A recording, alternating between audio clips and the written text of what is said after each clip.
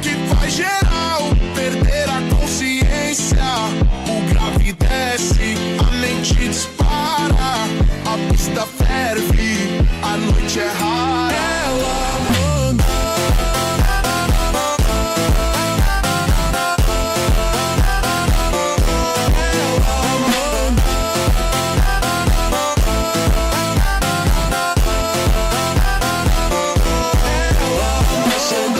Chamando a atenção, olhar envolvente, coração na mão. Todos param só pra ver brilhar. O passinho ela sabe encantar.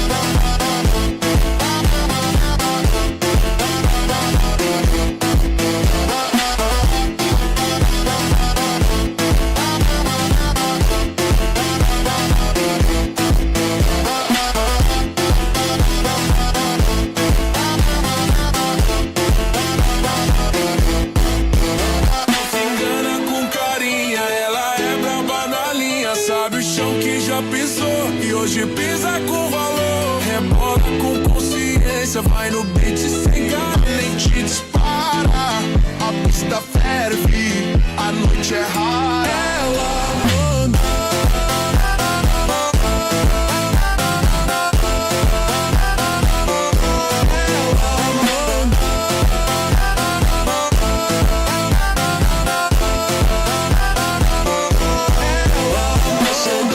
Chamando a atenção, olhar envolvente, coração na mão.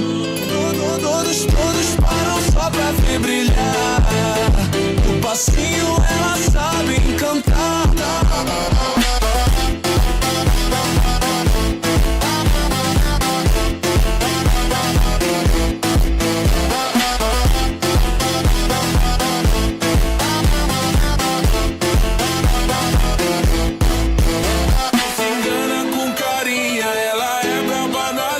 sabe o chão que já pisou e hoje pisa com valor. Rebola com consciência, vai no beat sem cara. A mente dispara, a pista ferve, a noite é rara. Ela manda.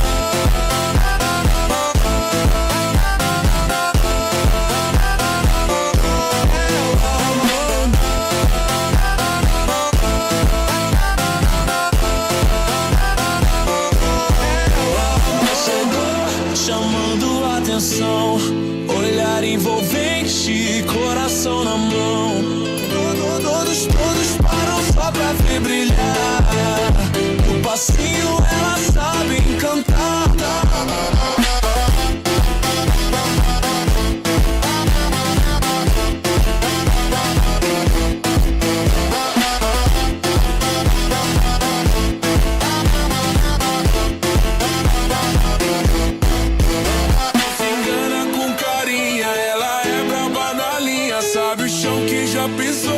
Hoje pisa com valor, rebola com consciência, vai no beat sem carência. Ela sabe o que entrega e a favela ela manda.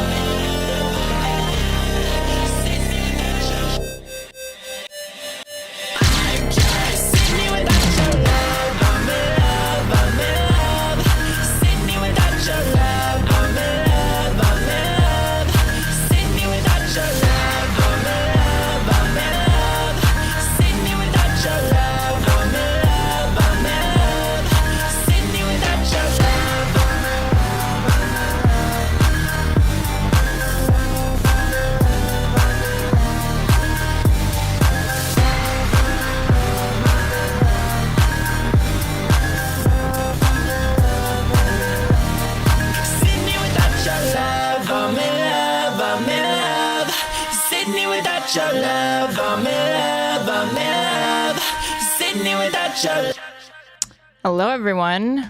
How the hell are we doing tonight? I meant to stream yesterday. Didn't stream yesterday. Reason being that I've actually been having... I thought I was having issues with like the internet and my modem or something like that, but it was actually my OBS application. For some reason, I had to like uninstall and re-download the whole fucking thing.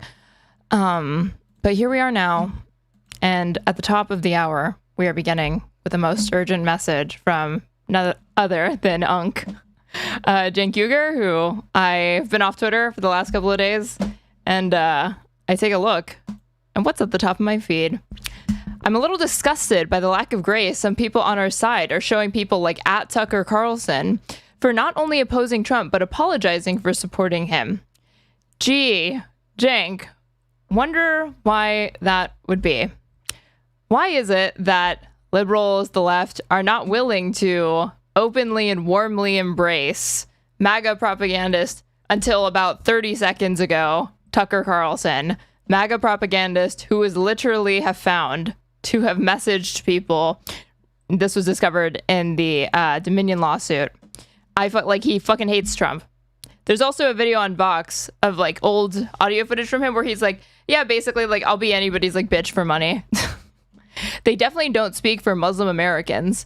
Like, and Tucker Carlson does. Tucker Carlson is like a voice for like the white nationalists who are grateful for our new allies. The Humanity Tucker at former Representative Marjorie Taylor Greene, of which there's a slightly, not much better, but slightly better case, and Representative Thomas Massie and others have shown as they fought to help children in Gaza and to stop this war and stop Israel's genocide has been amazing and appreciated.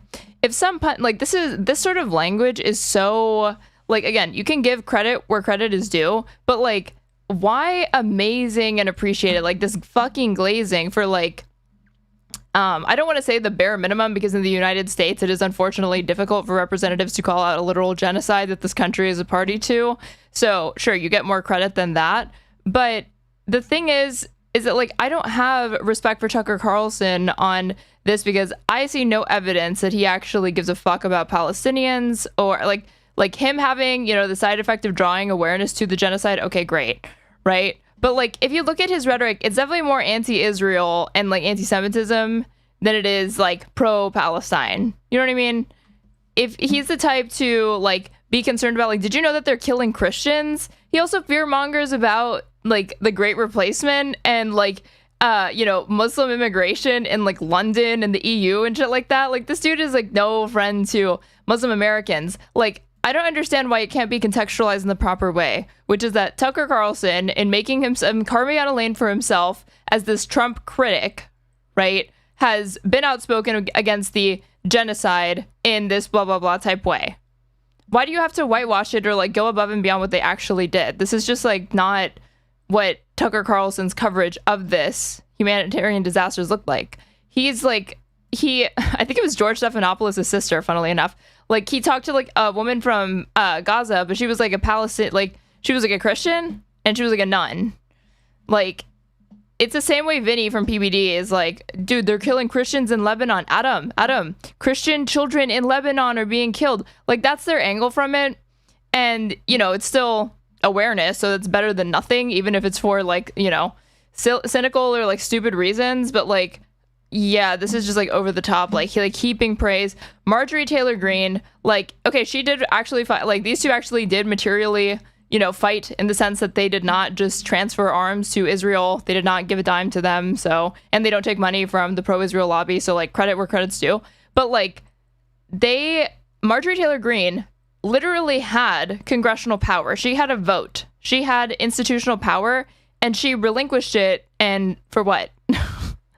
So she could fight, like, oppose Trump from the sidelines. Like, it would have been more important for her to have been a vocal opponent of the admin while sitting in office.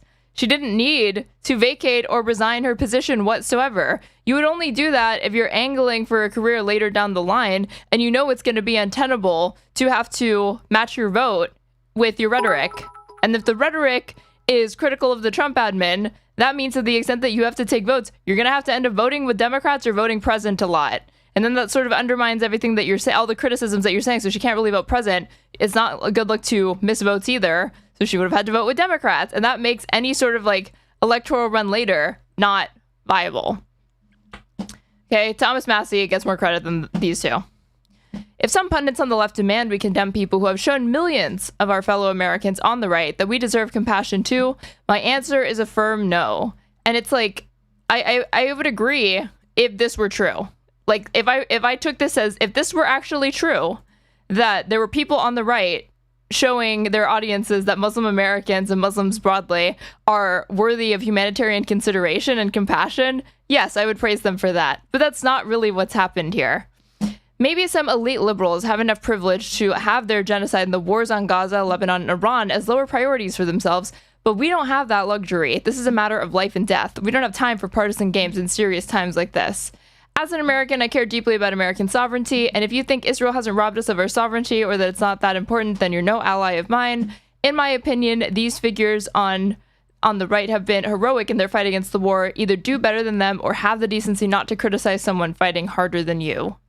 Like, I mean, you can't, I do think it's fair to like side-eye people that, you know, to the extent that they ever weigh in on the Gaza genocide or Israel-Palestine, it's to like call out anti-Semitism in the, what they, you know, the pro-Palestine movement or what they can affiliate with that. Yeah, obviously there's subtext there. It's like, do you really, are you really just such like a high-minded activist that you really care about like messaging and you're worried about the scourge of anti-Semitism? Or do you not like the pro-Palestine cause and you're using the easiest attack vector to attempt to discredit it because you know if you get into a substantive conversation about it, you have an untenable position because you're going to have to defend the Israeli state? Oh, just soak.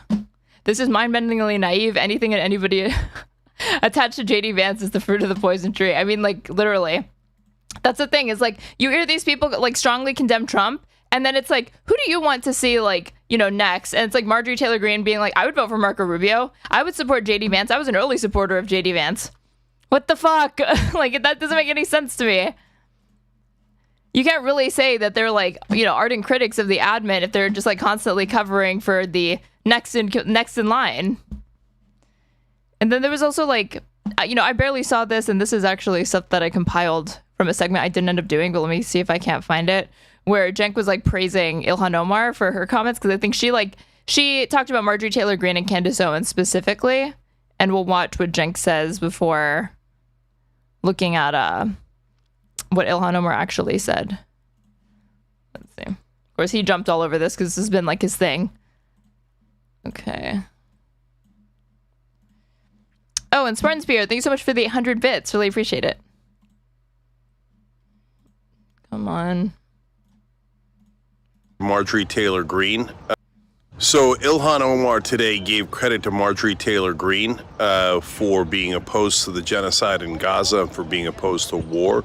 And she basically said something that might be familiar with you, for you if you've been watching the Young Turks, which is basically take yes for an answer. And she said not only is she really good on these issues, but she's now rejected Trump as a person. And that's exactly right. And so, look, yeah, I'm gratified that a lot of people, including Representative Ilhan Omar now, have come to the conclusion that, yes, it's something simple. If the right wing agrees with you, don't reject them. And she said we should embrace her. She says she found her... like, I need to see what Ilhan Omar actually said. It's like, did she say, like, we need to embrace her? Or did she say, like, you can take allies where you can find them on specific issues, and there's no reason to purity test at that point? On the way out, when she... Because I gotta be real, I don't know that I trust Cenk to accurately represent the specific language employed by someone as intelligent as Ilhan Omar, not gonna lie. Marjorie Taylor Greene was leaving Congress, and Ilhan Omar bothered to find her to thank her for her positions on Gaza. And as I recently said on the show, guys, if you're Muslim American, this is not that complicated. So you want us to reject allies from the right wing who now have the right positions on Palestine, on the war, etc.? No, that doesn't make any sense at all. Why in the world would we reject allies from anywhere, including the right wing, especially when they're so helpful in bringing the right wing to the correct positions on those critical issues of life and death? So it's like, are they though? Because again, if it's not rooted in anti-Zionism or being critical of Israel, but it's actually rooted in anti-Semitism, not only is it wrong because it's bigotry, but even if you're someone who's like, I don't care about bigotry at this point, things are dire, okay, fine. You don't care about bigotry. If you're listening to creators that are primarily staking it on anti-Semitism, the people that are on the receiving end of that message are not actually receiving an anti-Israel message necessarily. What they're actually being led down to is like a completely different agenda entirely. So it just may superficially seem like, oh yeah, like they really hate the fucking genocide and they really hate Israel and they're willing to this and this and that. But then you turn around and they'll be making realist arguments for why Israel needs to be supported strategically. Even Marjorie Taylor Greene, when you actually look at the statements that she said, she does think Israel should continue to be an ally. Now you can, again, that is a realist argument for why that should be the case. But it's not like these people are calling for like comprehensive arms embargoes or anything like that. So I love that she's got that position. Ro Khanna and Marjorie Taylor Greene were on TV together just yesterday. They said the same thing. And Ro said, hey, look, if you're here to help on the war and other things, happy to have you, right? So that's the spirit that I love. It's so important. It's important for us to take yes for an answer. It's important for us to rally people to our side and understand that a lot of these people were tricked and duped. And you could say, hey, you know what? They shouldn't have been, and they shouldn't have supported them in the first place. But this is not the time for that. Like, again, Tucker Carlson was not like tricked and duped. Tucker Carlson knew exactly what he was doing. Tucker Carlson is not stupid. Tucker Carlson's father is a fucking spook. He's probably dead. Tucker Carlson was a well-paid MAGA propagandist that literally had one of the most viewed television shows on cable news when he was still at Fox News. The idea that like, oh, poor little Tucker Carlson small bean was like tricked or whatever, it just doesn't, it's so unserious. This man literally campaigned with Donald Trump. He actually endorsed him. You think he didn't know what he was fucking doing? You think he didn't know that he was lying when he said, and we have evidence, but like it just strains credulity to think that Tucker Carlson didn't know that the 2020 election wasn't stolen, which was borne out in, again, the discovery from the Dominion lawsuit. He absolutely knew that he was lying to Americans. This is a time for thank you for having an open mind and coming to the right place, because the right place is our place, the place where we've been the entire time. So take the victory. It's a beautiful thing. So, and I think almost the entire left has come to that position now, and I'm thrilled about it. So Young Turks is on tonight at 6 o'clock Eastern, talk more about this and all the news of the day, including what's happening in Iran and with the ceasefire and the Strait of Hormuz. So we'll have all that for you guys. You know the show's live. Okay, Cenk, enough with the shilling. Ilhan Omar didn't praise Marjorie, but she did say we should embrace her to fight Trump. Yeah, that's the thing, is like he's saying he made it sound like it's this kind of co-signing of everything Marjorie Taylor Greene's been saying, or like this full-throated endorsement, when it's a very specific claim that's being made from Ilhan Omar, which is that where you agree on solutions, you can ally with these people on a discrete solution. That's it. Because you have a shared common interest. Like, yeah, that's pragmatic. Take allies where you can. She did not say, this is a good voice to listen to. This is somebody that the left should champion and embrace. There are limits to that. Marjorie Taylor Greene is too much of a turncoat for the majority of Republicans and way too fucking reactionary, conservative, and too much of has done too much damage to have really any credibility with liberals. The only people that they appeal to are like populists, but the populists are constantly trying to like overstate the extent to which that there is this like kind of like left-right alliance with respect to voters as far as like populist voters go. So what did she say? Okay, this is what she said. Democratic. Let's see. This was, Democrats should embrace Marjorie Taylor Greene, Representative Ilhan Omar. This was a week ago, and it's 47,000 views. Congresswoman Ilhan Omar of Minnesota says members of her party should embrace Marjorie Taylor Greene, as well as other former MAGA figures who are now breaking with President Trump and his policies. Here's what she said in a recent podcast interview. The thing that has been very fascinating, especially about Marjorie and Candace, is that they are not just coming out like the other ones that you'd mentioned, where they're saying this action is wrong, right? They're saying, I am done with you. I think that we should give them credit for that. This is actually true with Marjorie Taylor Greene, because she actually has gone as far as to say that the 25th Amendment should be invoked to remove Trump from office. I don't think that there's a similar statement or anything that critical from Tucker Carlson. Like, yeah, he calls him like demonic and stuff like that, and he's like criticizing him from this sort of like religious angle. But are you actually confronting and challenging his power and institutional legitimacy? Are you calling for the 25th Amendment to be invoked? Are you actually willing to stake out the claim that this man is not mentally fit to be the American head of state? Because if you're not, then you're really just pissing in the wind. The fact that they've had this wake-up call to finally seeing this con man, this corrupt, chaotic man for what he is. The fact that they understand that he never really had any principles outside of uplifting his ego. The fact that they have gotten off the sycophant train and are saying, we trusted the wrong person. We are sorry for that, and we need all of you to wake up to the fact that you've also trusted the wrong person, I think is an important thing for us to put our arms around and say, yes, then now let's figure out how do we save our country from the disaster that this man is creating. All right. And so long as there is not Democratic majorities in the Senate and in the House, you will need MAGA allies to turn against Trump if you want to remove him from office. You will need defectors. That's the other thing. When you cannot even get all Democrats on board with the proper vote for a war powers resolution, you have 4 defectors, and they have the majorities. It is, if you were going to take action now, and every single day, that there should be impeachment hearings already, but it'll fail because you just don't have the numbers. So in that sense, it makes it I understand it. But again, Marjorie Taylor Greene forfeited the institutional power that she had. And what am I supposed to extrapolate from that? That's fascinating on about 1,000 different levels. Let's bring in MS Now senior Capitol Hill reporter and the host of Way Too Early, Ali Vitale, and opinion writer at the New York Times, Margay. All right. So this is something I've noticed.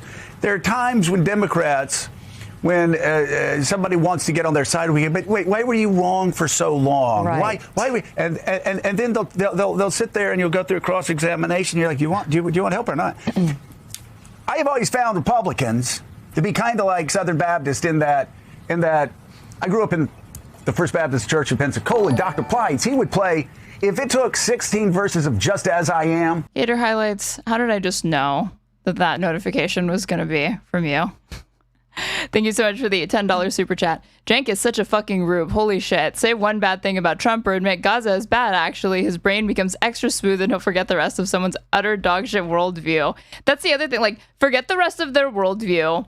And then on top of it, I could even understand there being some sort of tactical reason to do that. But outright lie about it, whitewash, and actually launder a reputation for these people. Is Tucker Carlson cutting you a fucking check? No. Then why are you doing PR for him? Why are you going above and beyond for him? He's worthy of it. 1, he would never do that for you. 2, even if he would you want somebody to lie on your behalf and misrepresent and distort the things that you've actually said and believed? I mean, I'm sure everybody, to that extent, people do want them to be, talked about in ways that is more flattering or better than they actually are. But would you actually stand by and let somebody, give you credit where you're like, oh, well, I didn't actually do that, or I don't need to be given credit for something I didn't do? I like to think Cenk would be like, oh, that's not true. Rogue Theology, thank you so much for the $1.99. Southern Baptist equals simp. I think that's what Morning Joe is about to say over here. To get somebody to come down front and give their life to Jesus Christ. As much as we might hate it, I do agree it would be a good idea to offer an off-ramp, but I doubt the base on both sides would be apprehensive about it. Wait, you doubt, or you? I think you're saying that you would be apprehensive that they would be on board with it. The sort of mutual, like either side being willing to enter converts into the fold. But honestly, for voters, there should be a lot more charity and leeway given to voters, because those are people that there's far more of a case that they got duped by misinformation or propaganda or something, or their priorities were skewed. Less so because this is a second Trump term that some people voted for. It's not like it was the first in 2016 where people had plausible deniability of Yeah, he was saying insanely racist shit on the campaign trail and talking about building a wall and had fucking nonsensical, like, non-ideas as far as policy goes for combating the things he was talking about. But, you know, he knows money. He's going to run this country like a business. Like, there was something there that is, like, more forgivable than somebody having elected Donald Trump in 2024 after the first admin, after him botching and mishandling the pandemic. Christ, he would do it. He would keep playing, then everybody would hug him, and then we'd all be happy. Sometimes we'd go out and try to find somebody off the streets. Will you please just go down so Dr. Pleitz will let us go to Morrison's, because all the other churches are getting in line before us. But we welcomed whoever came down front and wanted to become a member of the church. Democrats in the past have not done that. I find, though, and you tell me, I find now Democrats are far more accepting of the fallen, the weak, the former Republicans, as they would think. And I think, again, forget who's saying. Cerebral Palsy Biker, thank you so much for the $20 YouTube super sticker. That says, thanks for being you, which is so saccharine and sweet that I think I have diabetes now. I really appreciate it. This about who they're saying this about, just in general, talk about how that seems to be changing in liberal and progressive circles. You for the Constitution? Okay, good. Come on over. We'll take you. I mean, what you'll see, it's like what's changing is that like liberals have kind of always been willing to embrace the anti-Trump Republicans because liberals fetishize process and, you know, and those sorts of things over actual policies and outcomes that you can find alignment with, like outside of foreign policy, of course. So they like compromise, they like bipartisanship, they like reaching across the aisle. That's something that's always been a fixture of liberal politics in the United States. But that same cohort of people will turn around and get mad that you see populists and progressives, or people on the left, I suppose, that have this sort of attitude that is not, I don't think, as naive as Cenk's is, but is certainly more amicable to the idea of there being some sort of strategic alliance between the left and progressives, as well as the populist right, as it were. Or those that are critical of Israel. You know, it's funny because as a native New Yorker, I grew up in a fairly liberal environment, pretty liberal environment, and there was a sense of, I would say, envy among many politically minded New Yorkers and liberals about what Republicans were able to do. You know, just a certain ruthlessness in terms of how they built their coalitions. And there was a long-standing desire, I think, among average, ordinary, everyday Democratic voters to see their own party embrace tactics that would lead to winning elections and big coalitions.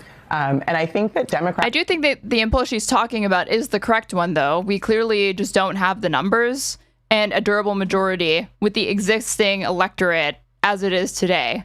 Even with the promise that we've seen in the most recent midterms and probably like the special elections and the upcoming elections, like, yes, there's probably going to be a blue wave. There's certainly going to be rejection of MAGA politicians. But is that durable? Do you want it to always be on the margins? Or is there a way to build a lasting big tent party that, you know, is not constantly in peril or at risk of like losing, you know, seats?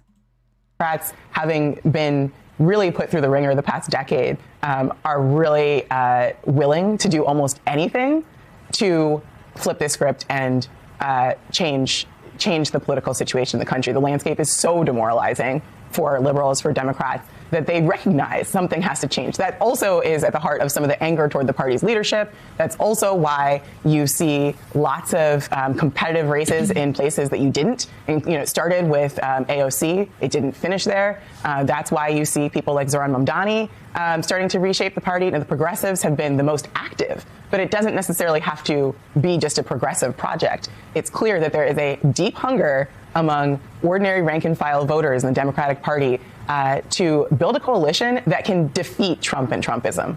So, Ali Vitale, that's the big picture and efforts Democrats to expand the tent. But let's talk about the particulars here, because there's quite the backstory between Congresswoman Omar and former Congresswoman Marjorie Taylor Greene. So talk to us, remind us why these words that we That's the other thing is like Ilhan Omar doing this is... You can have far more respect for her doing it and in the specific way that she is, because Marjorie Taylor Greene literally was like there's a video of Marjorie Taylor Greene saying that like Ilhan Omar is not really like a citizen of this country and needs to be expelled from Congress because she's illegally in office would like spread rumors about her and like voted to like censure Rashida Tlaib, like an ally of Ilhan Omar, and has like called her a bunch of different names, you know.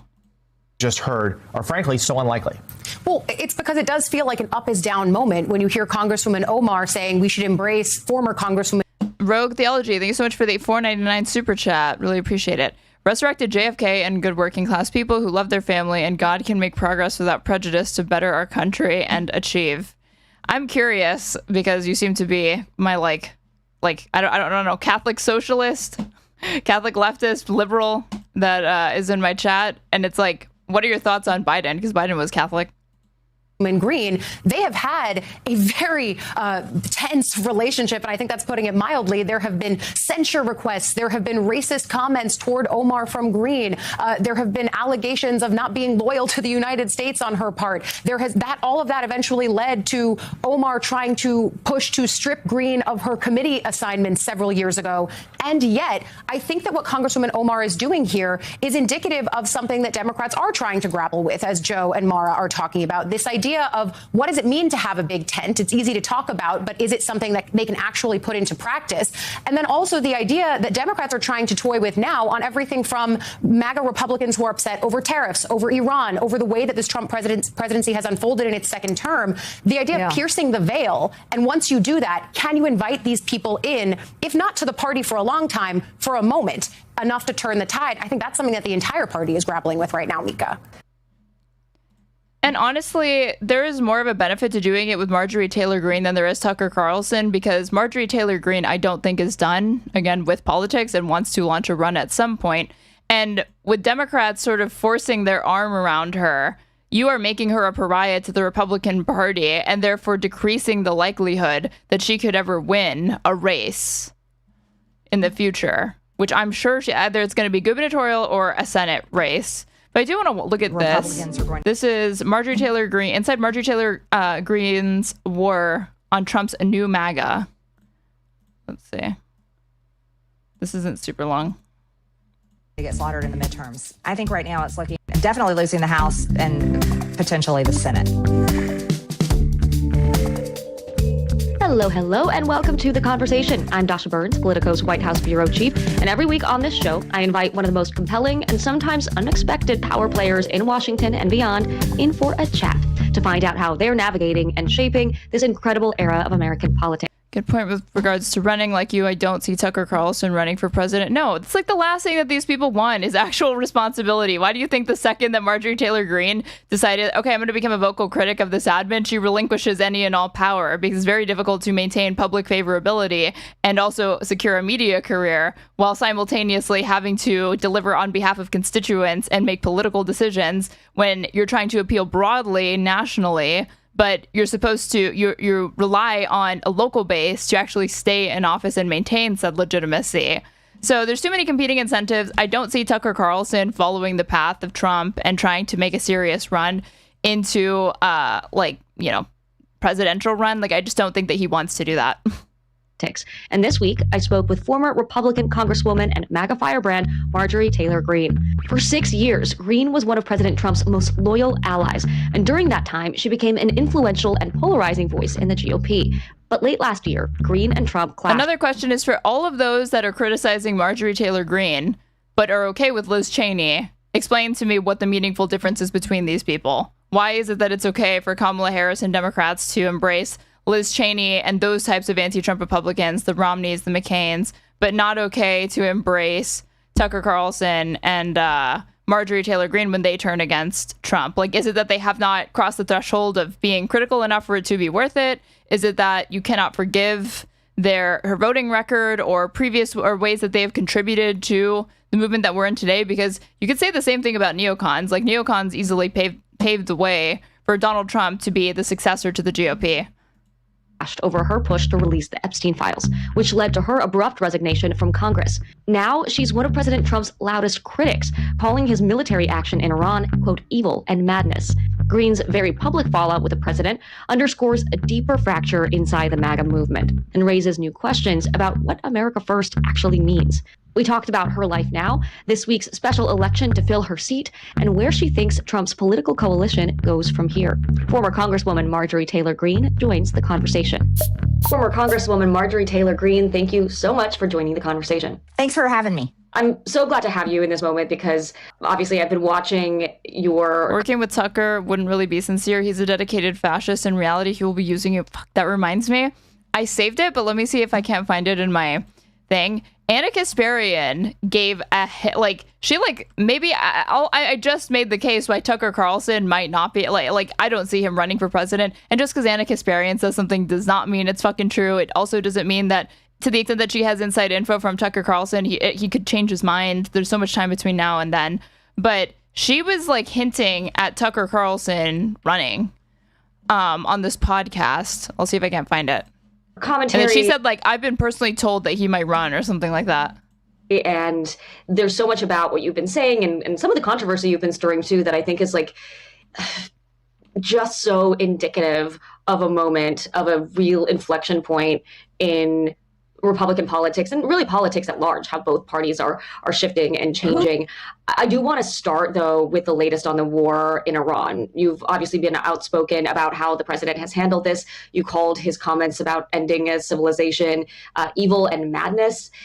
Liz Cheney worked in the State Department during Bush. I think there's a lot of people that just think daughter of Dick Cheney. Okay, but even if that's just what you're thinking, that's demonic and ghoulish in and of itself. It's still Dick Cheney. He ultimately didn't go through with those threats, and now we're in this fragile ceasefire. Like, some are saying this is a victory for the president.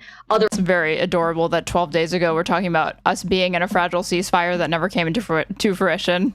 Are criticizing the terms of the ceasefire and kind of where we got to here. Where do you fall on that spectrum?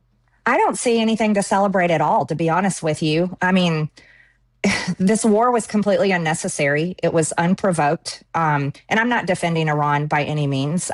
Of course, none of us want them to have a nuclear bomb. We don't want to, they chant death to America. Those things are terrible. And military members in the past that have been killed by the Iranian regime. No, we don't support any of this. But it was an unprovoked war by Iran. However, it's, in my eyes and many other people, I believe this is a war on behalf of Israel, and it shouldn't be happening. And look at where we are now. The Strait of Hormuz was open before this war, and now it's mostly closed. The price of oil is, well over $100 a barrel and continues to fluctuate depending on the day's news. And I don't see anything to celebrate. There's many innocent people dead today because of this. There's more than a dozen U.S. military members dead today because of this, and hundreds have been injured, and we still don't know enough about all of that. So I don't see how President Trump can take any victories. The strait is mostly closed today. And there's like you said, it's a fragile ceasefire, if we can call it a ceasefire at all, because Israel was bombing Lebanon and there was bombs continuing to fly back and forth. So I really don't see any victories. The president says that the Iranian regime has murdered Americans. Like, that is more outspoken rhetoric from even some Democrats, like Gottheimer, for instance. And it pains me to say that. I say that with no joy. And he says that protecting those lives and protecting U.S. citizens from Iran is America first. How do you respond to that? Of course, we want to protect American lives. I mean, that everyone agrees with that. But what is America first is focusing on the things that are affecting Americans in their daily lives. And Iran was not affecting anything in Americans' daily lives. There are not bombs falling on our heads. We aren't living under missiles or drones strikes in our towns and in our cities. That's not the reality here in America. What's affecting American lives is the cost of living, high cost of health insurance, auto insurance. I read a report this morning that that $100 in 2021 is now only, because of the low, the value of the dollar going down, is now only $80. That's what is affecting Americans' lives. The price of ground. It is pretty insane how quickly $50 has become the new $20. If you go to any major grocery store or chain and need to pick up a few things, you are running into a $50 bill real fucking fast. beef per pound is higher than minimum wage. That's what is affecting American lives. And that focusing and solving those issues, in my opinion, is America first. And that's what I thought that we had campaigned on in 2024. The president says, he's been talking about preventing Iran from having a nuclear weapon for years. I mean, I've seen comments dating back to 2011, 2007. Even, he believes he did in some ways campaign. Dems allying with Cheney over Marjorie Taylor Greene is sensible because liberalism, institutions were the things allied over against populism and illiberalism. I guess that would have to be the liberal argument for why they're willing to work with one but not the other. The thing is if we're looking at like material output, Liz Cheney and Marjorie Taylor Greene's voting record is basically identical. Liz Cheney broke with him on a few significant things before she ultimately stood against him with respect to January 6th. But she voted for a MAGA agenda. She voted with him practically 90% of the time. On this, and he's looking ahead to prevent Iran from having the capacity to do much more damage to Americans and to the world. Do you see that argument? Well, I think that's been the statements made by many past presidents, and both Republicans and Democrats. They've all said that Iran can never have a nuclear weapon. But the elephant in the room that no one seems to address is that Israel has nuclear weapons. And that seems to be ignored over and over again. And our government funds Israel at $3.8 billion annually, but it's even more than that through different funding mechanisms, different funding bills, through the Department of War now, not the Department of Defense. But billions of dollars are funneled to Israel, but no one ever talks about the fact that Israel is very capable of defending itself because it has nuclear weapons. And that's the conversation that I would like people to talk about, because I don't think America needs to fund Israel anymore in their defense. Israel has... Damn, wouldn't it be nice if you were in Congress and you could have voted against these things? Oh, wait, you resigned. Proven that it is definitely willing to defend itself to the point... Why are we funding Israel again? A combination of bad realist arguments that pretty much boil down to sunken cost fallacy, financial pressures, ideological motivations, and the fact that there are a lot of... people that are just ideologically committed Zionists and pro-Israel. That it has committed genocide in Gaza and is now trying to do the same thing in Lebanon. I hear you saying now, and you've said this before, that Israel dragged the U.S. into this war. Michael Leiter, the Israeli ambassador to the U.S., told the New York Post, quote, "It's an old anti-Semitic trope that Jews are in control. America acts in its own best interest. It's so insulting. We come as self-respecting individuals, present our case, and the United States decides what's in its best interest." What's your response to that? My response is... your fucking response should be that you need to get laughed out of a room if you're trying to make the argument in 2026 that you're doing anti-Semitism to Bibi Netanyahu by pointing out that he exerted an extraordinary amount of pressure, in this case, to help get this country into war with Iran. There's a New York Times reporting corroborating this, that he was literally sitting across Trump from the Situation Room and had visited him 7 times. If that's going to be the definition of anti-Semitism, it just doesn't mean anything anymore. The word anti-Semitic has been overused. This isn't about Jewish people. This is about the secular Israeli government and their military. And my response back to that is, why was Benjamin Netanyahu reportedly in the Situation Room with the president and with the president's closest advisors when this decision was being made? And I don't think any foreign leader ever belongs in the Situation Room. That belongs to the President of the United States and his closest advisors, primarily for the American people. And as a member of Congress for over 5 years, I witnessed firsthand the pressure that the Israeli lobby puts on members of Congress. And it is a constant amount of pressure. I mean, we get pressure from everybody, right? There's all types of lobbyists that come in and pressure politicians. But the Israeli lobby is, I would say, is one of the top pressure points. I've been asking a lot of Democrats that have come on this show whether candidates should stop taking money from pro-Israel groups. What do you think about that? A candidate should stop taking corporate PAC money, period. But obviously... Rogue Theology, thanks so much for the $4.99 super chat. Really appreciate it. Marjorie Taylor Greene needs to read some IRA literature. You can't boycott office without rebellion. Have to outvote them. I mean, she's not stupid. She knows that. This is a smart move on her behalf, on her part. If what you're actually looking to do is launch a political career later, I think she can see where the tides are turning, and that there is not going to be. She's not going to be going down with the ship, the sinking ship that is, Donald Trump. Trump is old as fuck. He is held in contempt by the American public. His agenda is not popular. He broke a bunch of campaign promises, and the person who is going to succeed in the Republican primary in 2028, or I guess it would be 2027, right, is going to be whichever Republican can contrast themselves against Trump without having been like too hostile to him. Should never take money for any pro-foreign country, any foreign country.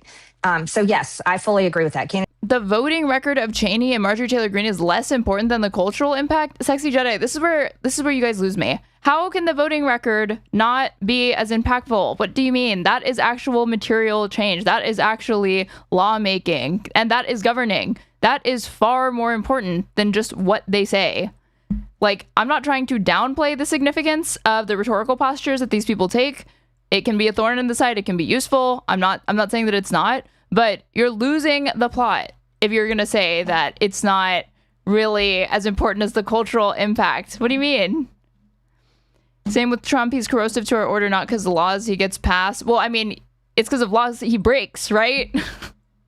Candidates should not be taking money for pro-Israel groups. You can fill in the blank for the foreign country, but yeah, I totally agree with that. Are people who oppose this war on the Republican side who are sort of pointing the finger at Netanyahu as the reason we're in this war. But do you think that gives President Trump too much of an out? Doesn't the president bear responsibility for this action? He was the ultimate decision. I mean, you can do both. You can absolutely talk about the influence of Israel with respect to this particular war, while also not discharging Trump of any and all responsibility and trying to say it's all Israel. For here. Yes, he does bear responsibility. I fully agree with that statement. And what is Cheney's cultural impact? Everybody hates her. Well, I think you answered your own question. That's why I came out with harsh criticism and said the 25th Amendment should be used. The news only focuses on the cultural stuff, aka they are a news. I mean, like, don't get so tripped up on aesthetics that you lose the plot and forget about what the aesthetics are in service of. It's in service of a better policy agenda and better laws being passed in this country. Why? Yes, he does bear responsibility. I fully agree with that statement. And that's why I came out with harsh criticism and said the 25th Amendment should be used when he called to wipe out an entire civilization. He alone is responsible for those comments. That's the most dangerous rhetoric I think we've ever heard from any president in the United States history, maybe even in the entire world. He also threatened to decimate Iran's civilian infrastructure. Was the president threatening to... Like, so far, she hasn't said anything that I really strongly disagree with here. War crimes there in your view? Like, again, this is not, like, I can't, every time I turn on Tucker Carlson, I feel like I'm having a stroke. Okay, like, he is genuinely, I don't get the appeal. He's a religious zealot. I think he pearl clutches. He's a propagandist. He's so insincere. His sort of, like, fake wide-eyed naivete and shtick and, like, scolding tone, like, it's not for me. But, Marjorie Taylor Greene just sounds like a fucking centrist Democrat. She sounds pretty clear-eyed about this. Yes, that sounds like at this point. And I'm also not saying it's not cynical. I think it is cynical. War crimes, absolutely. On the Netanyahu piece, I've heard your criticism of him. Do you think that Bibi Netanyahu needs to go? Yes, I do, but I'm not a voter in Israel, so I don't have any control over that. But clearly, he doesn't have overwhelming support in Israel. Polls show in that country. Well, what's unfortunate is that even as a voter in this country, you apparently have no control over whether or not your president illegally and unilaterally launches a war of choice with your tax dollars. You also don't get a say in who gets to go to the Situation Room, which apparently includes foreign heads of state that not a single person cast a vote in their name for, namely Bibi Netanyahu. Country that there's many people that would like him to be removed and they would like to replace him with another prime minister. He also has many corruption charges. That has been talked about over and over again. The world is a dangerous place with Bibi Netanyahu as the prime minister of Israel. The vice president, J.D. Vance, is probably the most anti-war isolationist member of the president's cabinet. Do you think that he should have taken... He's not an isolationist. He is a realist. Same with Tulsi Gabbard. These people are not isolationists. I don't understand how this myth keeps persisting in the United States press. It's just not true. Taken a stronger stance at the outset here? I think he actually has, but he's done it behind the scenes, which I'm very grateful for. And I do respect what he's trying to do. I mean, let's be honest, to be a vice president, you can't just, your role is behind the scenes. You're there to support the president and support the administration. And that's how, reportedly, that's how we got to the ceasefire, was because of J.D. Vance, who not only was outspoken. Her excusing J.D. Vance of culpability in this decision, or for not criticizing him for not resigning over Trump's decision to launch this illegal war, is kind of the same defense that I heard from a lot of Democrats following the initiation of the Gaza genocide and the United States complicity in that, which was like, Kamala Harris is the VP. What is she supposed to do? There's not much she can do. So many of these liberals now that are critical of J.D. Vance for not doing more to rein in Trump as he's going haywire with U.S. foreign policy and it's having catastrophic consequences, not only for civilians within the Middle East and American military personnel, but globally, because it's impacting the economy. Suddenly, liberals have all of these different ideas for how the VP can directly influence policy, directly influence the head of state, and try to put a stop to this. That they could not think of a single thing that Kamala Harris could have done while she was VP to Biden as he was sending Israel blood money for the genocide. Spoken internally against the war from the beginning, but has also involved himself to try to get the negotiations going to come to a lasting ceasefire. He's in a tough spot given his own views, but having to show very little daylight with the president because of his role. Vance and Rubio are seen as frontrunners for 2028. Mm-hmm. Do you think it's disqualifying for the 2028 Republican nominee to have been involved in this conflict? Before she answers that, do you guys think it's necessary that you buy a subscription to me on Twitch? I think so. That way you can avoid ads that start in less than 2 minutes, you guys. You have 1 minute and 42 seconds to subscribe to me on Twitch or hope that somebody gifts you a sub. That way you can avoid my stream being paused, and you would also get access to cute emotes. I wouldn't say it's disqualifying, and I would say it's too early to really call balls and strikes on either one of them in terms of this war. But what I have seen is what we're seeing is J.D. Vance putting in his best efforts to try to end this war. And I hope he's successful. I hope for everyone that he's successful. Given the change, both the Republican and Democratic parties have. I want that too, but he won't be. Started to speak differently about Israel, especially younger generations. Mm-hmm. Do you think that the 2028 Republican nominee needs to distance themselves or have it's just so delusional. So even might need some ads after this JD glancing, like this glazing, like this idea that JD really, all of these stories that are coming out from the Times, like the Guardian or the Washington Post, where it's like sources close to the president, like I have to assume it's people close to JD Vance, if not JD Vance himself and like his staffers, putting this out there so that he can have this sort of like strategic ambiguity insofar as you can even have that while you're literally attached to the admin that launched this illegal war. That way, when it comes time for his, presidential run in 2028, which he obviously wants to pursue, he can, simultaneously take credit for all of the to the extent that there's any benefits that will have been extracted by that point. He's going to want to claim credit for those, but wash his hand of every single negative externality, of which they're probably going to outnumber any of the pros. And he can always say, well, I was against it. I was critical of this, but it's my job to support the president, do this sort of like song and dance that people swore, Kamala needed to do. But in reality, I think you're just going to need to be he will need to be by that point, probably a lot more forceful than what he's doing now to sort of set himself up for success in 2028. I think he's hedging way, way, way too much. He probably just needs to be outspoken. It's so crazy what these people won't do. I guess they see they're, playing the long game. But these people could make history overnight. J.D. Vance could resign the presidency and probably the vice presidency and potentially even capture it in 2028 by saying, I broke from the Trump admin after he did this because I didn't support this or whatever. That is going to be the popular position. This war is already not popular. It is only going to become even less popular as inflation creeps up, gas prices creep up, grocery prices haven't stable. Like all of these things are all the reasons and incentives in the world for Vance to break from Trump and just move on from him to try to make a career for himself later, but he won't do it. Different relationship with Israel than nominees of the past.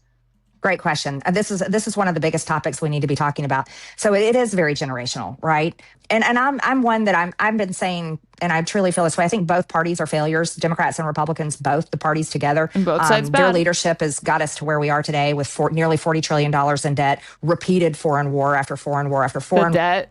war, and many problems for Americans that never get addressed. So I blame both parties for that. However, the generational divide between the baby boomers and those that are mostly 50 and under is drastic. It is drastic. And it's both sides, left and right baby boomers, who are very ingrained in their political parties. And also, guess what? They're the ones that turn out to vote the most. Out of all the generations, it's always the baby boomers that are the ones that show up at the polls. The lead-poisoned individuals, they do not know how to tell a real video from an AI video, but they can figure out how to drive themselves to the nearest polling station and vote for a fucking Republican every single time, it seems. Rogue Theology, thank you so much for the $4.99 super chat. I really appreciate it. Vance is a noob convert. No intellectual Catholics perspective. If he's smart, he'll wait till 32. Unless he grows a pair. Resigning would be genius. But of course, JD Vance is not a genius, and he is just a lickspittle of whoever is willing to promise him power down the line, so long as he continues to humiliate himself on their behalf. Which he's good casting for the part, because he is a little fucking pain piggy, as far as I can tell. There is no situation or circumstance that Trump can get himself or the admin into that JD Vance won't fall on the sword for, as far as I can tell. More than any other generation. But Dasha, you're right. We're seeing such a divide. And the reason why future candidates need to focus on the younger generations and what they're saying and what their views are and what they're basically yelling out loud to stop fighting wars for Israel is because it's the younger generations that are the future. And over the next 10 years or so, we're going to see, that's my parents' generation, we're going to see the baby boomers decline in numbers as they begin to pass away. And so, yeah, I think it's critically important for all candidates to take a stance with the younger generation, say we're no longer going to fund Israel in their wars. We don't need to. They can be our ally. We support them, of course, but we do not. Like, why? I don't understand that. I don't understand why can they be our ally? Why not isolate them diplomatically? Why not isolate them militarily? I don't understand why even Marjorie Taylor Greene, without as outspoken as she's been with Israel in the last few months or whatever, they can be our ally and we can sell them weapons? No, that should not be the fucking posture. And that is not even where the base is at that she's talking about courting. Not have to be involved. I'm hearing a lot of alignment actually between you and Vice President J.D. Vance in terms of how he thinks about these things. Do you want to see him as the nominee for 2028? I'm not coming out and endorsing any nominee for 2028 right now, but I have been a strong supporter of J.D. Vance. I was the first member of Congress to endorse him for. Lisa's Learning, thank you so much for subscribing at Tier 1. You've been subscribed for 5 months and you're on a 4-month streak. I really appreciate it. Senate when he ran for Senate. There was a small coalition of us, me, Charlie Kirk, Don Jr., Tucker Carlson, that we all were really behind. The whole fucking gang, man. Like, let's go through that rap sheet one more time. The small coalition that she just described, like all the worst people that you fucking know. Member of Congress to endorse him for Senate when he ran. Okay, here's who endorsed J.D. Vance. For Senate. There was a small coalition of us, me, Charlie Kirk, Don Jr. Yeah, Marjorie Taylor Greene, Charlie Kirk, Don Jr. Love Tucker him. Carlson, that we all. Yeah, Tucker Carlson. Were really behind J.D. Vance. And this was at a time where, like, pushed him. you know, the liberal intelligentsia, they fucking worked overtime to paint these these hagiographies, just these disgusting portraits of J.D. Vance as this sort of like different type of Republican. You can find them if you go look at the like Atlantic, op-ed masthead, and same with New York Times, of all of these different like liberal academics writing for these outlets trying to act like, J.D. Vance was going to, forge some like third way type Republican. But no, the sort of like, what's his name? Who's the one that like, I can't think of his fucking name. Is it Hawley? Hawley kind of does this or whatever. Like he'll talk about like, oh, we can't cut Medicare or whatever. But basically a Republican, but like okay, chill with cutting Social Security. And supported him to be the vice presidential candidate alongside Donald Trump. So yes, I've been a big supporter of him in the past, but I'm not endorsing anybody right now. I want to take a step back from Iran for a moment and talk a little bit about the real straw that broke the camel's back for why you ended up sacrificing your political career, really, and that was over the Epstein files. Now, at this point, 3 million pages have been released. The DOJ hasn't brought any new charges. No high-level people have even been really accused of criminal wrongdoing. We haven't seen indictments come down. Do you think the fight was worth it, looking back? Oh, yeah, totally worth it. 100% worth it. Just occurring to me that this is Politico's interview and she is the journalist conducting it, and Marjorie Taylor Greene somehow has a better setup and audio sound than the woman who's doing this, who's literally just using her AirPods for some reason and what sounds like a desktop microphone. When I was worth it, looking back. Yeah, Holly and Tom Cotton, that's who I'm thinking of. Massey, Massey is not really like pro. He's probably pro entitlement reform and like cutting a bunch of shit, because that's like he's like dubbed Mr. No, right? Like the dude votes no on like everything. Oh yeah, totally worth it. 100% worth it. When I ran for Congress in the beginning, I never planned on spending decades in Washington. As a matter of fact, I think that's one of the problems in Washington is we have too many career politicians, people that stay there until they're 80 years old or even further. So that was never an issue for me.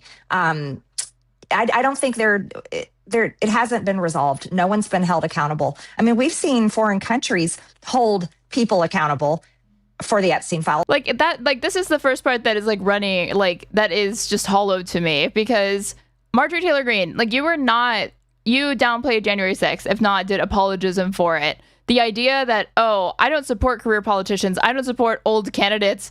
That's why until like yesterday, I supported Donald J. Trump, who's like the oldest U.S. president, who literally flirts with not vacating the office, who tried to overturn a Democratic election in the United States in 2020 with the fake elector scheme. Like this idea that like, oh, I came because I wanted to drain the swamp and not be a career politician.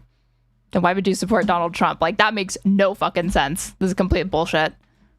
And we've seen, I don't think it hasn't been resolved. No one's been held accountable. I mean, we've seen foreign countries hold people accountable for the Epstein files, and we've seen no one held accountable here. And I can tell you why that is it was the final phone call I had with President Trump on the issue where he told me that his friends would get hurt. And that was why he was against releasing the Epstein files. What did you say to that? How do you respond to that when the president says that to you? Like, for her to be saying this? I was shocked. I was absolutely shocked, because we're talking about men that raped girls as young as 14 years old. Yeah, and you were literally talking to a sex pest himself, admitted one. Donald Trump is not some friend of women until he didn't support the release of the Epstein files. Like, get the fuck out of here. And we're involved in all kinds of insane things in these Epstein files and all types of business corruption and just like, whoa, I cannot believe that this sex pest billionaire elite would throw his lot in with checks notes other like rich sex pest millionaire and billionaire elite. Kinds of unbelievable things. And I was shocked, because my perception of MAGA, my perception of what we were trying to do was President Trump was going to be the one that would drain the deep state, destroy the deep state, drain the swamp, go for transparency. He would be the one to release the Epstein files. So when it came down to a phone call with him and he's telling me that it would hurt his friends, people. And this is also just laughable, because Donald Trump term one and term two just like really did not have the sort of gumption to actually confront American institutions. You saw that reinvigorated when he ran in 2024 successfully and then went on to put a bunch of toadies and loyalists in his cabinet, where he was consolidating power. He was not willing to take any chances with the old guard of the Republican establishment and to try to, reach across the aisle, as it were, within his own party to bring them together to carry out the duties of the presidency under his admin. But like at the end of the day, Donald Trump, he really is going to be like a product of the people that he surrounds himself with. And he spent the first term, so much of it just like firing different people, like this constant instability, this constant like inability for him to actually discipline the party. Like they never built the wall to the extent that they said that they were going to. Like they began construction and then it was like abandoned, not finished. Or repeal and replace Obamacare. Didn't have enough to whip. They didn't whip the votes to make sure that McCain wasn't slotted in as the, rotating villain of the fucking week for that one. So he has a lot more discipline this time because he's not fucking around. And it was literally that, or this dude could potentially go to jail. So he said people that I know then and to the extent that he's even willing to, like, he still is not really truly confronting American institutions. Like, engaging in flagrant criminality, I don't equate with challenging and confronting American institutions or just like gutting them, destroying them. But it is obviously far closer to that than anything we'd previously seen in the first admin. But you could see that that's what he aspired to do the second that he, if you just listen to what he was promising leading up to 2024, like there is no way to do a mass deportation campaign without a key feature of it being rights deprivations. There just isn't a logistic way to pull this off. Or talking about, like ending the war, like, come on, and give me a break. But, and Doge, like, Doge, we're going to get rid of like government waste and stuff like that. Just like unilaterally appointing somebody to like not really meaningfully cut into these things. Like, again, you destroyed USAID as an example, or like the Department of Education, but like that's not it's not the true undoing of them. Like, they still feel the need to go through the motions of filing briefs in court and filing lawsuits and stuff like that. Like, if it were a true like accelerated authoritarian takeover or more competent fascist admin, like they would not even be doing that. They would just really be engaged in these sort of political prosecutions. Like Pam Bondi's undoing is that she could not act like there still are checks and balances, and that she could not unilaterally pull off these sorts of political imprisonments of Comey and Letitia and all these other people that they were targeting, because there is actually still the rule of law. Like, they would need to start cracking skulls if they really wanted to be able to consolidate power and do these shows of forces. Like, you can do it to immigrants, right? But it's a lot harder to do it with Americans. It's a lot harder to do it to people with money and public credibility. It's a lot harder to do it when, you're constrained by justice systems that are populated with judges you didn't even necessarily appoint. Or if you did, they're already appointed. So unless you're going to remove them, they're going to rule how they want. I was like, I'm sorry, I don't care. I literally don't care. No. Did you say that to him? Yeah, I said I don't care. It's a line. It's for me. It's a line in the sand. And so do I regret it? I regret nothing, Dasha. I don't. When the president came out and called me a traitor and said he was going to primary me, what upset me most is I thought about my district, because I know what that looks like. I know 100% what it's looked like. It's happening in Thomas Massey's district, where super rich billionaires that don't even live in the district are funneling tens of millions of dollars, and they're running nasty ads. Whoa, super rich billionaires running for office and winning? Could you imagine supporting somebody like that? Could you imagine supporting a person of wealth? Against Thomas Massey, that's what would have happened to me. So the people that voted for me and voted for the president would be constantly have these ads shoved in their face, mailers in their mailbox, text messages, the whole political machine, trying to tell them they have to choose between me or Donald Trump. And I thought, my gosh, what a horrible thing. I mean, they do, because it's a cult. For my sweet district to have to go through. And it's just so absolutely wrong. And at that point in time, when I made that decision, he had already bombed Iran. And that had already, that was another line in my sand. I was like, this is not what we said. We said no more foreign wars. So there were multiple things there. And I saw the direction he was going in early. And I was like, well, obviously. IMO will be 8 years alone to fix Doge. That is actually, that's very, very optimistic. That's very conservative. It is. Some of those things are just not going to be repaired. The reality is it's going to be very difficult to, even though, again, they completely gutted different programs that they did not have the authority to be doing, because that was congressionally allocated money that was already spent, or it was not under the purview of this temporary position that Trump put Elon Musk in charge of. But it's so easy to get rid of something, and it's a lot harder to bring it back. It's why these Republicans fought so hard against the ACA, because they know once you engage in entitlement expansion, the people will end up liking it, and they'll see, oh wait, the government can be a force for good in my life. They can do things. If it can do something positive for me in this one respect, can it do it for me in other aspects of my life? What else can my taxpayer dollars do? So they work very, very hard to make sure that stuff like that just never gets passed. And it's why it's a dream. It's a dream come true to have stuff like Doge, because it is like, they know that they can't get, even though Americans don't really have, if you pull them, do you have a stake in USAID, or is this a top thing? No, but they're, a lot of the American public is risk averse, and passing legislation that would have destroyed the institutions and defunded what Doge set out to do unilaterally would be a hard sell to the American public and to people's constituents, because it also implicates a ton of government jobs. So they finally found a way to do it, and it was just illegally.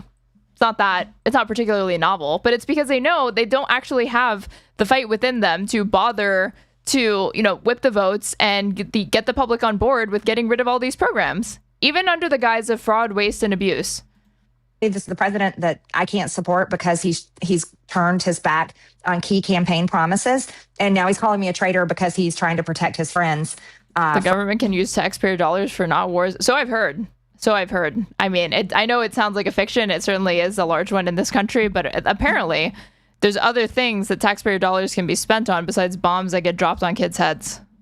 From being released in the Epstein files for doing disgusting things. And so I was like, I have no problem. I never had giant aspirations for a big political career in Washington. I only wanted to help our country. So it was a good decision, one I'm very happy with. One of the people close to the president that was in the Epstein files was Commerce Secretary Howard Lutnick. He's testifying before Congress next month about his relationship with Epstein after the files revealed that he stayed in contact with him for years after he pleaded guilty for soliciting a minor for prostitution.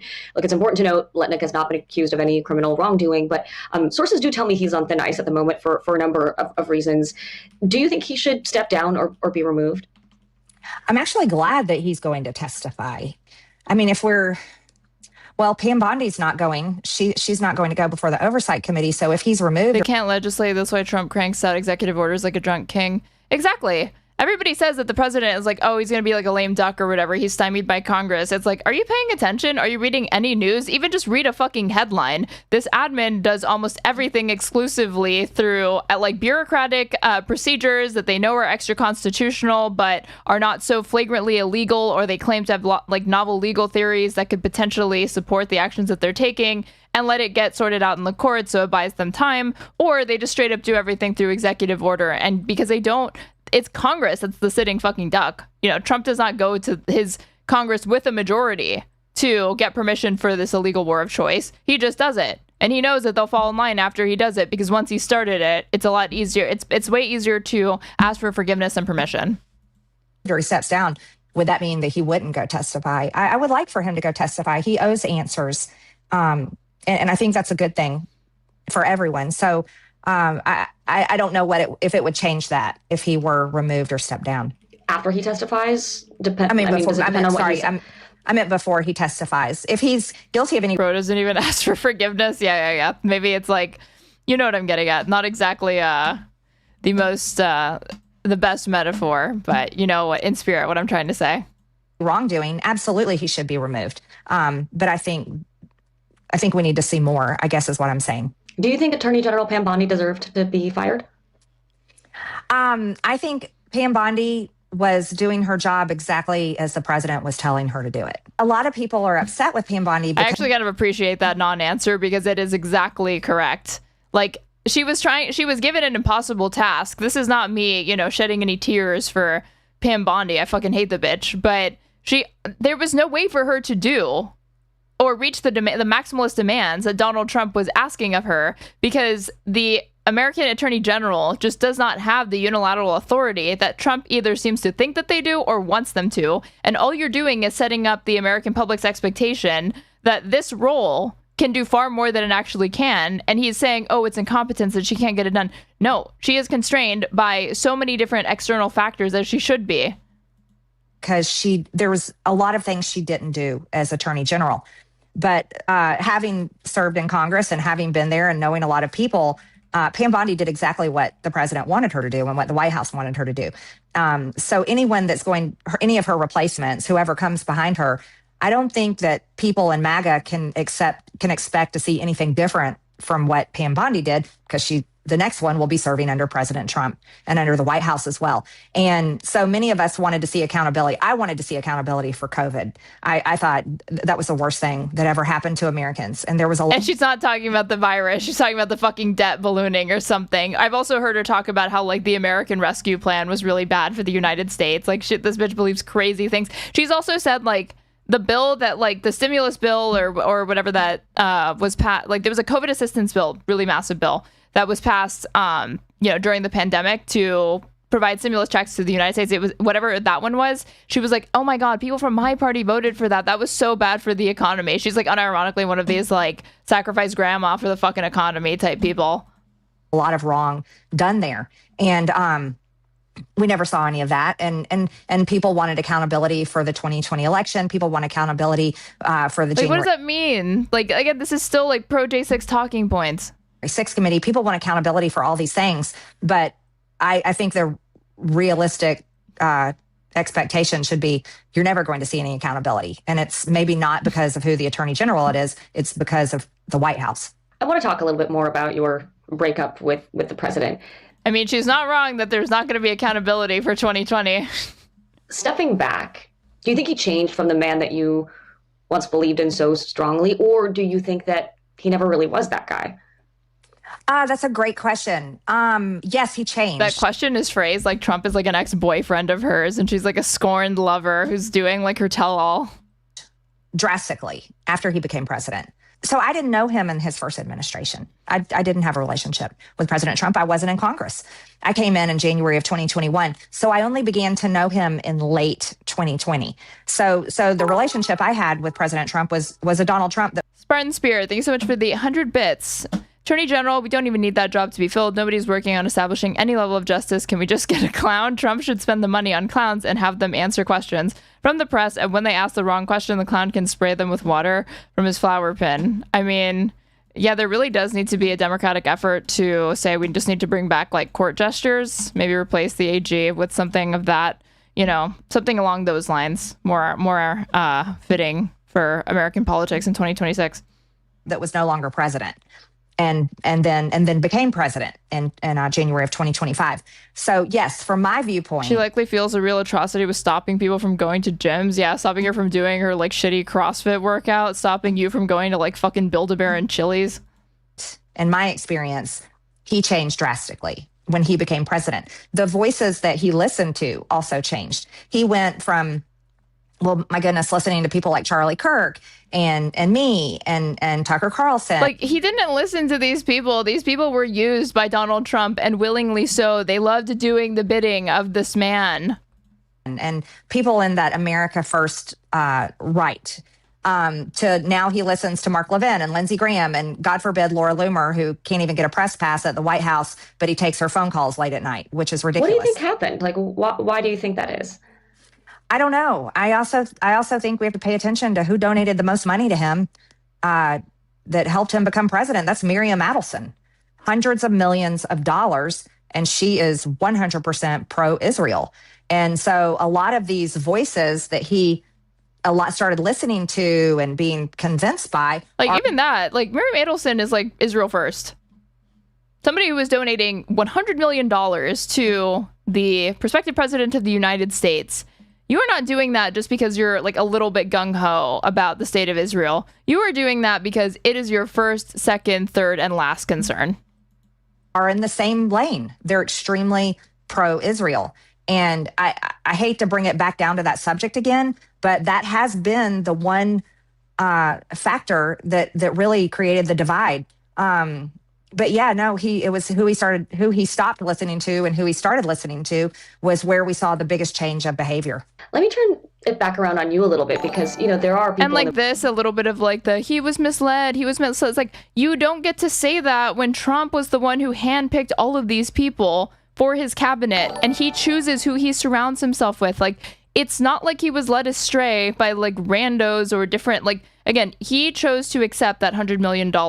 He chose to have dinner parties and fundraisers with these private donors. He chooses to boost Mark Levin. He chooses to populate his cabinet with MAGA propagandists and a bunch of pro-Israel Christian Zionist freaks. So at what point can you really say Trump is led astray, like checks notes, by all of the people he freely associates with and surrounds himself with?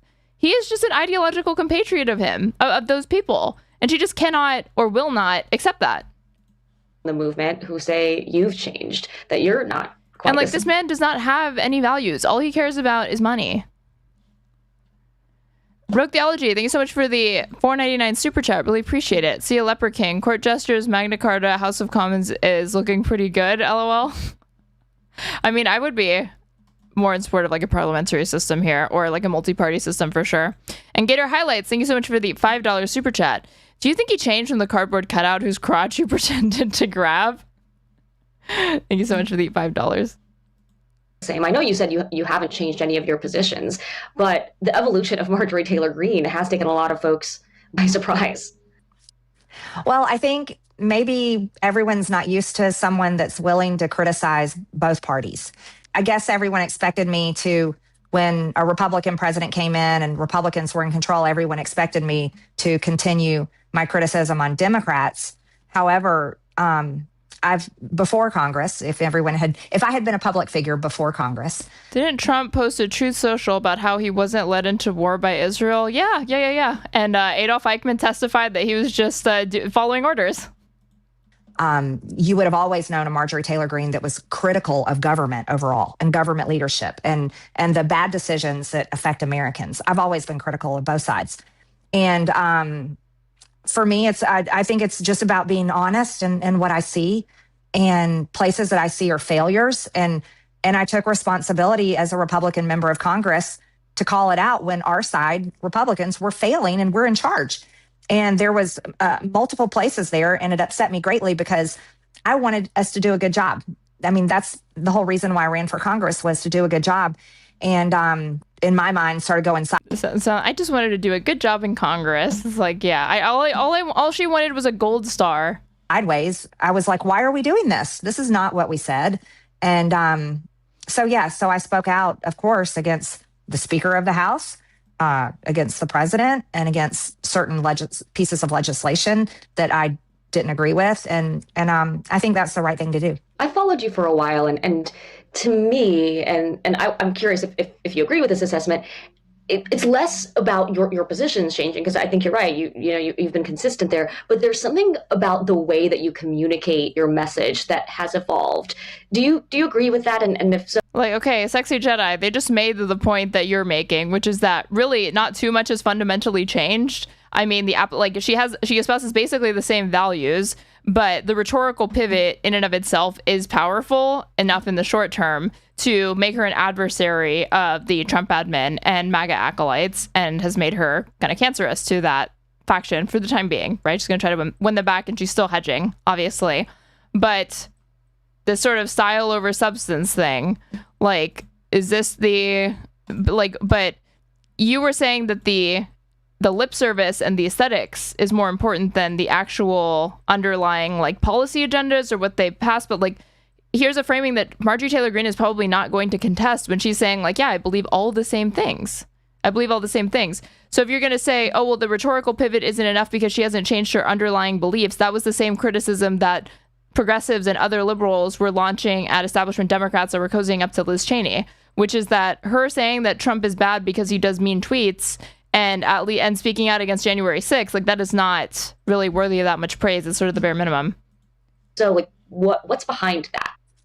Yeah, I would agree with that. I do agree with that assessment. That probably did change over time. And I would say that was learning the ways of Washington, probably some maturity growing into the role. You have to remember, like, when I came in as a member of Congress, I had never served in any government capacity, not at the state level, not in any level. I had never even been to a GOP meeting until I walked into one and said I was running for Congress. Look, I hate it, but it's politically good for Marjorie Taylor Greene to be celebrated and appreciated. It might normalize going against Trump. If Republicans see it, they'll get their asses kissed for it. I see this as like a tip of the iceberg type thing, that if Marjorie Taylor Greene feels comfortable making these criticisms, but again, she has to be outside of, a political office to be able to do so safely, it's like tip of the iceberg thing, where there's like a ton that share, agree, believe in the same criticisms, and she's creating a permission structure for other Republicans to take this. And I mean, you saw that sort of cascading effect with the Epstein files. Like, they were doing everything possible to avoid taking a vote on that, and then in the end, it was unanimous except for Clay Higgins. Congress. And so what do you mean safely? I mean safely in the sense that, like, it's low stakes for them, because Marjorie Taylor Greene only feels the only has the ability to be this outspoken because she is no longer operating within the role of a congressional representative that has to serve on behalf of her constituents and keep them happy to get reelected next time.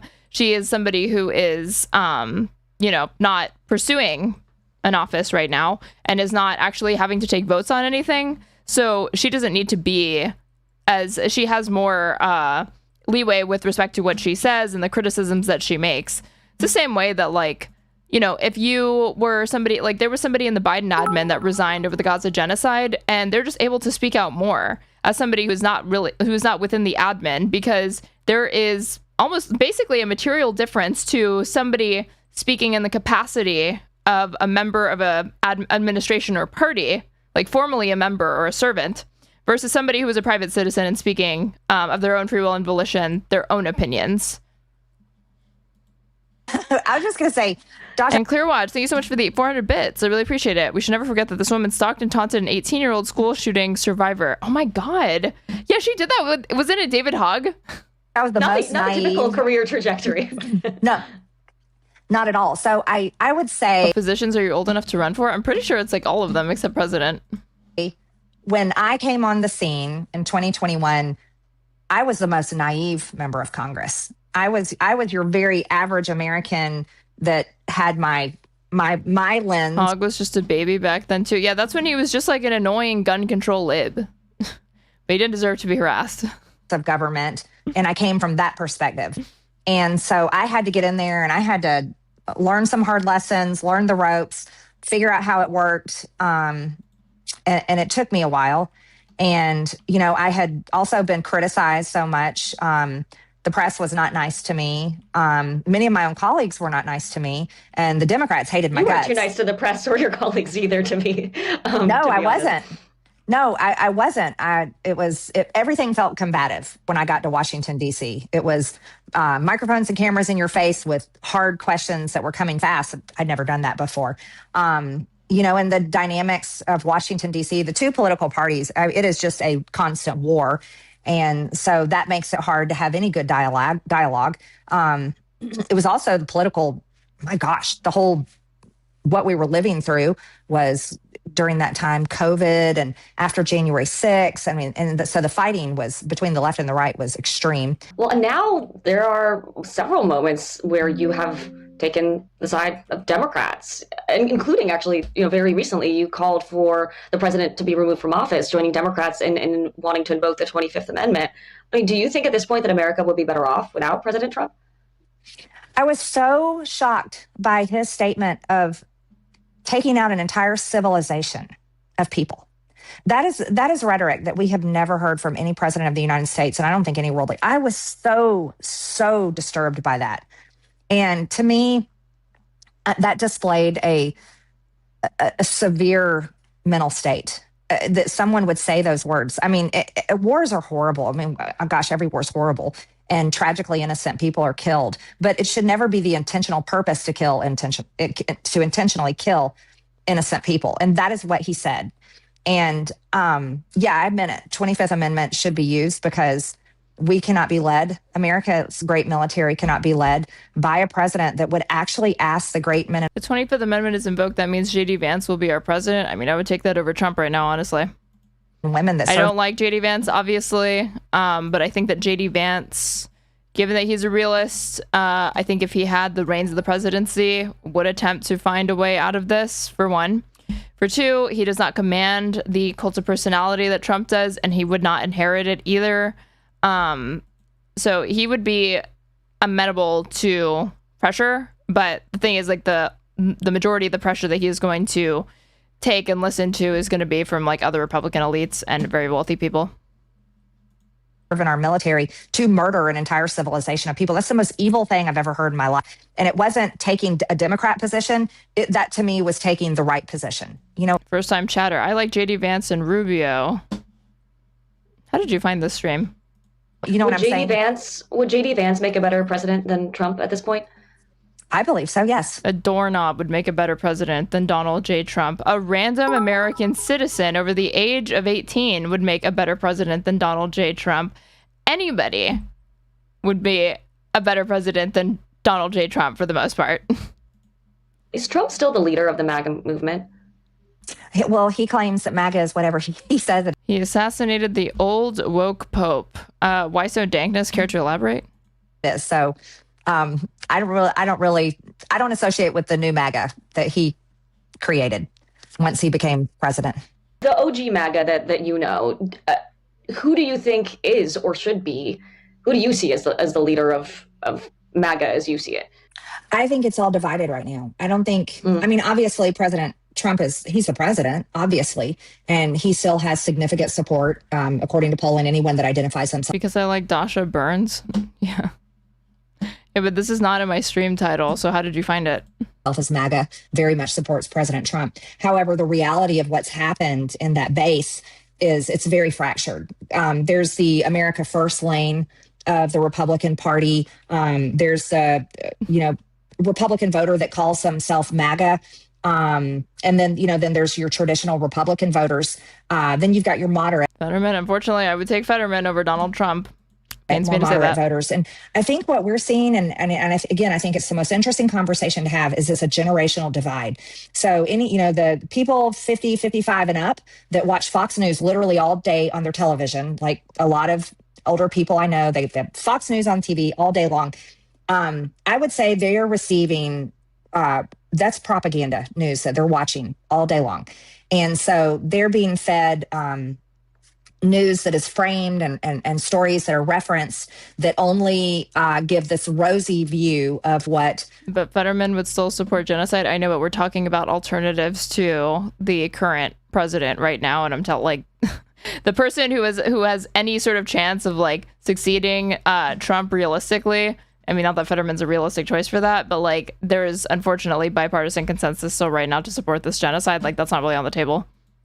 President Trump is doing in the White House and MAGA. And I think they're being misled, because if you watch all angles of news, and if you watch international news, if you follow stories on the internet and you're pretty smart and try to figure out, okay, that's fake. Okay, but this story's real.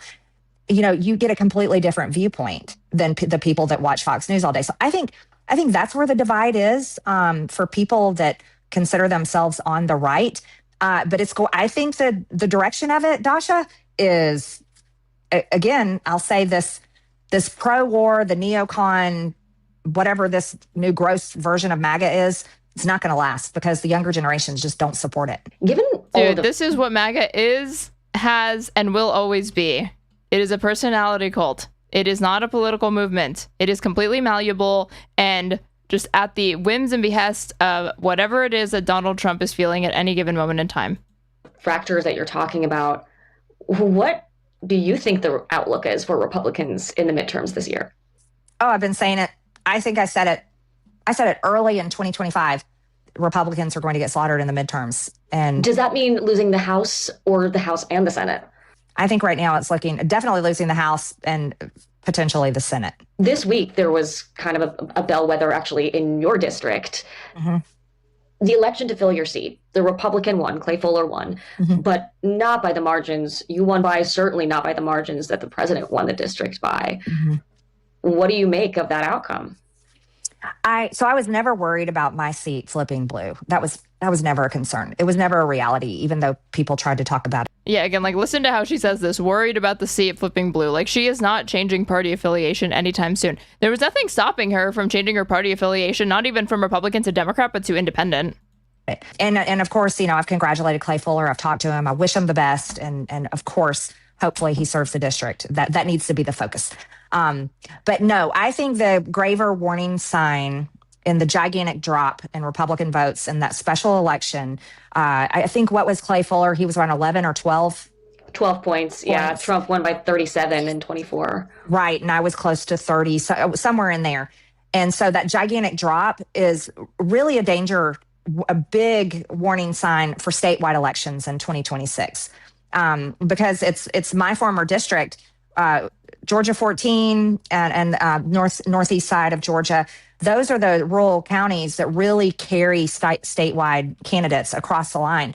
And if you saw a big drop in my district for Republican votes, a drastic drop like that, that could very much affect the governor's race, the lieutenant governor, secretary of state, and of course, John Ossoff's Senate seat that's up for re-election in 2026. So to me, that was what I saw right away. And of course, it matches what we're seeing nationwide, where Democrats are flipping Republican seats like all over the country. It's just part of the same trend. But I think the danger zone in that one is a very much potential that Georgia could flip blue. Did you vote for Fuller? Yeah, I support Republicans. Yeah, I supported the Republican candidate. Yeah. I know you didn't endorse, but it sounds like you did. You yeah, did I stayed out. So, I mean, I stayed out totally, completely. And I think, to me, that was the right thing to do, And I mean, this is like, I'm shaking my head just because, like, she hasn't completely removed herself from the party. But one, I would rather her just go around continuing to largely be a wolf in wolf's clothing. I think it would be disingenuous to suggest that she was going to do anything other than remain a partisan Republican in many significant respects. So at the very least, it kind of lets you know who you're dealing with. Like, this is still, like, what do you have, again, when you have an anti-Trump Republican and no Trump, a Republican? So they still suck. Let the district But it sounds decide. like ultimately you did go out to vote and you did vote for Fuller. Right. Do you think Ossoff is going to win? I look back to 2012 when we thought Mitt Romney was the worst we could get, and I laugh and laugh. Ugh. You know, she didn't even vote for Mitt Romney, and I wouldn't even be surprised if it's because he's a Mormon. She admitted this in an interview that she did with Megyn Kelly. Georgia in November? Yes, I think Ossoff's going to win. Wow. Yeah, his polling numbers have repeatedly showed it over and over again. And again, I'll point out, if my district went that hard, if Sean Harris was able to dig in that deep into a red district like my former district, that is definitely something to watch for in these other key races. Well, and voters' frustration with Congress, I mean, and this is on both sides of the aisle, right? Like, voters are not thrilled with that, with government at all, but Congress in particular. But for Republicans, I mean, Mike Johnson is the leader in the House right now. Should he be in 2027? No, absolutely not. I don't think he should be the speaker right now. He's been a terrible speaker, very unsuccessful. I'll go back to Why is he the speaker? Why did he become the speaker, Marjorie Taylor Greene? Because you ousted Kevin McCarthy? Literally the first time the Speaker of the House has like ever been ousted, is my understanding. Yeah. All at the first government shutdown that was 8 weeks long. And I was pushing hard we need a Republican health care plan. This is one of the top issues affecting Americans. This is what Americans care about. And he kept going on television and saying, oh, we've got a plan. Marjorie Taylor Greene just doesn't serve on the committee of jurisdiction. And we've got a plan. And I've got a plan. He'd go over and over and over again how he has all these plans. And here we are in April of 2026, months later, and Mike Johnson still has not rolled out a single page of a health care plan. And those are the issues that are going to drive voters in 2026. And so we're looking at a Speaker of the House that is not successful in addressing the issues that affect Americans. So why would voters across America reward Republicans with another majority? And why would Mike Johnson deserve to be Speaker of the House again? Let's talk about your own future for a minute, because you've retired from Congress. You said pretty intently that you don't plan to run for office again. But like, here you are. You're still very public, and you seem intent on maintaining a voice in the party and in the movement. Why is that? Because I do care deeply about the country, and I care about my children's generation, Gen Z. And I think there's a lot of changes that can be made, and I hope to be impactful in that way. I think both parties are a complete failure, and the results prove it, right? I mean, we can go over all the results and the current state of affairs. You've said that both parties need to be burned And out. again, both sides are, in fact, bad, but one is far worse. And you have spent the majority of this interview, Marjorie, talking about exactly which party that is and who's in charge of it, who's wreaking the most havoc. And you fall back on this sort of both sides bad to absolve yourself of having to actually commit to distancing yourself from Republicans or outright disavowing them. Down to the ground. I think you told Alex Jones that the Republican Party needs to burn down to the ground. I mean, do you still? I know you said you vote for Republicans, but do you still consider yourself a Republican? I would not. I don't really know if I do consider myself one right now. I would say I'm definitely leaning more calling myself an independent. Have you gone so far as to change your registration yet? Not yet. I haven't changed it yet. But I will probably think pretty deeply about doing that. And I think I certainly will think about doing that. Important because I think that's where many Americans are leaning. They're finding themselves. They're saying, if they're a Democrat, they're saying, well, the Democrat Party has failed me. If they're a Republican, they're saying, well, the Republican Party has failed me. And, I had tweeted at Rokana this morning, he's mentioned and others have mentioned pulling together a coalition from the left. Wasn't she pro-McCarthy? I thought it was other Freedom Caucus people that wanted him out. Matt Gaetz, I think. I just remember a clip of Matt Gaetz literally nominating Donald Trump for Speaker of the House when they were ousting Kevin McCarthy, and she was sitting right next to him and laughed. I think that she supported ousting Kevin McCarthy. Hold on. Did MTG support ousting Kevin McCarthy as Speaker of the House?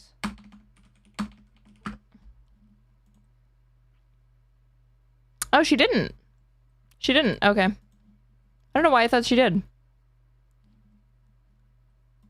Kevin McCarthy reportedly will never leave Marjorie Taylor Greene.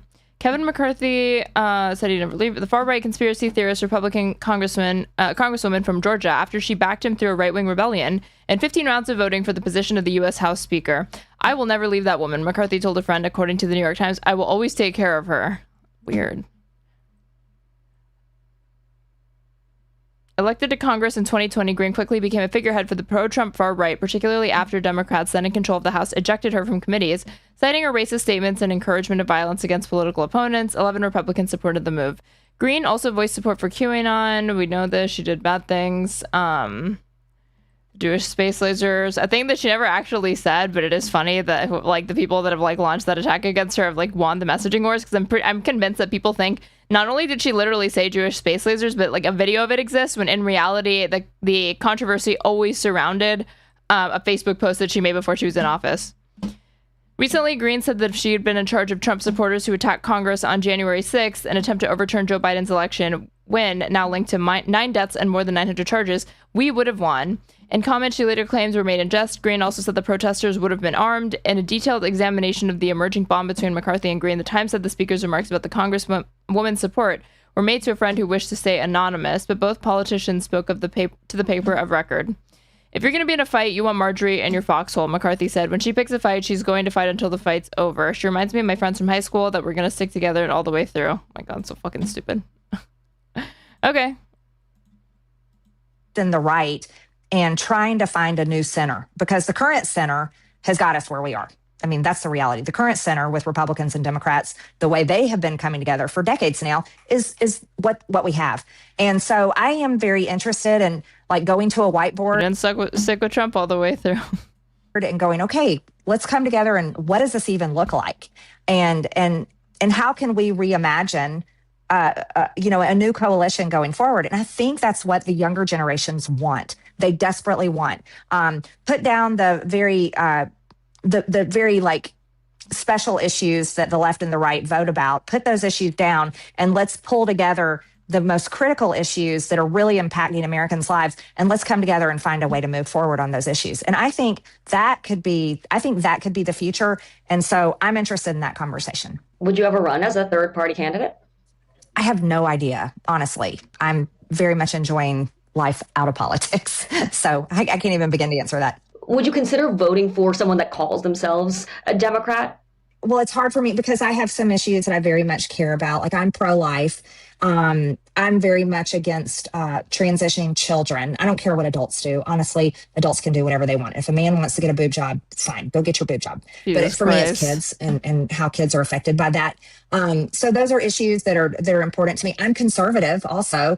I care about the debt. I care about what happens to our tax dollars. I'm very concerned about Social Security. I don't think you and I are. It is this sounds very horrifyingly depressing, but it's a good sign that Republicans like her, which I assume, this sort of sentiment will this is probably going to be the more popular attitude come 2028 for the Republicans, this sort of posture instead of policy prescriptions, that they don't feel as so emboldened and hostile to trans adults that they can go after trans healthcare if you're over the age of 18, and the fight is just going to remain with supporting trans youth.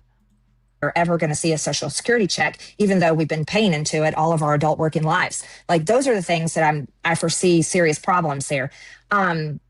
So I can't say I could see myself voting for a Democrat candidate, but I am interested in looking for candidates that are willing to, let's put these special interest issues aside and find new common ground issues that can truly serve America first. That's what I care about. America first. No more foreign wars, no more money to foreign countries. Let's keep our money here and figure out how to help Americans. So we could see Marjorie Taylor Greene and Ro Khanna team up potentially down the line.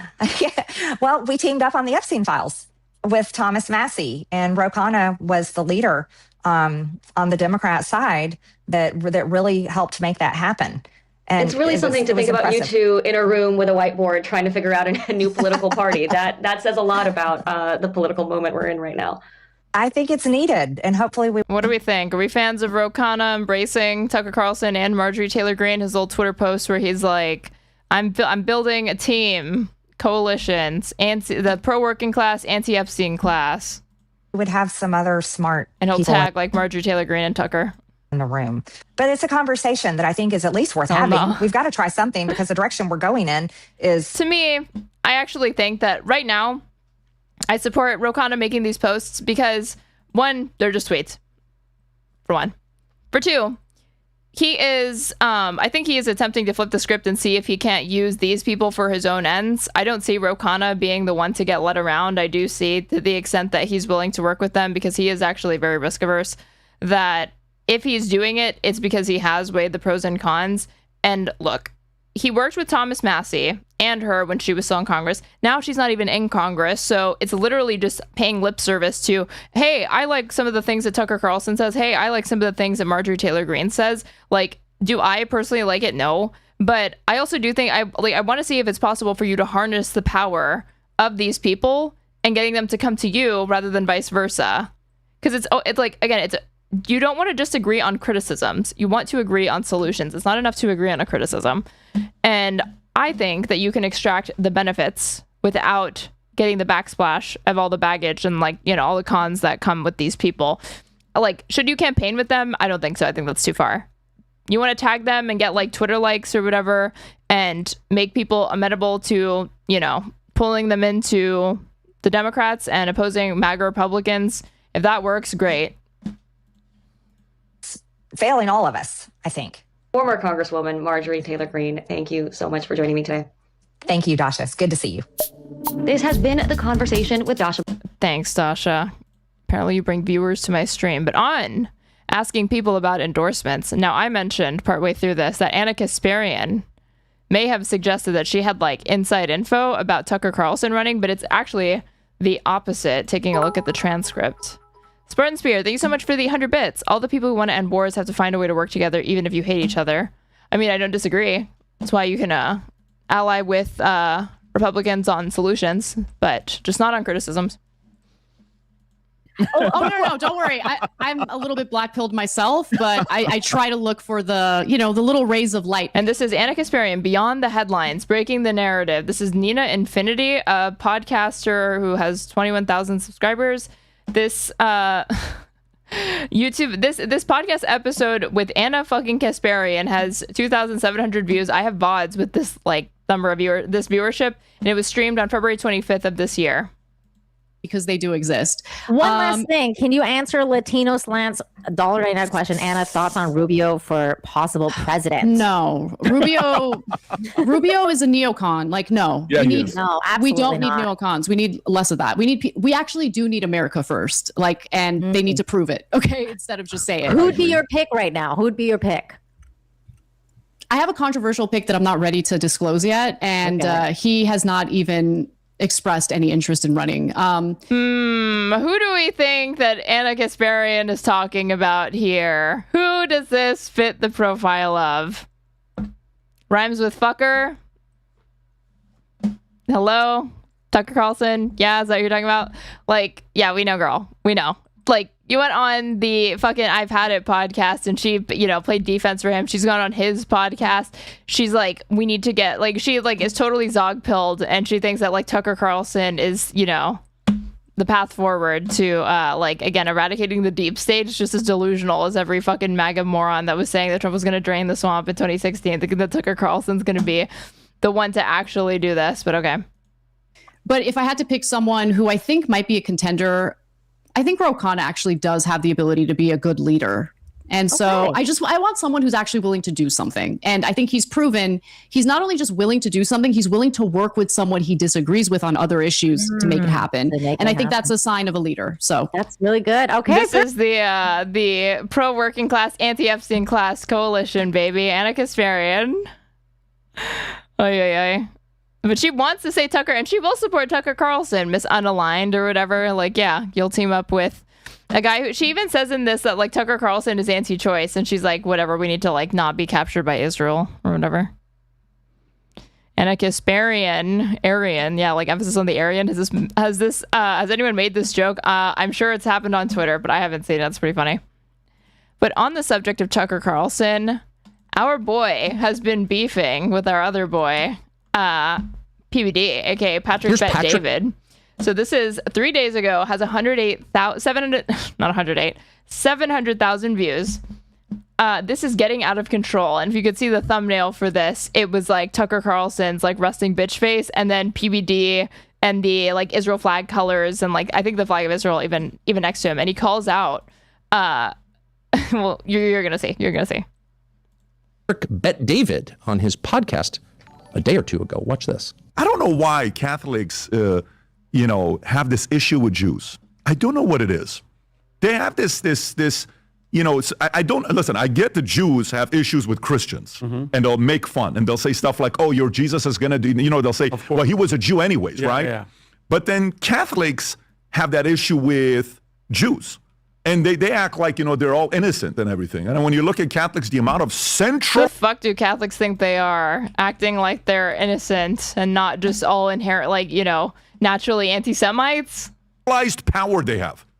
Centralized. If you know what the total Catholic population is worldwide? It's like 1.213 billion. Jews are 15 million. 15 million. But Jews are... I think they're still a religious minority. Decentralized. Meaning...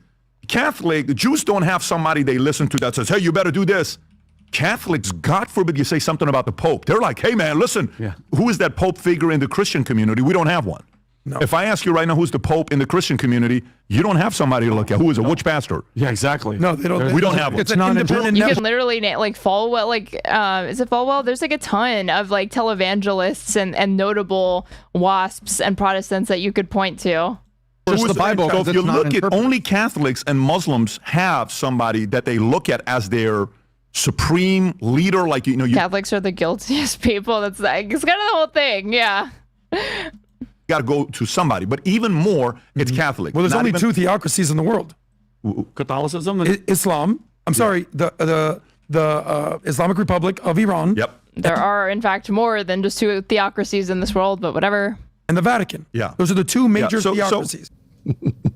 So actually, the Vatican is very much like the Nazi Iranian government, the theocratic government, the mullahs. It's all basically the same. They've got the complicated dress. They hate the Jews, as Patrick Bet David just said. Catholics have a problem with the Jews. It's slander. It's an attack on the world's largest and oldest. Are we anti-Catholic now? Not so long as the Pope is causing a fucking headache for Donald Trump, we're not. And as a lapsed Catholic myself, I'll always have a special place in my heart for Catholics. Rogue Theology, thank you so much for the $4.99 super chat. Catholics are the true Christians. Every heretic is his own Pope. LOL. I mean, even Tom Homan he's Catholic, and he came out against the Pope. They prefer the term schismatic, okay? Pope, Tom Homan Pope comments. This is what he was saying. This is Border Czar Tom Homan on Pope Leo. I wish they'd stay out of immigration. Let's see what he says here. The church just now. What's your view on the post that A4 Vici, thank you so much for subscribing with your Twitch Prime. I really appreciate it. The president posted and then deleted yesterday that many people thought was him depicting himself as Jesus? Look, I'm not going to speak for the president. I'm speaking for myself, a lifelong Catholic. I wish they stay out of immigration. They don't know what they're talking about. Because if they wore my shoes for 40 years and talked to a 9-year-old girl that got raped multiple times or stood in the back of tractor trailer with 19 dead aliens at my feet, including a 5-year-old boy that baked to death, if they understood the atrocities that happened on the open border, I think their opinion would change. And I welcome a discussion with any of them because they don't understand. Illegal immigration is not a victimless crime.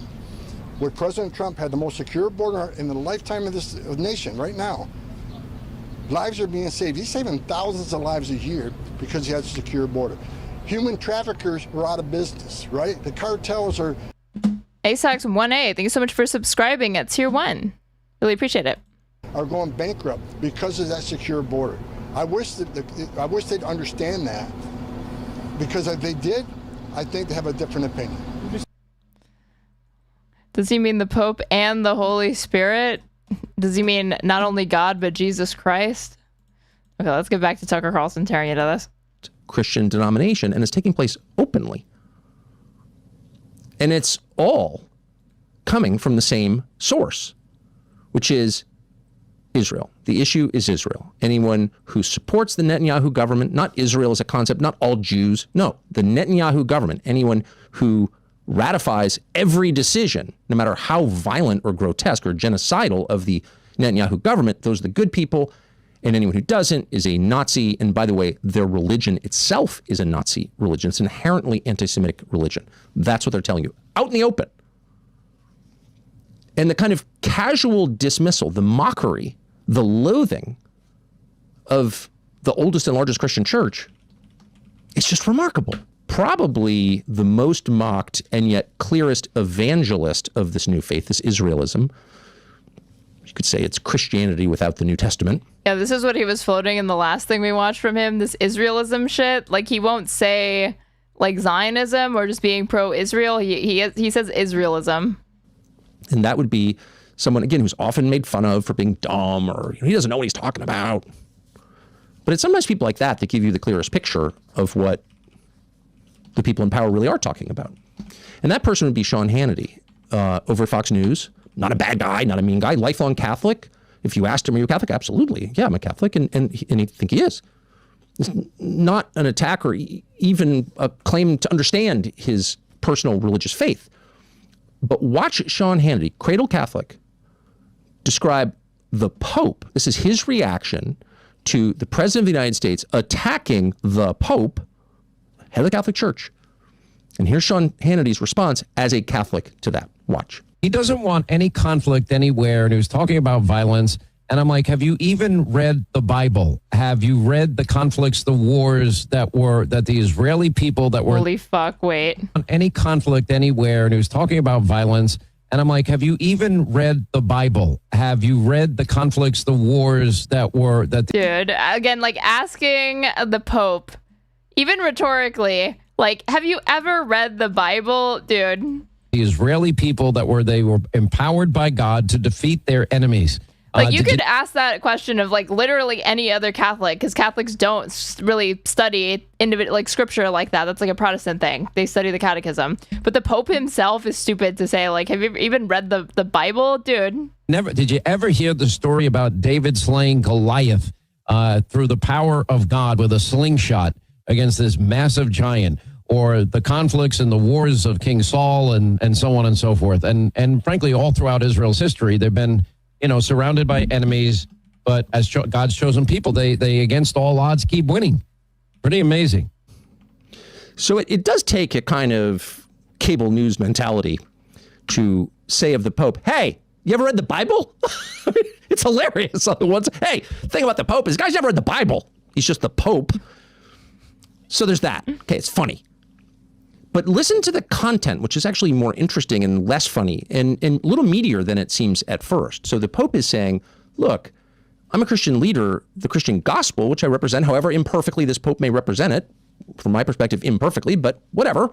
All Christian leaders have a duty to consult the gospel as they think about their positions on things. That's the whole point, is the gospel. And as a Christian leader, the leader of the biggest Christian denomination, like, I'm not for war. And maybe some wars are possibly defensible under just war theory, which no one ever really explains. But you can imagine a war of self-defense that most Christians would feel comfortable with. Being a Christian probably doesn't necessarily mean you oppose all violence in all circumstances. It certainly doesn't. It should, but in practice it doesn't. But this Pope is just saying something pretty conventional like that. Nothing crazy, actually. No name calling. No great departure from Christian theology or ethics as people have understood it for thousands of years. And like, this isn't the Pope having said something that was, you know, sort of more veiled or controversial and then sort of retreating back to like, I'm just saying this sort of basic platitude. Like, he really did not ever make this like hyper partisan statement or even hyper political statement. And it's political in the sense that if you're commenting on like warfare and whatnot, obviously that is going to be interpreted as political. But it really was far more of a humanitarian sentiment than anything. Years. And the response is, hey, you haven't read the Bible? There's a ton of killing in the Bible. Israel's constantly under attack by its neighbors, the Amalekites, the Philistines, you name it. And they fight back with God's blessing and they kill. And that's what they're supposed to be doing, which is true, by the way. It is all in there, but it's not in the New Testament. It's so insane they're criticizing the fucking Pope for being anti-war, but really for being anti-Trump. Because to criticize this war is to personally indict the president, which they cannot abide by. And for Christians, that's the difference. It's not a matter of the Old Testament being irrelevant. It's certainly not. And Christians understand it as one long story. And as Jesus famously said, I came not to abolish the law, but to fulfill it, to bring it to its intended conclusion. I'm here so that the law will have its desired effect on you. But Jesus never offers a single order to kill or hurt anybody.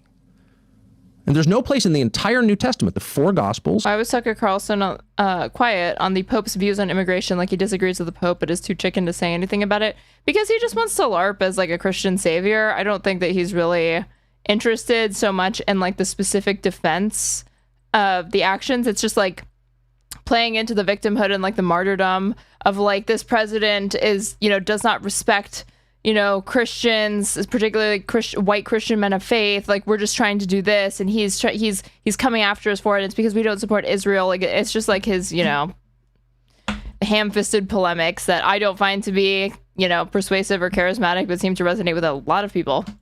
The letters that follow, mostly from Paul, and the vision at the end by St. John called Revelation, there's not one page or sentence in the entire New Testament in which Jesus is recorded saying, they're very annoying, or they're a threat, or they disagree with us, or they're of another faith, kill them. Not once. In fact, it's the opposite of that. In fact, it's so clearly the opposite of that you have to wonder who's reading the Bible and who isn't. In Jesus's very first sermon in the very first gospel, Matthew 5, the famous Sermon on the Mount, he addresses this really clearly. And I think anybody reading it for the first or 100th time comes away thinking, well, a lot of things, but among them would be Jesus is really down on violence and he's really down on greed. Very much opposed to both, because he says it really, really clearly. And not just down on violence and greed, but taking the prescriptions against those things in the Old Testament and accelerating. Rogue Theology, thank you so much for the $4.99 super chat. I really appreciate it. The Bible literally says you are not justified by faith alone. Protestants were justified by faith alone. A literate German heresy. Thank you so much for the scathing criticism of Tucker Carlson here. I mean, he doesn't know shit about fuck when it comes to this stuff. He knows his audience doesn't know. I mean, if you poll Catholics, if you poll Protestants on core tenets of their faith, they frequently do not even understand or are familiar with what their own belief systems are supposed to be. This is just about, posturing against Trump for being disrespectful to Christians. And you know what? If it destabilizes the MAGA movement, go for it. But it definitely means it does not make his analysis like sharp or sound. Them to a point that is shocking, really, to modern ears, to ancient ears, to any human being. The demands that Jesus makes on people are shocking. He says, for example, all in Matthew 5, worth reading, amazing, really, radical, not really of this world at all, which is kind of the whole point. Blind leading the blind? I mean, more like heretics leading the heretics and criticizing others. It's more like the Spider-Man meme. He says, you've been told not to kill, don't commit murder. Moses told you that. I'm telling you, don't be angry. If you curse somebody, you risk going to hell. That's what he says. So you can debate what that means. Is it possible to apply that standard? Can you actually live up to that? Pretty hard. But what you can't conclude is that Jesus is in favor of dropping bombs on kids, blowing up entire apartment buildings, raping people in prisons. You can't conclude that because it's the opposite of that. And so if you have concluded that by reference to Old Testament texts, the book of Ruth, you're espousing the tenets of religion, but it's not Christianity. It's our new religion, Israelism. The Spider-Man meme? Yeah, the one where they're like, hold on, pointing meme. This one. It's literally just this. All of what we're watching is best understood as basically an arms race, but for MAGA viewers. That's all they're freaking the fuck out over. This little like mini civil war or whatever, all of this performative bullshit and tensions and clashes that are occurring between the anti-Trump MAGA coalition versus the America First isolationists versus the Mark Levin pro-Trump, pro-Ron War types, or like, it is just this all the way down. They just want clicks and views. That's it. They want to be the guy that was right. That's just what it is. Call it that. Call it that. Just be honest about what you're saying. Outline it for us.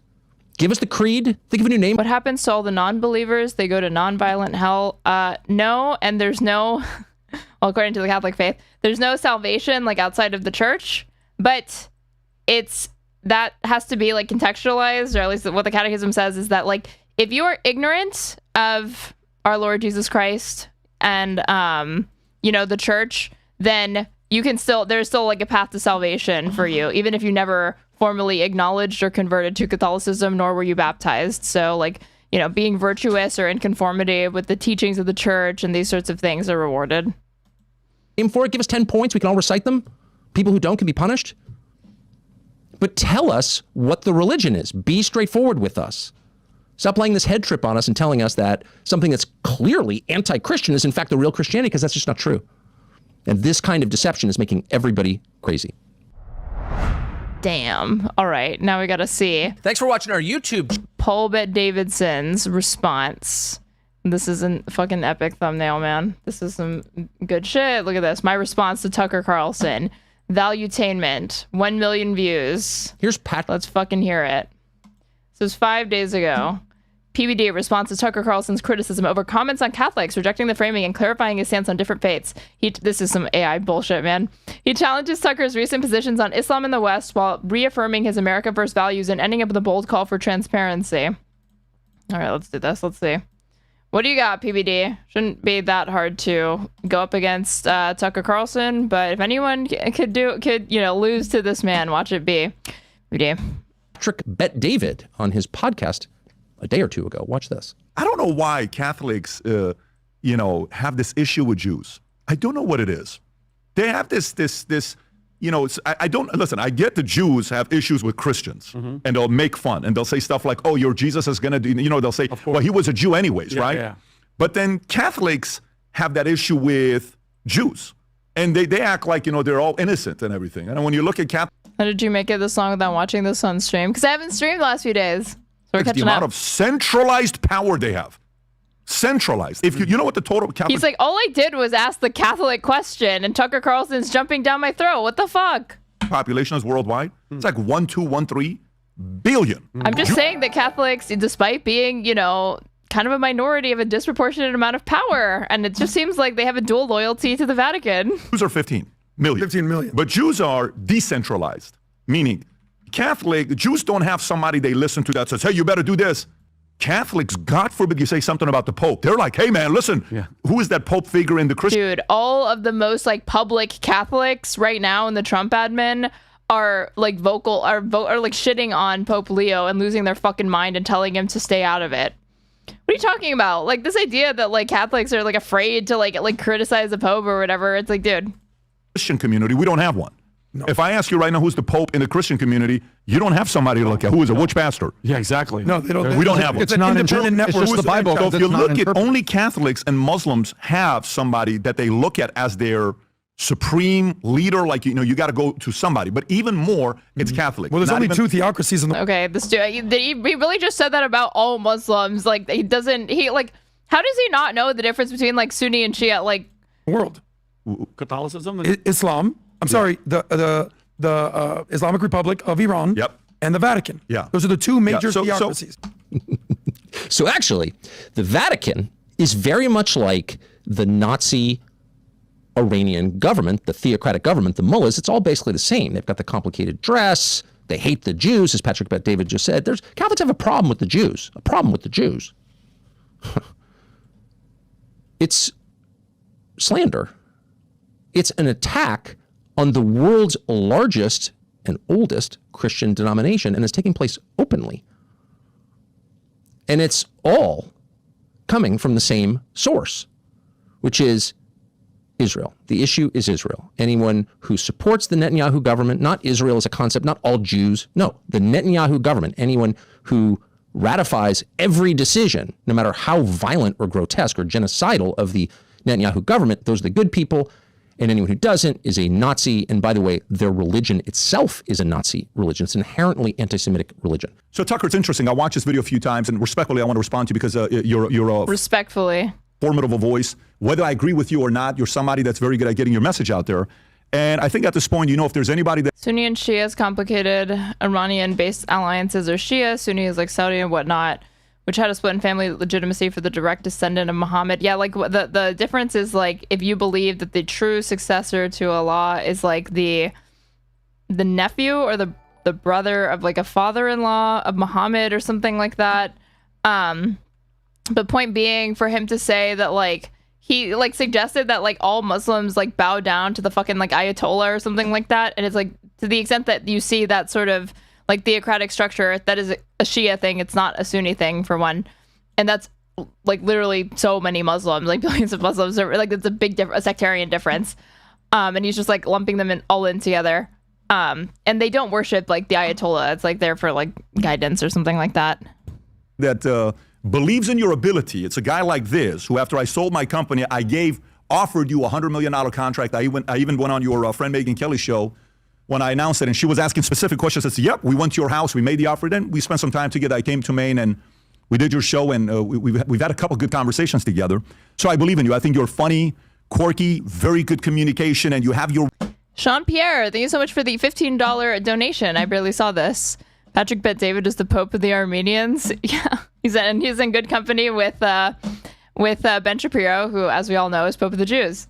Way of doing things. It's almost like you do twist words a lot, and I noticed you did that with me. He hates Catholics. He hates this. Catholics hate this. Oh my God. Again, like he's like, all I did was say that like Catholics are loyal to, first and foremost, to the Vatican, lose their mind if you criticize the Pope, and also don't like Jews. I never said I hated Catholics. Come on, you're being so uncharitable. You're twisting words. You're being real deceptive here. Jews. But this is like some passive aggressive jujitsu between these two fucking queenie bitches, man. That you did. It's a little bit of a your shtick, which I get. But let me kind of get into a few things I want to address with you in this video, and maybe you're not aware of it. A few things you need to know about me. My number one priority is to make sure America stays as the greatest country in the world. Period. Full stop. I'm America first. I'm a Christian, non-denominational Christian that you need to know about. You're already fucking up, dude. You're already fucking up. Tucker Carlson is criticizing you on religious grounds, and the first thing out of your fucking mouth is avowing yourself as a nationalist before a Christian. Hello? That's again, I'm not Christian, but if I were, your priorities are completely fucked. And if I were a fellow Christian criticizing PBD, this is an indictment of you as a Christian by even thinking to valorize like the state ahead of the of God. Me, and by the way, I'm Armenian. A non-denominational Christian. Okay, guys, he goes to a church in a strip mall 4 times a year. Okay, he knows what he's doing. Christian, non-denominational Christian that you need to know about me. And by the way, I'm Armenian, which, by the way, the first nation that accepted Christianity as their religion was Armenians. And the only ones that debate Armenians on them being first is Assyrians, and my dad is Assyrian. Maybe that's the reason why my parents divorced each other twice, married each other, and divorced. Let's just trauma dump. Okay, cool. Each other. So Armenian, Assyrian, Christian, America first. I want this thing to be the greatest country in the world. I want capitalism to be common sense for everybody, to realize that if a new person wants to come up and have their dreams become a reality, I want that to be out there. But I wonder if that's where you are today. You were always there for many years until what's happened with you the last couple of years. So let me kind of address a few things. So you said something a couple weeks ago. You said Sharia law has made Islamic societies more advanced than the West. It's interesting. Sharia law has made Islamic societies more advanced. There's not a single Western city that's thriving. Sharia law has made Islamic societies more advanced than the West. This is a great replacement. This is a dude who pushes a great replacement. It's not so much praising like the ingenuity of Sharia law. It's this sort of backhanded compliment that like we're getting dominated by a bunch of Muslims is like the narrative that Tucker Carlson's probably propagating if I had to go watch that whole clip. Advanced in the West? It's a pretty bold statement. I mean, it's like you're selling Sharia law more than you're selling America. You had a guest on a couple of weeks ago. Your guest said, you know, that Yeah, Tucker Carlson, noted fan of Sharia law and Muslims and selling it to the American public. Sharia law more than you're selling America. You had a guest on a couple of weeks ago. Your guest said, you know, that capitalism should not be anywhere near Christianity. Christianity is socialism at its core. You almost agreed with them. And you're like, yes, and you almost agreed with them. So socialism, Christianity at its core, you almost sound like you're supporting maybe a Mamdani in New York. Or maybe an Ilhan Omar. Maybe those two will be in your podcast. Yes, Zohran Mamdani and Ilhan Omar, noted supporters of Sharia law in the United States of America. Podcast in the next few months, I don't know. I'm trying to see what you're solving for. See, this is kind of where I'm at with my life that most people don't know about, but let me kind of share it with you. For 7.5 years, I worked with... I think that's kind of the issue. Is that people do know about your life. They have watched CoffeeZilla press you, and they are aware that you are an MLM scammer and schemer, and that's how you made your ill-gotten gains. Mormons. Guess what? I read everything I could on Mormons, and I realized it's not a denomination for me. I'm not interested. I watch all the videos you're not supposed to watch. Ask me how many bad experiences I had with Mormons. Zero. They're phenomenal people. I work with Seventh-day Adventists. Many of my friends are Mormons. And I learned that on Saturdays. You know, there's Saturday, Sunday, all these different things. Very interesting. Guy named Juan Rivas, big community. Not for me, but guess what? I got along with them. Jews. I notice Jews, when I do business with them, it's very interesting if you negotiate with them. They're going to be very, very making sure they get all the benefits on their side. But ask me how many times I've had issues with Jews. Never. Oh my God. He literally just said, like, he's done this before. When trying to, like, compliment Jews, he just ends up, like, repeating the protocols of Zion. He basically just said all the Jews that he's worked with are, like, hella miserly and are like, surreptitious and try to, like, slant business deals and, like, money deals in their favor more than like the average person, because he wouldn't have made that comment otherwise.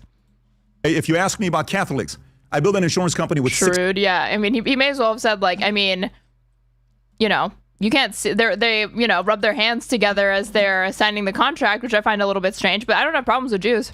60,000 insurance agents, 54% Hispanic, and what do you think most Hispanics are? Catholics. Never had one issue with a single Catholic in my life. And last but not least, Islam, Muslim. I lived with them for 11 years.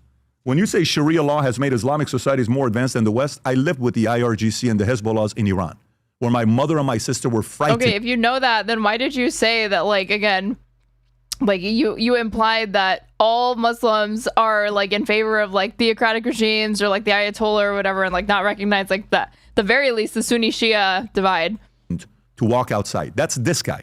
I lived with them, okay? Not hypotheticals, and you know, we are now both very wealthy. You come from a very wealthy family. I think you also may have married into a wealthy family, and you made a lot of money. You made a lot of money in your life, and your business is doing very well today.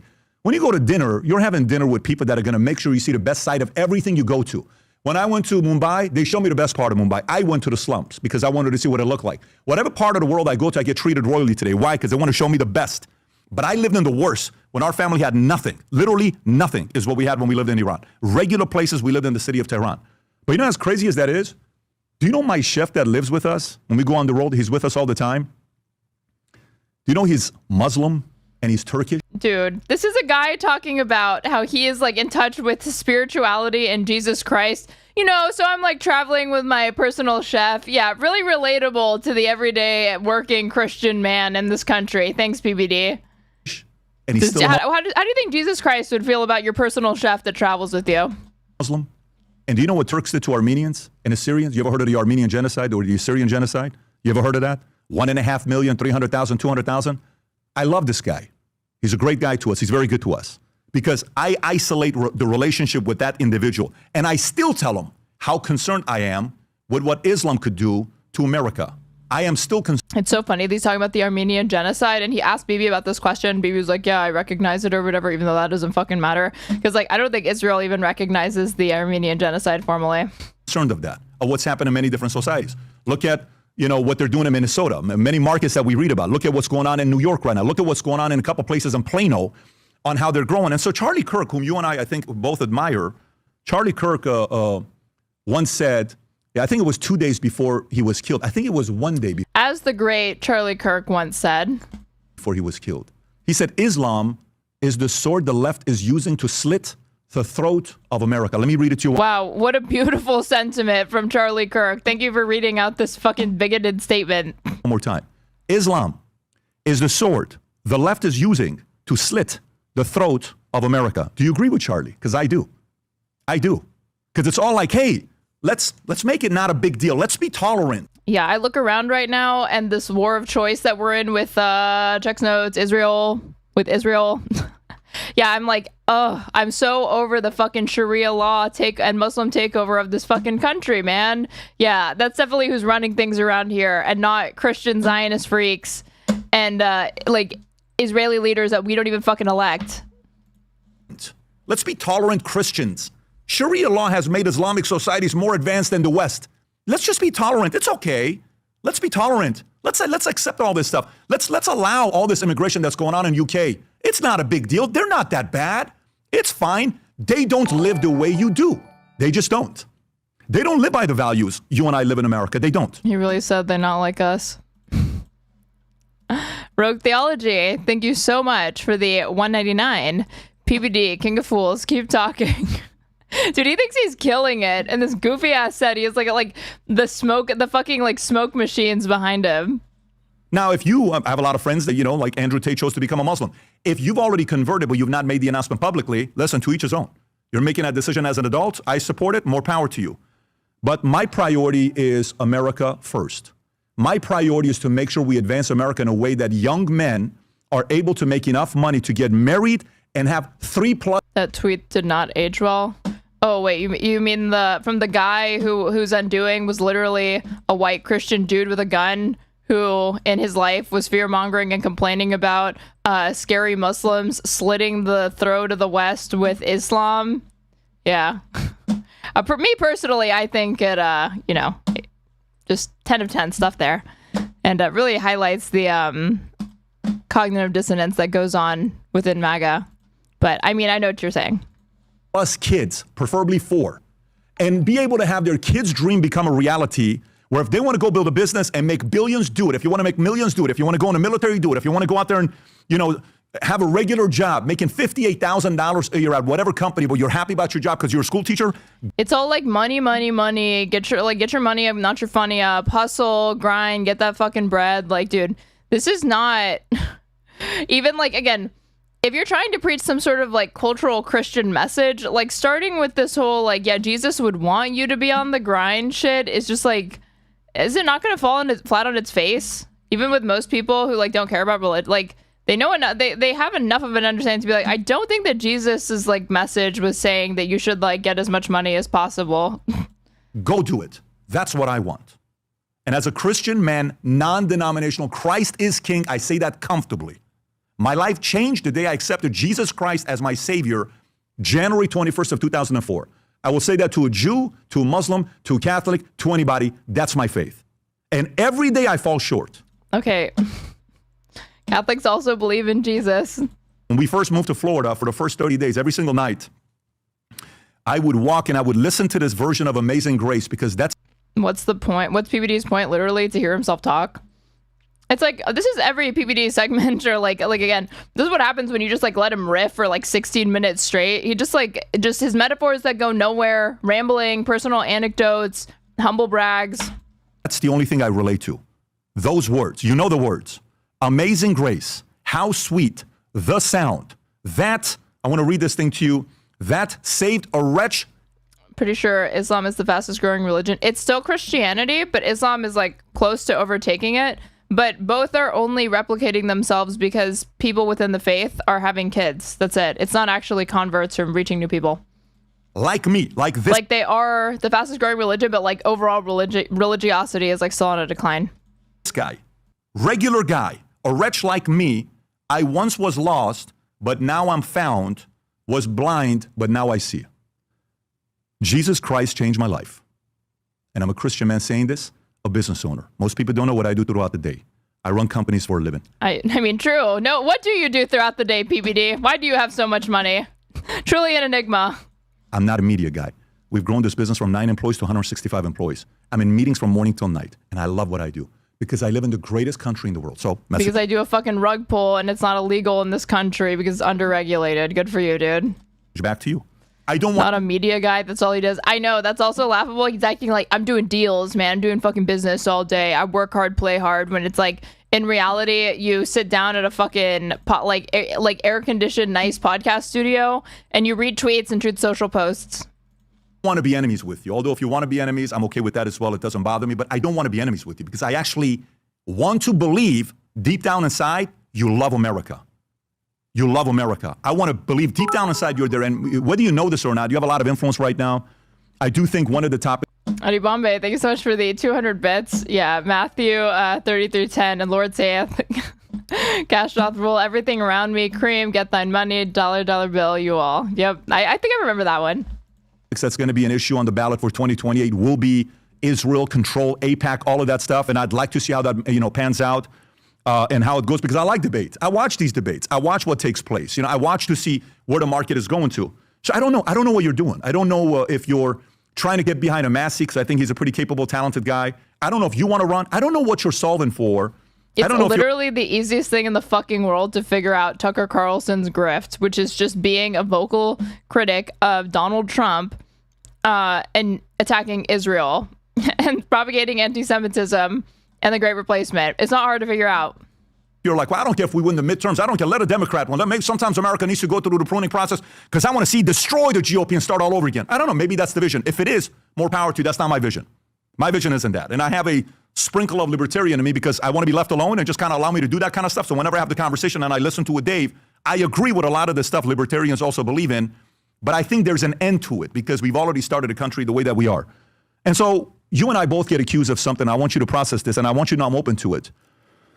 You get accused of, this guy, Tucker's taking money. Oh, Pat's a Zionist. He's taking money from Israel. Never been to Israel. AIPAC messaged me and told me, you want to come to Israel? I said, I have no interest in going to Israel for you to pay for me. That's weird, dude. Why did AIPAC message you in the first place? You think because you told AIPAC no that that's like some own? All you did was out that. Why do you think AIPAC wants? What do they want to do with you specifically, PBD? Why would they give a fuck about you? It's because you're already a fucking useful idiot, and they're trying to see if they could make you that much more useful, dude. Hello, this is supposed to be him like saying like I'm not captured because I even though AIPAC reached out to me, I said no. I'm gonna go one day with my pastor. We've never taken money from any. Going with a pastor sounds pretty gay. Who the fuck, yeah, who amongst us isn't waiting for the opportunity to, go to Israel with your pastor? What? Is this, a common thing that, some Christians do? Non-denominational Christians, my bad. Interest in going to Israel for you to pay for me? I'm going to go one day with my pastor. We've never taken money from anybody. And I'm so confident with myself and what I've done because there's only one thing I fear in my life, and that's God. I don't fear anything more than I fear God. And trust me, I fear God a lot because this thing's like this. You should probably be a little bit worried if they ever tighten up those regulations surrounding multi-level marketing in this country. I think you might have a few more things to worry about than just Jesus Christ. J-Ray, thank you so much for the $5 super chat. You didn't read my last super chat. Also, the cello is still superior. He probably thinks they worship Mary like some people do. Thank you so much. I swear to God, you sent me a super chat right before I went offline. So yeah, I'm gonna miss it if you do that. And Rogue Theology, thank you so much for the $1.99 super chat. The Hellbound Heart, LOL. Smoke is sketch as fuck.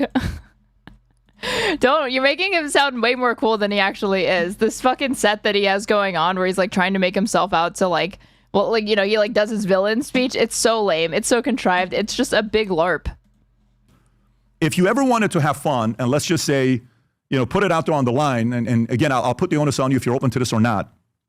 Let's go hire 3 accounting firms. You pick one, I pick one, and let's get a third party that we both agree on, maybe like a KPMG, PwC, and BKD, hypothetically. Some of the biggest firms you probably recognize. You have money. You've done well for yourself.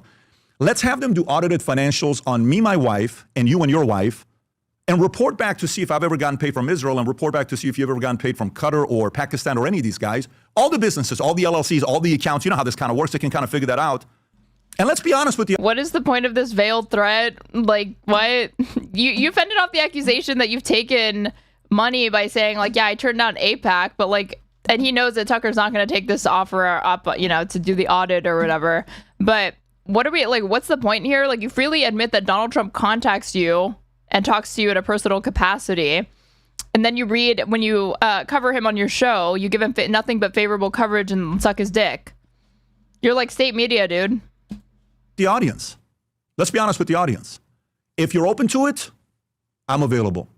We'll have to spend $500,000, something like that, because it's going to take a few weeks for them to do it. No, I meant today. Sorry, Jerry. I'll go look for your super chat. I am fully open to the idea if you are. And by the way, I know this may make you feel uncomfortable. You don't have to accept this offer. But I'm telling you, I'm comfortable if you want to do it. You don't have to do it because it's a little bit private. So I'm sure you're going to come out and say, how dare he want to look at my wife's bank? Oh, I see it now. Okay. Thank you so much for the $5. I'm not a practicing Catholic, but my political beliefs were strongly formed by it. Are you proudly admitting to being a cafeteria Catholic over here cherry picking? Thank you so much for the $5. Sorry for missing it. Bank accounts and all this other stuff, because some people may say, well, they can pay your wife and not through you. This dude is so corny. What the fuck? Auditing? Why? Because he's like swinging his dick around and he knows that Tucker Carlson would never willingly submit himself to this because he's obviously taken money. He has like I think real estate holdings in Qatar and potentially Lebanon. Like, and Tucker Carlson has done propaganda for Russia. Like, he's had some shady funding sources and it wouldn't look good. And I get that as well. And that's why I want to be a little bit transparent with you. I've tried many times to build a relationship with you. It's been challenging. But I do want you to know that as a Christian man myself, no matter how much you go to a place to It looks like he's on the set of that show where they exposed how magic tricks were done. I'd want to believe in somebody. I've been instructed by God to try to do my best to have some grace. And I believe in you. I believe in your ability. God told me to start this MLM. But I believe in God and America more than I believe in any man in America, because I've seen many great empires fall. And for as long as I'm alive and I'm kicking, and if God wants to use me as a voice to elevate how amazing of a country we live in, how lucky we are to be here, I'm going to use my voice to elevate that message. I've been doing that since the time I went to dinner with a few different people in LA, and I was inspired, and I was finally taught about how amazing. Again, like, he just inserts random details that go nowhere and are not germane to what he's saying whatsoever. Like, oh yeah, this happened when I went to dinner with some people in LA and I was inspired. Like, you could just leave that out and say, I've been inspired, and move on. This great country is that we escaped Iran after 11 years and went to Germany at a refugee camp. And I finally came here. I served the U.S. Army 101st Airborne Division, one of the most proudest days of my life when I went into the U.S. Army. So that offer is back to you. Now, you have my cell phone number. If you want to call me, have a conversation, I'd love to. I'd love to. You're a talent. I respect your ability and what you've done. But if you send your followers, and you got a lot of people that will do whatever you do, because you're the head guy at the top, and you know all the other people that follow whatever you say. So I trust all of them are going to probably attack me. I hope they don't, because I'd like to see that if the day Charlie passed, it was a heavy burden on me, because I have young boys that love Charlie. I've never seen my son get emotional for 30 minutes the day Charlie died, and I was at an event that I couldn't even get to my son that night. I think there's a lot of... You've never seen your son be emotional for 30 minutes? How old is your kid? What? Movements that need our help. I was an absent father, everybody. That's like what you just freely admitted. Why have you never seen your kid emotional for longer than 30 minutes? Willing to contribute in my own way. If you are willing to contribute, you know how to get a hold of me. You have my cell phone number. God bless. Oh, damn. Okay. Contrapoints Doomscroll was kind of boring. Oh, I've already seen it. We're just going to look at like certain excerpts when I get to it. I don't want to watch the whole thing. It's like 3 hours. And it would not be fun to go through the whole thing. Okay. But, while we're doing PBD, let's just do a fucking episode. Fuck it. Trump versus Pope Leo plus death penalty for pedophiles. This is PBD episode 780. Great title already. This was streamed 2 days ago and has 364,000 views. Did you ever think you would make it? I feel I'm so I could take sweet victory. I know this life meant for me. Adam, what's your point? The future looks bright. Bet David. Handshake is better than anything I ever saw. It's right here. You are one of one. My son's right there. I don't think I've ever said this before. What the fuck makes him think God wants him to be a nationalist when the Bible makes him think that God gives a fuck about nationalism? I mean, how do I explain this?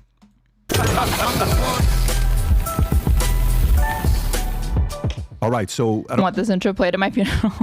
I mean, they see the president and Trump as like a stand-in for Jesus Christ. He's just like this strong man, right? That like can be, again, this like benevolent dictator that upholds the like that sets the rule of law, but does not himself follow it, and he's not constrained by it, much like Jesus Christ. I think that's kind of like the mindset of somebody who is like, you know, nominally says that they're very religious, very Christian, but has all of this emphasis on like Christian nationalism.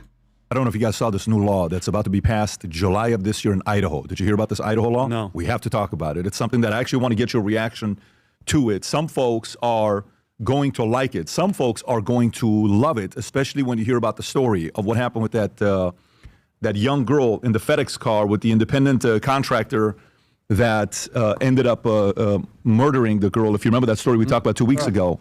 Wait till you see what Idaho is passing. I'm telling you, wait till you see what Idaho. Do you guys remember insert horrific story and spare none with the gory details? Well, now in response, insert barbaric law that doesn't meaningfully address or curb the crime and is actually a disservice to the memory of this poor woman that was killed. Idaho's passing. I'm going to get into that, talk about it. It's pretty impressive to see what they got going on. There's a lot of stuff that's going on, obviously, over the weekend. I hope everybody had a good weekend. Trump stands by his remarks against the Pope Leo. Pope Leo expands calls for peace to perceived war of words with Trump, dismissing media narrative of the rift. Pope Leo says his tyrant's remark were not aimed at Trump. We'll definitely be talking about that. While we're talking about this, there was a clip that was going viral all over X that even IDF confirmed the picture, which was a soldier. I think it was, what was it? Yeah, you're going to love this. Remember that awful rape and murder the other day, guys? Okay, update. Yeah, knocked down the statue of Jesus and broke it up. And knocked down the statue of Jesus and to pieces. We'll definitely talk about that. Terrible thing to see there. Donald Trump signs Joe Rogan-backed executive order expediting psychedelic drug research. The world watched Joe laugh 50 times behind Trump. I don't know if you saw him. Damn, cool. Sounds cool. Standing behind him, just cracking up. Yeah. Trump is saying, you know, some are telling me the greatest president of all time. I was able to save it for 40 years. They couldn't do it. That's why they call me the greatest. 1.8%. It got lower, and some say that's not a lot, but I think it's a lot. And he's just a funny guy, what he was doing. So we'll address that. Trump announces Monday peace talks in Islamabad, accuses Iran of ceasefire violation. And apparently J.D. Vance is on his way over there to negotiate, even though IRGC said they're not going to show up. U.S. is like, no, they're going to show up. They're still on the way because you saw that clip with the ship that was going. They shot the engine like, hey, you better stop it. And then they went over there and like, you cannot be doing this. And so this is literally, again, war analysis based off of like a single Twitter clip of an isolated incident that they have no way of independently verifying or what the circumstances were, to try to gauge this, like where we're at in the war and the like progress of the diplomatic talks. Becoming very clear that if this oil sits there for too long, they're going to start losing real money. It could be problematic for them. We'll cover that. Trump warns Iran can't blackmail us as crisis deepens in Strait of Hormuz. Iran fully closes Strait of Hormuz over U.S. blockade and fires on ships. We'll address that. Anchor babies recently reached nearly 10% of all U.S. births. Wealth tax fever spreading to less wealthy states. And by the way, how much money do you think Newsom spent from his PAC to promote his book to make it a bestseller? It's like literally millions. Okay, let's look at this. I wanted to hear what he had to say on the like topics intro or whatever. Okay, so should we start with damn, they talk about Vance going to Pakistan for Iran peace talks for quite a minute. But then there's a lot of good segments in this. Pope Leo responds to Trump viewed mental health problems per political party. Idaho's death penalty for pedos. Louisiana man kills 7 of his children. Oklahoma principal stops school shooting. IDF soldier attacks Jesus statue. Mayor Mamdani curses the Mets. I bet this is base as fuck. Let's take just a little. J.D. Vance is still little foray into their analysis of J.D. Vance's diplomatic chops. Islamabad, 18 hours. And word on the street is that IRGC is not going to show up. U.S. is saying they are going to show up.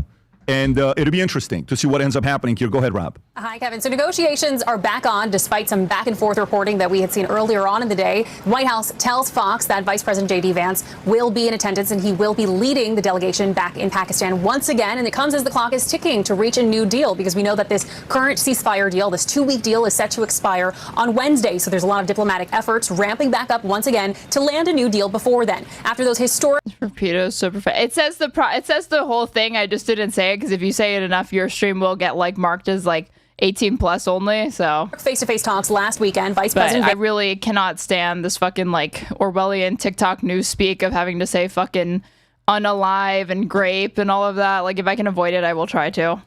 Vance will be joined once again by envoys Steve Witkoff and Jared Kushner. Yesterday, Iran said that it received new proposals from the U.S., and the country's deputy foreign minister warned that a framework of understanding must be agreed to first. President Donald Trump today posted on Truth Social, writing, quote, "We're offering a very fair and reasonable deal, and I hope they take it, because if they don't, the United States is going to knock out every single power plant, every single bridge in Iran." So the president facing some quick criticism because of those words this morning, but also over the war in general. Take a look. You think that these dumbasses wouldn't have gone so hard on their conventional military just so they could stretch out the amount of accomplishments that they had to boast over the course of this war that they can't seem to fucking end? Because, yeah, you have a president whose brain is literally just smooth, who is running out of targets because, again, it wasn't going to ever be difficult to exhaust their conventional military capacities.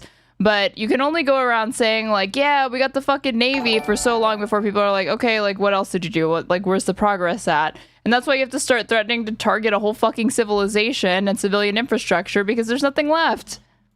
Listen.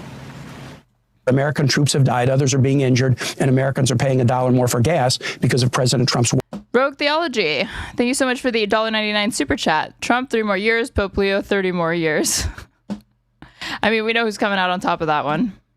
Or of choice. I think it is very, very... Pause it right here. By the way, while this is happening, Iran refuses to join latest round of peace talks as Trump sends top envoy to Pakistan. Rob, I think you got a video on this one as well. Claim U.S. has unrealistic demands. Iranians are saying unrealistic demands. Tom, what do you think is going to happen here?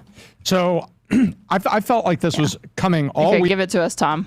Weekend. It's like the shoe's going to drop. Here we go. They're either going to break the ceasefire or they're going to do something. I was almost certain. I'm just kind of waiting for it. And then I saw, hey, the blockade was serious because, you know, they radioed to a ship, hey, you better hang on. You know, you're going to get hit. And they hit the engine room. They said, now. And like, just because this occurred 2 days ago, just so we can look at this with a little bit of perspective, because we obviously are watching it after the fact. So this was reported on Tuesday, April 21st. J.D. Vance to lead U.S. delegation in Pakistan if Iran agrees to talks. Vance is expected to fly to Islamabad at the head of a U.S. diplomatic delegation on Tuesday if Iran agrees to further talks in the Pakistani capital as the deadline for the current ceasefire looms. The U.S. vice president will travel with Steve Witkoff, Donald Trump's special envoy, and Jared Kushner, the president's son-in-law, though Iran's president warned there remained a deep historical mistrust of the U.S. So that's that, right? But obviously, if anybody's been following the fucking news, that trip didn't even end up happening. Let's see, remove paywall. This is according to Axios a day ago. Vance to travel to Pakistan on Tuesday, sources said, but it was like postponed indefinitely. Oh wait, this is not the updated fucking thing. Hold on.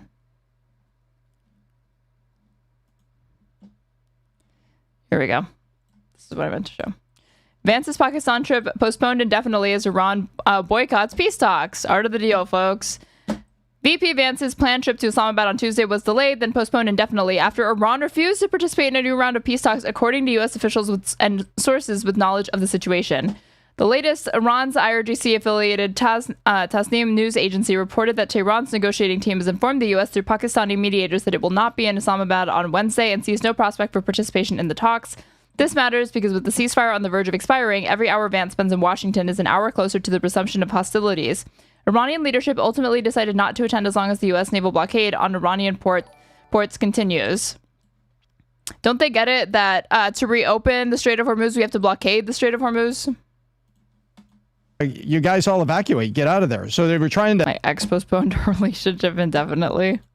Hit the ship, but at the same time, you know, and it's hard to use this word in war, but to be humane about it, to say, hey, I don't want to kill your sailors, but that ship is going where it shouldn't be going, bang.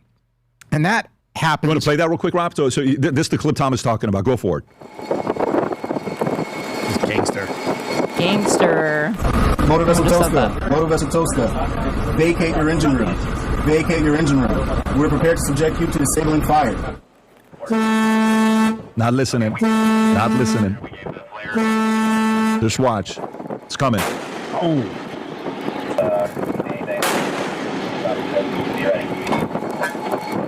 So they hit the engine, and then this is what you're talking about, Tom, that they took over the ship. Yep.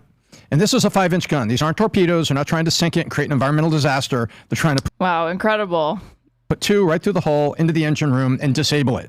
That sort of like, I warned you, and now they got to get tugboats and tow it off someplace. And that's when you're in the motherfucker said gangster, shaking my fucking head, corny as fuck. Middle of a blockade. I was reading about this weekend. This is the military technique when you don't want to have like oil and a huge environmental crisis on the shore. Oh, okay. So that's what we're witnessing here, folks. This is a military technique, you know, when you're completely fucked and you don't have a way forward and you're just keeping busy because you got us into a fucking war of choice that we can't extricate ourselves from. Yeah, this is what strategy looks like. Fucking gangster Shores shit, man. Of maybe innocent countries. Not the one on the north, but certainly there's several on the south. It's all that part of the plan. Are just sitting there. And so, like I said, I was waiting for the Iran to break the ceasefire or to refuse or to be difficult, like right at the last minute. They're playing along, bang, and then this on the blockade. So to me, this kind of happened right on time. This is what I was expecting. At the last minute, things are going to crack. No, it just brings up something that we've talked about a lot, which is asymmetrical warfare, that Iran can kind of be reckless. It can push things. It just has to get through one time. It has to have one mind go off. It has to disrupt one thing. Trump has to be 100% right 100% of the time. And, you know, it's really interesting because it becomes a global issue. So Trump's not just worried about the United States now. He has the pressure of the entire world on his back, which is just such a hard place to be in. So I'm hoping this comes to some kind of conclusion. Poor little Trump. He has the pressure of the whole entire world on his back. Won't somebody feel bad for him? Fast. I'm hoping this doesn't continue to drag on and drag on and drag on. Adam. So there's talks going on in Islamabad, Pakistan. Why is he wearing this ill-fitting sports coat, man? It looks like a robe, the way that it's like sectioned over itself. Pakistan. Do you think that the Islamic Republic of Pakistan, with their capital of Islamabad, is being unbiased? Maybe.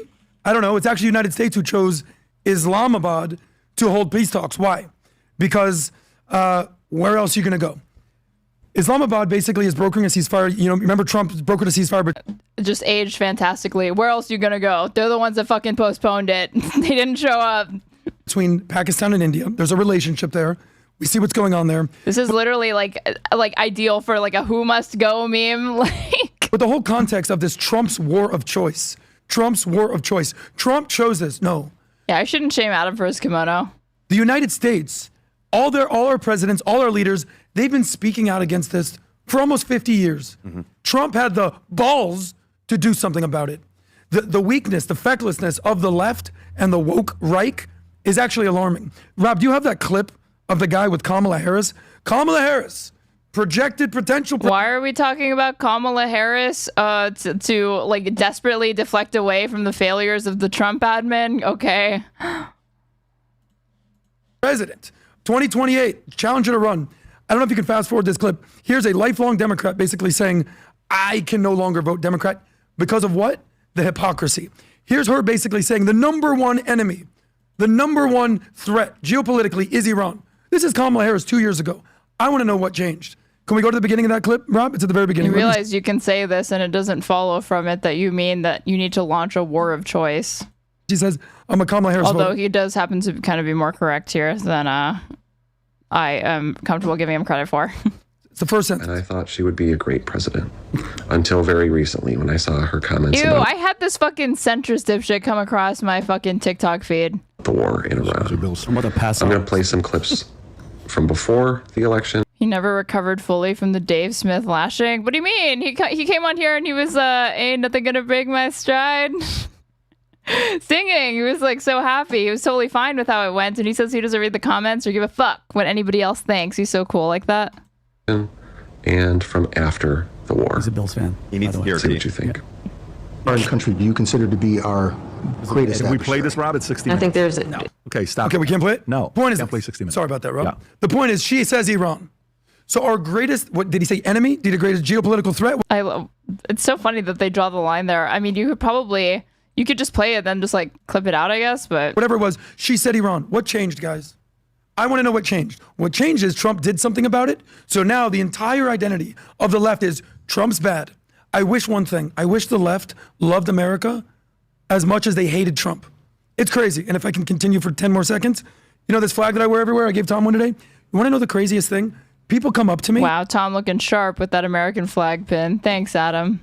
And they go, so you're a Republican, right? I go, why would you say that?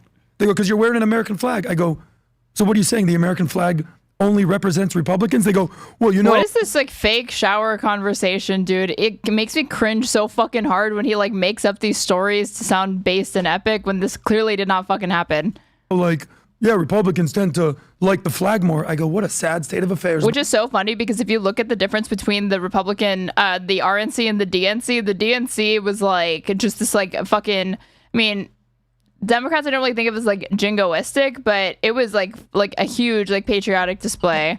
But what these people take to me like patriotism to be is just that, is literally just performative like jingoism. So like they don't see that as like the liberals in this country being like rah rah rah America. Buddy, that the American flag only represents one party. What a shame. I wish Democrats were more patriotic. Well, my thing is, there is no way that our government, the president, everybody didn't know this is what they were going to get with Iran. Like, and you said Islamic Republic. These people are on a mission from God. Okay, they don't care about their own citizens' lives. So I'm shocked why this is a surprise. If you get into a why do they say stuff like this? Like, yeah, I do think that there are people within the Iranian government that actually do care about their citizens. wrestling match with a pig, and you come out and you go, "What the? I'm dirty." That's not like. It doesn't make sense. Like, yes, even a repressive state like Iran. They knew it was going to be like this. They're not going to quit. They're not going to stop. And that's why the two main parts of the mission were taking over, getting rid of the Ayatollah and all those things. But the uprising, the people, this is not going to stop. Do you think the IRGC and these maniacs are going to stop doing it? This is going to be endless, Adam, because think about it. If you don't care about your own citizens, you have the army, they're going to keep, nope, because you know what they want to do? Their mission is, let Trump bomb all the plants. Let Trump bomb all the oil plants. So we'll show the world how messed up these people are and watch. Because, dude, if they put, and by the way, it'd be their fault, but if they do that, imagine how many people that aren't radicalized there around the world are going to get radicalized because they're going to go, oh, he is a tyrant. So to Pat's question when we started this segment, did this surprise you? With not at all, Tommy. Not at all. Because you're like, how many times did we say we don't negotiate with terrorists? The leadership, the Ayatollah. Oh my God. He's like the only adult man in America that actually thinks at his age that's more than a fucking platitude, dude. This country has and always will negotiate with terrorists. You have to negotiate. It's about how you do it. It's not really a matter of like if you do it. It is done. It's just depending on how you do it.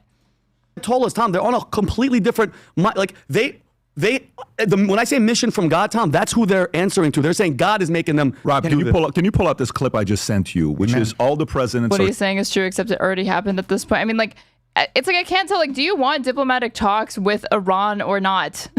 You have to sit down with these people. Speaking about on Iran, I just texted. Also, like, the idea that like you're gonna call, I mean, you can try, like, this is why terror is such a fucking useless word. Like, Iran is a country under international law, okay? That is the official recognized government. You can dislike that government. Clearly, it fucking took, like, killed the last Ayatollah. But you don't want to deal with hardliners, then don't kill their 87-year-old fucking Ayatollah who could have stroked out at any fucking moment and had a fatwa against nuclear weapons. To you. And yeah, this one right here. But like, these are heads of state. Heads of Please, states. go ahead, Rob. Formally announcing my intention to cut off all trade and investment with Iran. Our second goal is to prevent regimes. Trump's negotiated with the Taliban. Trump was trying to host the Taliban at Camp David. He didn't end up doing that, and not that you can't. I don't think I can play this clear. Watch it. They had not fulfilled the obligations that they would have needed to be able to be hosted at Camp David and for that to actually be productive. But I guess I'm not like entirely opposed to there being negotiations with the Taliban at Camp David. Trump was just doing it without he was doing it too recklessly.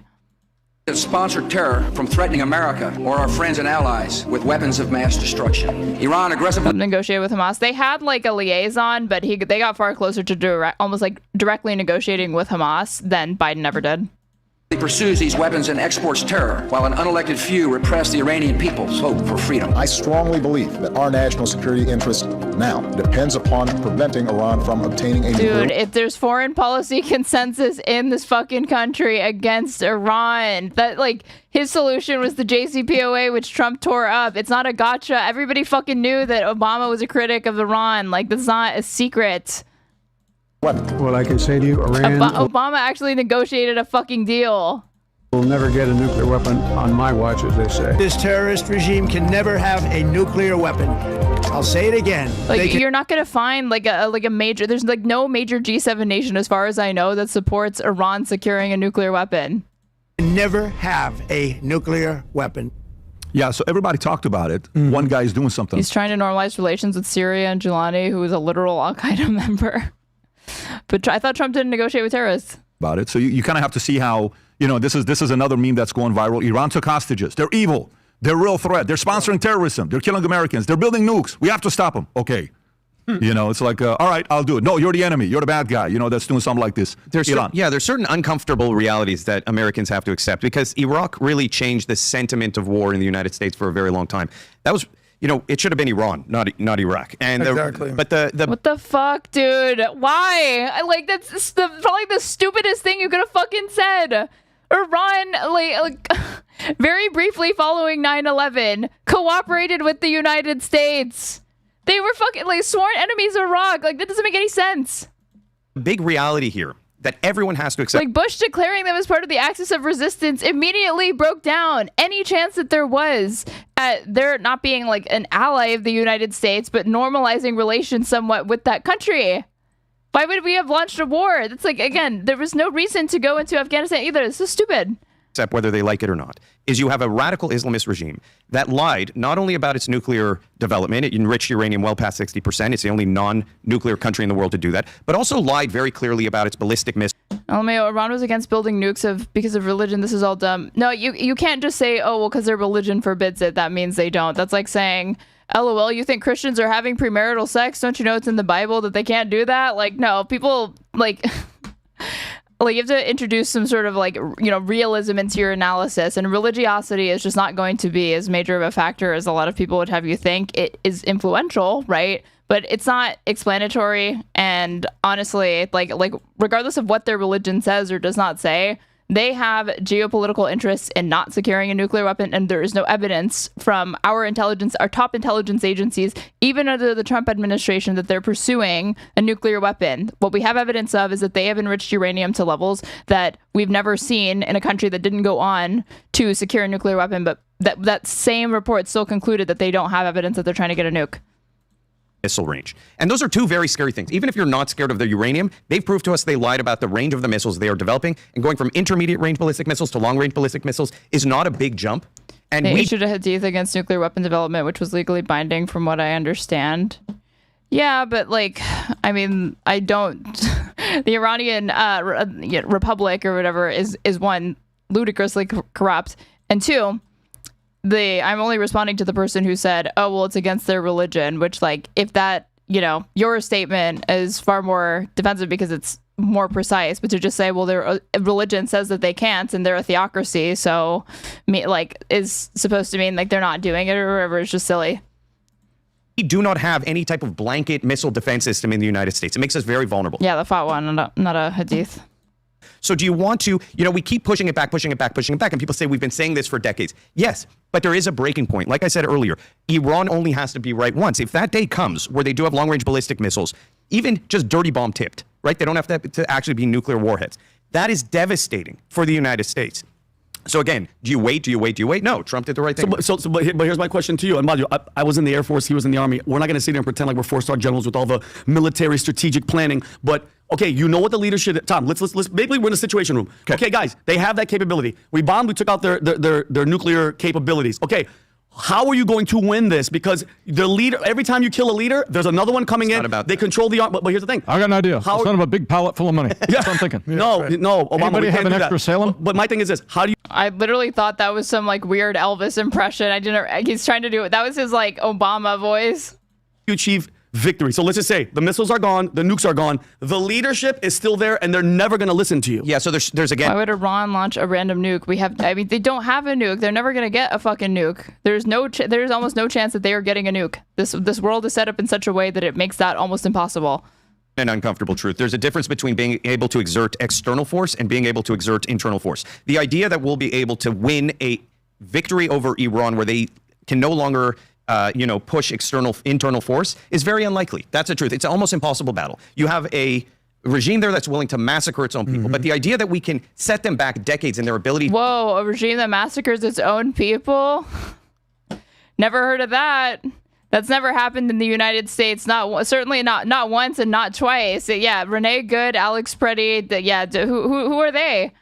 To hurt externally. Yeah. Sadly, it's an uncomfortable idea that you're putting them back in the Stone Ages. Yeah. But that is the only way you protect the rest of the world at some point. But now, but remember those people, those millions of people now, they're sitting there like, wait a minute, hello, what? I really want to address this with you because I feel like we're going in circles sometimes. I love you. Going in circles at all. Hear me out. Yeah. You're focused on the people of Iran. I hear you. On top of hold on. But let me clarify. You want to clarify what about that? On top of the nuclear, the epic fury, all that. I love that. Okay. But being from Iran, our family's from Iran.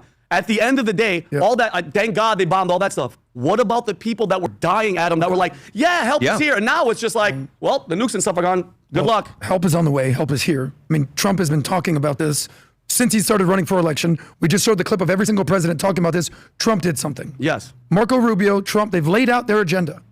We're going to take out all their military assets. Their navy's in the bottom of the sea. They can't produce. Dude, again, all they have is did you know that we have decimated their navy? Did you know that we fucking fucked with their conventional fucking military that was never a threat to the United States ever? Like the same way that really nobody else's fucking military is a threat or match for ours. New military weapons. There's they're rumors gonna be like saying this is like their fucking mantra, man. This is like the only W that they think that they have. They're gonna be fucking waving around and milking till the end of fucking time. They're putting shadows of planes absolutely out there. Nobody was worried about Iran's conventional military strength because it's like almost I'm not gonna say it's non-existent, but it's not formidable in the face of the United States, which has a bunch of U.S. bases in the surrounding areas, and everybody knows that Iran primarily does things through proxies. So the U.S. is bombing shadows because they don't have real planes. Okay, nuclear ambitions, put that aside. You, Vincent, my they're brother. Not bombing Shadow. They're bombing. We opened Operation Epic Fury, which Vinny just went, that's based. I'm all for that. That literally opened up with a fucking double tap on a girls' elementary school. Are hyper-focused on the people of Iran, as I understand. I think that's great. Of course. If they have no military, why is the Hormuz so close? Yeah, it's like they don't need a nuke when they have the Strait of Hormuz. They don't need a navy when they have mines. Of course we want that. Here's the sad reality. So we don't continue to go and do this. They're going to have to figure that out on their own. I think that Vinny might actually have a good heart at the end of the day. It seems like he's the only one that actually cares about the citizens of other countries. He has horrible political takes, but he might be a decent person. He can, at the very least, recognize that he is in bed with like psychos, because when we reviewed his debate the other day that he had with Adam, who was justifying the killing of 20,000 kids, saying, aren't their parents Hamas though? Vinny was like, what the fuck? And it's so funny because the bar is in hell. But Vinny read a single New York Times article twice. He clearly read how Trump took the U.S. to war with Iran, where it talks about, Bibi Netanyahu joining Trump in the Situation Room.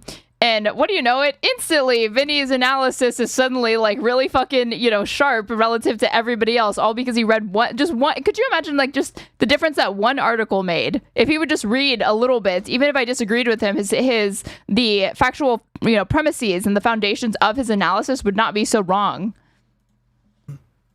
We talk about we don't want boots on the ground. Well, which one is it? Because we can't do regime change unless we put boots on the ground. So you can't have your cake and eat it too. We can do all the heavy lifting, but if the allies, not proxies, the U.S. wanted to define them as proxies in court, and the ICJ rejected their motion. I mean, yeah, that's what I mean. I'm being fucking the same way. Like, I don't really, the term terrorist is like fucking useless, but I will use the term terrorist every now and then when I'm reacting to shit. But yeah, like Hezbollah, like Iran did not create Hezbollah, for example. Hezbollah would exist regardless of whether or not Iran is funding them. Hezbollah was created in response to Israeli aggression against Lebanon from around in the 2000s. There's going to be actual change in Iran. The people have to do that. Now, you might say, how are they going to do that? I don't know. Pat doesn't know. We don't know. What we can do, like Ilhan said, the external situations, the nuclear, the warheads, the shooting at 2,000 miles to Europe, that's done. So now whatever happens internally, we literally mean, God bless, Allah bless, figure it out. But we can't do the revolution for you. Like the United States. Oh my God, this fucking Cope, dude. He was literally saying, this is the same person who just a few episodes was like, Iranian people, rise up. The first message that Donald Trump delivered to the American people, it was pre-recorded and filmed at Mar-a-Lago in the middle of the fucking night after he aggressed upon Iran with Israel, was literally encouraging Iranians to take to the street and take back their country after he took out the fucking Ayatollah. And then now Adam, who rah-rahed all of that, said the same thing, is backing off and saying, oh, well, we don't care about your domestic affairs. You don't care about their domestic affairs? Then why did you launch this war? Revolution, when we did this, we're like, hey guys, the British. It's like, no, you guys. Yeah, but TBH, Iran is the one that made Hezbollah the stronger than state entity that it is currently. I know, but I'm just saying that I was just agreeing with the chatter that was saying that it's not as simple as defining it as a proxy, because the suggestion is that that is an entity formed. I think that this is the impression most people get when they hear you refer to these groups as almost solely as proxies, is that were it not for Iran sponsoring them, they wouldn't exist, or that Iran literally birthed them, when it's not the case. They just they do weapons transfers. You gotta do this, George Washington. You got to sign the Declaration of Independence, guys, and that's what we did. And that's the unfortunate situation. Adam, to be fair, they're going to have to do a lot that. of support from France. Yeah, our revolution, France gave us, deception and. But did they? But were they boots on the ground? Were they fighting, or was Americans fighting? There were French here. Yeah. You're telling me that the French fight? They were no, but Come on now, buddy. at a minimum, we should provide the Iranian people with some kind of auxiliary support. However, we can do that. We if are. There is, Are we not? Tried, but no, the Kurds. They will get slaughtered if you do that. There's literally a Washington Post article talking about this, that the reason why they backed off of it is because they knew that if they had intelligence saying that if they did, well, they still did it anyway, for one. Hold on. Washington Post, Iranian slaughter Israel.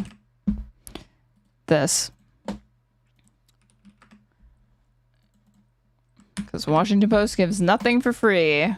But we don't do paywalls here. Okay.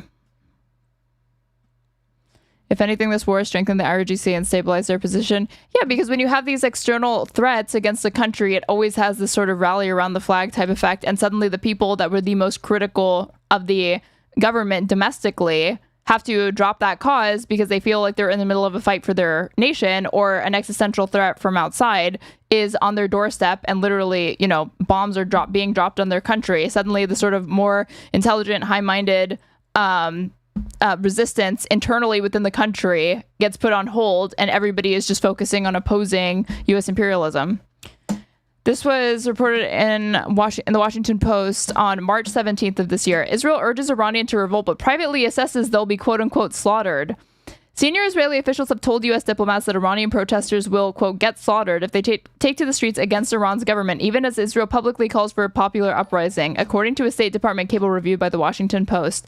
The cable circulated by the U.S. Embassy in Jerusalem on Friday relayed an Israeli assessment that Iran's regime is, quote, not cracking and willing to fight to the end, despite the February 28th killing of Supreme Leader Ali Khamenei and the ongoing U.S. and Israeli bombing campaign. The region killed thousands during wide-scale anti-government demonstrations earlier this year. If large numbers of Iranians return to the streets, Israeli officials say the people will get slaughtered because the Islamic Revolutionary Guard Corps, or IRGC, Iran's principal military force, quote-unquote, has the upper hand, according to the cable. The document's authenticity was verified by two State Department officials. Despite the grim forecast, Israeli officials said they hope for a popular revolt and urged the U.S. to prepare to support protesters if that happens, according to the cable. Literally encouraging these people to march to their fucking death for geopolitical interests. They don't actually give a fuck about the human rights of these people. They are literally just, pigs that they are happy to send off to the slaughter as far as they're concerned. So this dude's over here talking about we should arm them or whatever, when we already have the intelligence to show that you're just putting them in harm's way.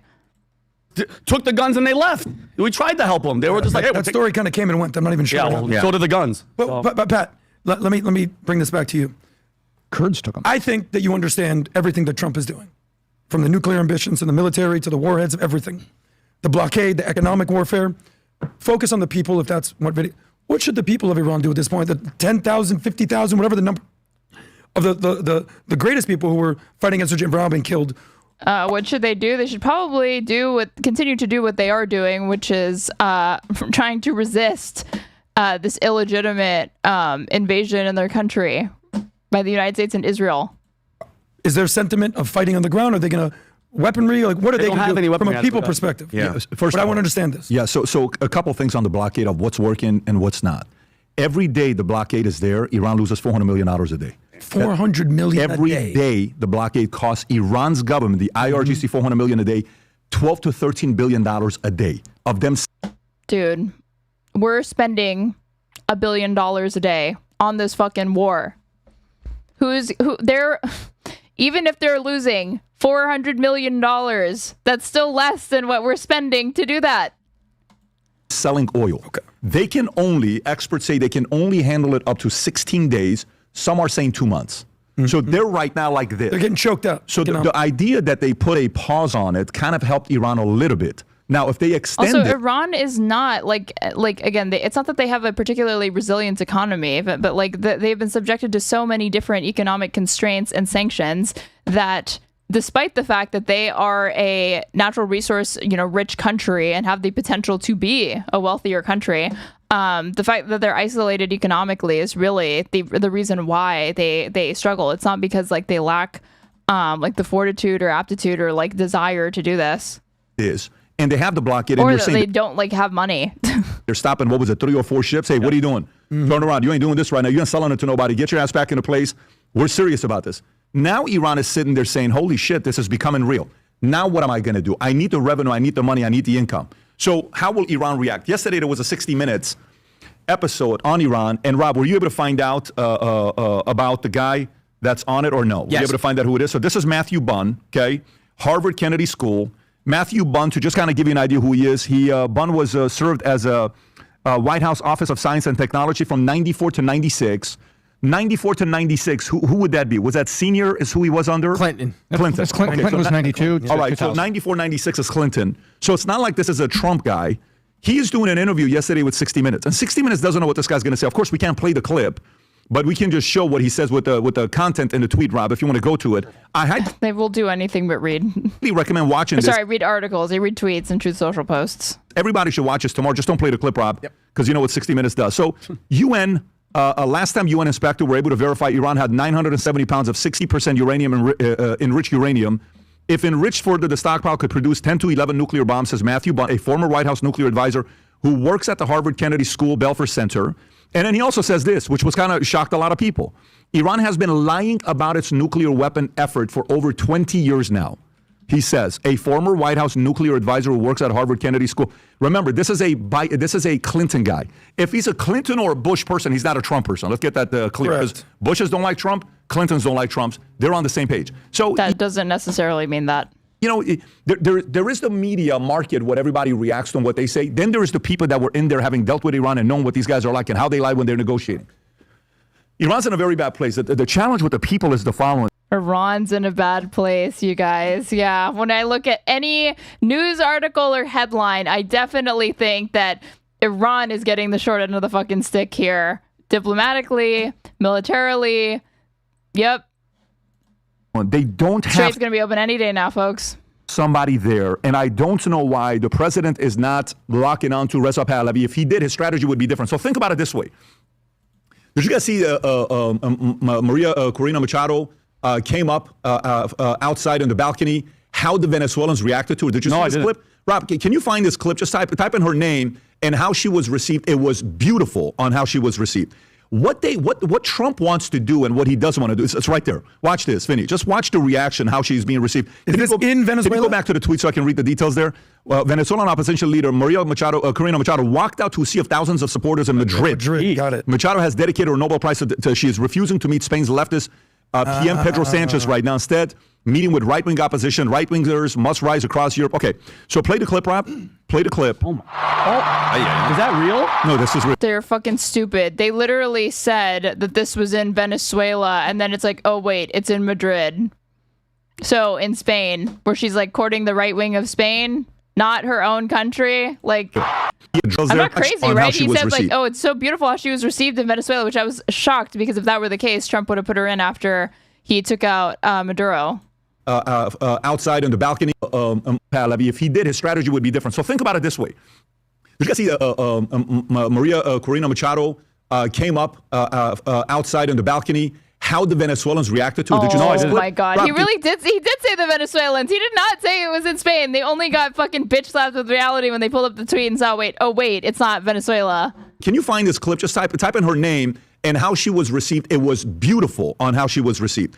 What Trump wants to do and what he doesn't want to do, it's right there. Watch this, Vinny. Just watch the reaction, how she's being received. Is this in Venezuela? Can you go back to the tweet so I can read the details there? Venezuelan opposition leader María Corina Machado walked out to a sea of thousands of supporters in Madrid. Got it. Machado has dedicated her Nobel Prize to she is refusing to meet Spain's leftist PM Pedro Sanchez right now. Instead, meeting with right-wing opposition. Right-wingers must rise across Europe. Okay, so play the clip, Rob. Play the clip. That's a Venezuelan who hates the Venezuelan government. Machado is a sellout. I mean, like, she doesn't have any popular will among the population within Venezuela, as far as I know. Oh, my. Is that real? No, this is real. Yeah, it's real, Vinny. It's just not in Venezuela. It's in fucking Spain. Holy moly. This is Spain. Yeah, that's surprising. Okay? That's right. This is Spain. Now, you got to realize the Spain's leader has been also getting a lot of attention. At least the comments see it. She's in Spain, not Venezuela. Because Trump, and comments he made, he went against him, so he's kind of playing. But this is kind of where I'm going with you, Adam, to answer your question about the people. So the difference between Reza Pahlavi and her is what? She got a Nobel Prize. She went to the White House. She gave it to Trump. Everybody thought Trump was going to get behind her, and Trump's like, no, your people got to vote for you. So if you look at the pattern there, what do Iranians have to do with this guy? If Iranians really want to play, use a similar type of a playbook, because this guy's getting audiences that are showing up as well. But Trump is not going to get behind to say, we're going to endorse you, the same way he did with María Corina Machado. So honestly, he has to be able to convince the U.S. government that the military has flipped on them and is supporting him, and he simply doesn't have that. You could have the people. You could have audiences showing up in Germany. You could have audiences showing up all over the place. And by the way, they are for this guy. But you got to get the military to flip. If the military people are not flipping, you ain't going to have a lot of, you need some of the military, even if it's 5%, 10%, 20%, to stand up and say, hey, this is what we're going to be doing. It hasn't happened yet. Yeah, it's almost like you need the democratic will of the majority of a population in a fucking country to get that, to have any legitimacy, even in a kleptocracy like fucking Venezuela. Hello? He's like, don't know why it hasn't happened yet. Maybe because you could not do that as like a fucking air campaign. It's like not that easy to install a puppet. You actually do have to have some manpower behind it and boots on the ground. There's no way to avoid it. Craft Punk, thank you so much for the $4.99 super chat. That has no message, but I really appreciate it. And so influence-wise, they got to find somebody. This is like 10 non sequiturs in a row. LOL. This is like rookie numbers for PBD. Iran's market's not going to let that happen because the internet, where people cannot communicate the message out, it's still kind of tough to be able to do it. So Iran's issue is different. So the president is probably thinking the idea of a regime change and a regime collapse, the regime, he can technically say it's changed. Why? Because it's new people, hasn't collapsed. Nope. Yeah. If IRGC That's not really regime change. Just decapitating people at the top without actually killing the structures undergirding it that will just replicate the same structure is like not true regime change. There 3 months from now, there is no collapse. Yeah. You can say, Khamenei is not there, his son took over. You can say you kill 50 different people. So as long as regime change would be like thoroughly and more comprehensively eradicating the previous regime or admin and the people affiliated with it, both in a private and public capacity, and completely replacing that apparatus so it can't be so it doesn't resemble the previous one. GC is there, the Iranian people are going to be screwed because of the way they're going to be treated. Quick follow up on that to you. So you're talking about the power. Who has the power? By the way, has anyone even seen the new Ayatollah? Allegedly, he's in a coma. I know you think he's gay, whatever the hell is. I didn't say I don't know what's going on, but follow the money here. If you're saying that they're losing $400 million a day, okay, how many billions is that going to be this month? 12 to 13 billion a month. How about you fucking tally up how many billions we've lost? How many billions of dollars of U.S. taxpayer money that's completely illegal being funneled into this illegal war of choice before you start bag watching and pocket watching Iran? They can't afford to lose that kind of money. They're choking them out. Yeah, they are. And if they can't, DB Cyclops, thank you so much for the subscription at Tier 1 here for PB&J and Tugboat Carburetor. pay Sorry. their proxies, which is done. If they can't pay their IRGC, the people have no money. What's going to happen to the society? If you choke them out, how do you get rid of the IRGC? That's the so big if problem. they're saying You don't get rid of the IRGC unless you're willing to commit troops to the ground and actually engage in conventional warfare. There is no way to do that from the air. There is no doing this. You cannot do this the easy way. There's no shortcuts. You would need to actually have troops there and attempt to occupy it and hold the territory. It would require military force. They're saying, well, they've agreed to a 15-year suspension on, uranium enrichment and all this other stuff. What the hell is 15 years? The problem, like for example, I don't care if, certain countries have nuclear enrichment or the power if they're allies and they're friendly. Who do you care about not having it? People who are screaming off the top of their lungs, death upon America. Yeah, that's a little bit concerning to give you that. And say... how about the country that's currently engaged in a genocide, an illegal war with Iran, as well as an ethnic cleansing campaign in Lebanon that has a secret nuclear arsenal with no transparency and is not a signatory to the Non-Proliferation Treaty?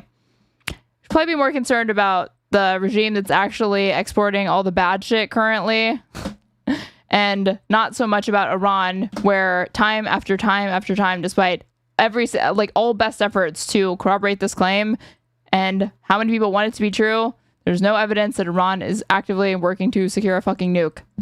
15 years? So what makes you think in 15 years? How old is AOC in 15 years, Rob? 50? I don't know how old she is right now. 30. How old is AOC? This is relevant. Why? 33, 35? 36. How old is she today? 36? Yeah. In 15 years, she's 51. Say America gets crazy. Who was Obama doing the whole song and dance thing with the kids, with Mamdani in a classroom? I don't know if you guys saw that or not. Yep. So Obama was at first too careful to get too close to an Islamist socialist, semi-communist. He did. Now they're doing this. Optics-wise, go ahead and play this clip, Rob. What do you think this is? You can play the clip. What do you think this is? Tell me what optics are. If the number one Democratic influencer in the last 30 years gets in front of is this not a form of endorsement? Yes. This is an endorsement. Oh, yes. Well, that's some indoctrination shortly after. Obama declined to endorse him. He didn't say, I'm going to, but, he declined in the sense that he never formally endorsed anybody in the mayoral race. He gave him a call and congratulated him after the primary, I think, and when he won, but that was it. This is not an endorsement from Obama. If he wanted to endorse him, he would have endorsed him. After, by the way, his wife was caught with all those crazy comments online. And he's Obama's right. They're so mad about this, dude. It's so funny. Robbie's a fucking poster at heart, man. They're so meaning the people's first lady. They're going to. And by the way, this leads to the following. Let me go to the James Carville tweet. I don't know if you guys saw this or not on the podcast. Mm-hmm. James Carville, who's a big Democratic advisor, said this on a podcast. We won't play the clip because it's very long, but I'll just read it to you. James Carville joined the podcast, stated on a left-wing Polycon podcast. Okay, who cares about this? What's this? Let's see. Get into the next story here. Okay, let's do Pope. Let's hear them talk about Pope Leo responding to Trump's threats. Carville's still alive. I mean, I do my best to not ever listen to anything that fucking corpse says. Who gives a fuck, man? He succeeded at the Clinton campaign 40 years ago. No one cares. Of what happened with the whole Pope Leo. So we know what happened with the comments towards Pope Leo said something about war. He's not supportive of war and what's going on. Trump responded back and said things about him. And then another reporter asked him a question and said, hey, what do you think about the 4 people that are being executed in Iran, with one of them being a woman? Trump responds back and says, why don't you ask the Pope? The Pope then responds and says the following. He says, Pope Leo says his tyrant's remarks were not aimed at Trump. Okay, is that a clip that you have, Rob? Yes. Is this it? Yes, sir. Go for it. The world is being ravaged by a handful of tyrants, yet is held together by a multitude of supportive brothers and sisters. They are the descendants of Abraham, as numerous as the stars in the sky and the grains of sand on the seashore. Let us look into each other's eyes. We are this immense people. Peace is not something we must invent. It is something we must embrace by accepting our neighbor as our brother and as our sister. Rob, nothing in that video was about Trump. So what do you want me to do with that video? Well, that's so the very first portion. Yeah. That's It's a PBD. You're supposed to believe that it's a veiled threat and like comment and like you're supposed to say that, PBD. You're not supposed to actually be like, but wait, he didn't actually talk about Trump. Yeah, you're supposed to pretend like he did. So this was reported on April 16th. Pope Leo blasted leaders who spend billions on wars and said the world was, quote, being ravaged by a handful of tyrants and unusually forceful remarks in Cameroon on Thursday, days after U.S. President Donald Trump attacked him on social media. Leo, the first U.S. Pope, also decried leaders who use religious language to justify wars and urged a decisive change of course in a meeting in the biggest city in Cameroon's Anglophone regions, where a simmering conflict going back nearly a decade has left thousands dead. The masters of war pretend not to know that it takes only a moment to destroy, yet often a lifetime is not enough to rebuild. They turn a blind eye to the fact that billions of dollars are spent on killing and devastation, yet the resources needed for healing, education, and restoration are nowhere to be found. Speaking in the Anglophone city of Amanda, the pontiff also sharply criticized leaders who invoked religious themes to justify wars.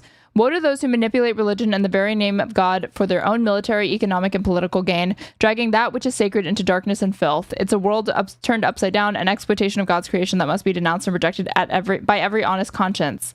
The Pope made similar remarks last month, saying God rejected prayers from leaders with hands full of blood, and comments widely interpreted as aimed at U.S. Defense Secretary Hegseth, who has invoked Christian language to justify the Iran war. Like, literally, quotes from Pulp Fiction.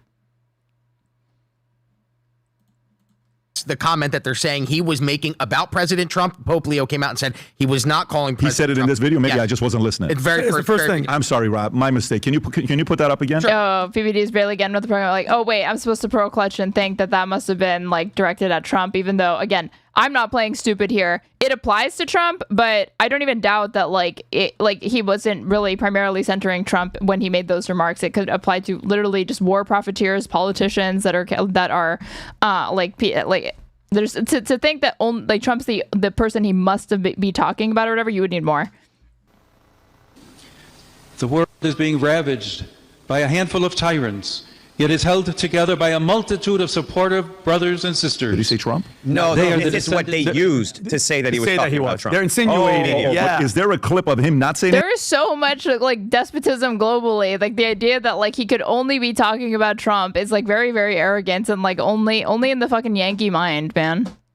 anything about Trump? Because I thought he said that in the first. No, he didn't. So, all right, so let me know. So It is a little bit of a self-report though that it's like, oh, he must be talking about Trump.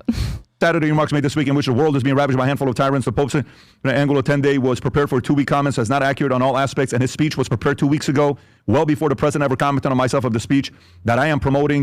He told Reuters, the news outlet cited that the Pope's saying comments were not aimed at Trump. As it happens, it was looked as if I was trying to debate the president, which is not in my interest at all. So good for him for saying that. And then Pope Leo comes out and expands call for peace to perceived war of words with Trump, which is good that he's taking that direction. Rob, is this another clip by him? This is. Go for it. Been a certain narrative that has not been accurate in all of its aspects, but because of the political situation created when on the first day of the trip, the President of the United States made some comments about myself. Much of what has been written since then has been more commentary on commentary, trying to interpret what has been said. Just one little example, the talk that I gave at the prayer meeting for peace. Oh, this is the clip. Hegseth was doing crazy, like, God wants us to go to war and kill people, which is like such, that was the whole Islam, like Sharia law, fear mongering. Yeah, I never read this, but there was this article from Rolling Stone that I actually wanted to look at. We could probably look at it right now, talking about how like people close to Hegseth were saying like he's fucking insane. It says Pete Hegseth, hold on. It's an image. Hold on. If I put Rolling Stone, Pete Hegseth, just so you guys can see the thing. Where's it? It talks about, if I put that, this is what it looked like. Pete Hegseth talks about negotiating with bombs, but does he have a plan in Iran? This was, why is this like this? Why is it formatted this way? Hold on. I can barely read what it says here because it's like red. At least the first thing here. In 2012, I was embedded with a special forces team in Afghanistan working on a book about the Forever War. It was a hot August day when one of the soldiers I was with spotted a little girl in a colorful dress with a knot of auburn hair standing along the side of a dusty road on the outskirts of Kandahar. Where are we?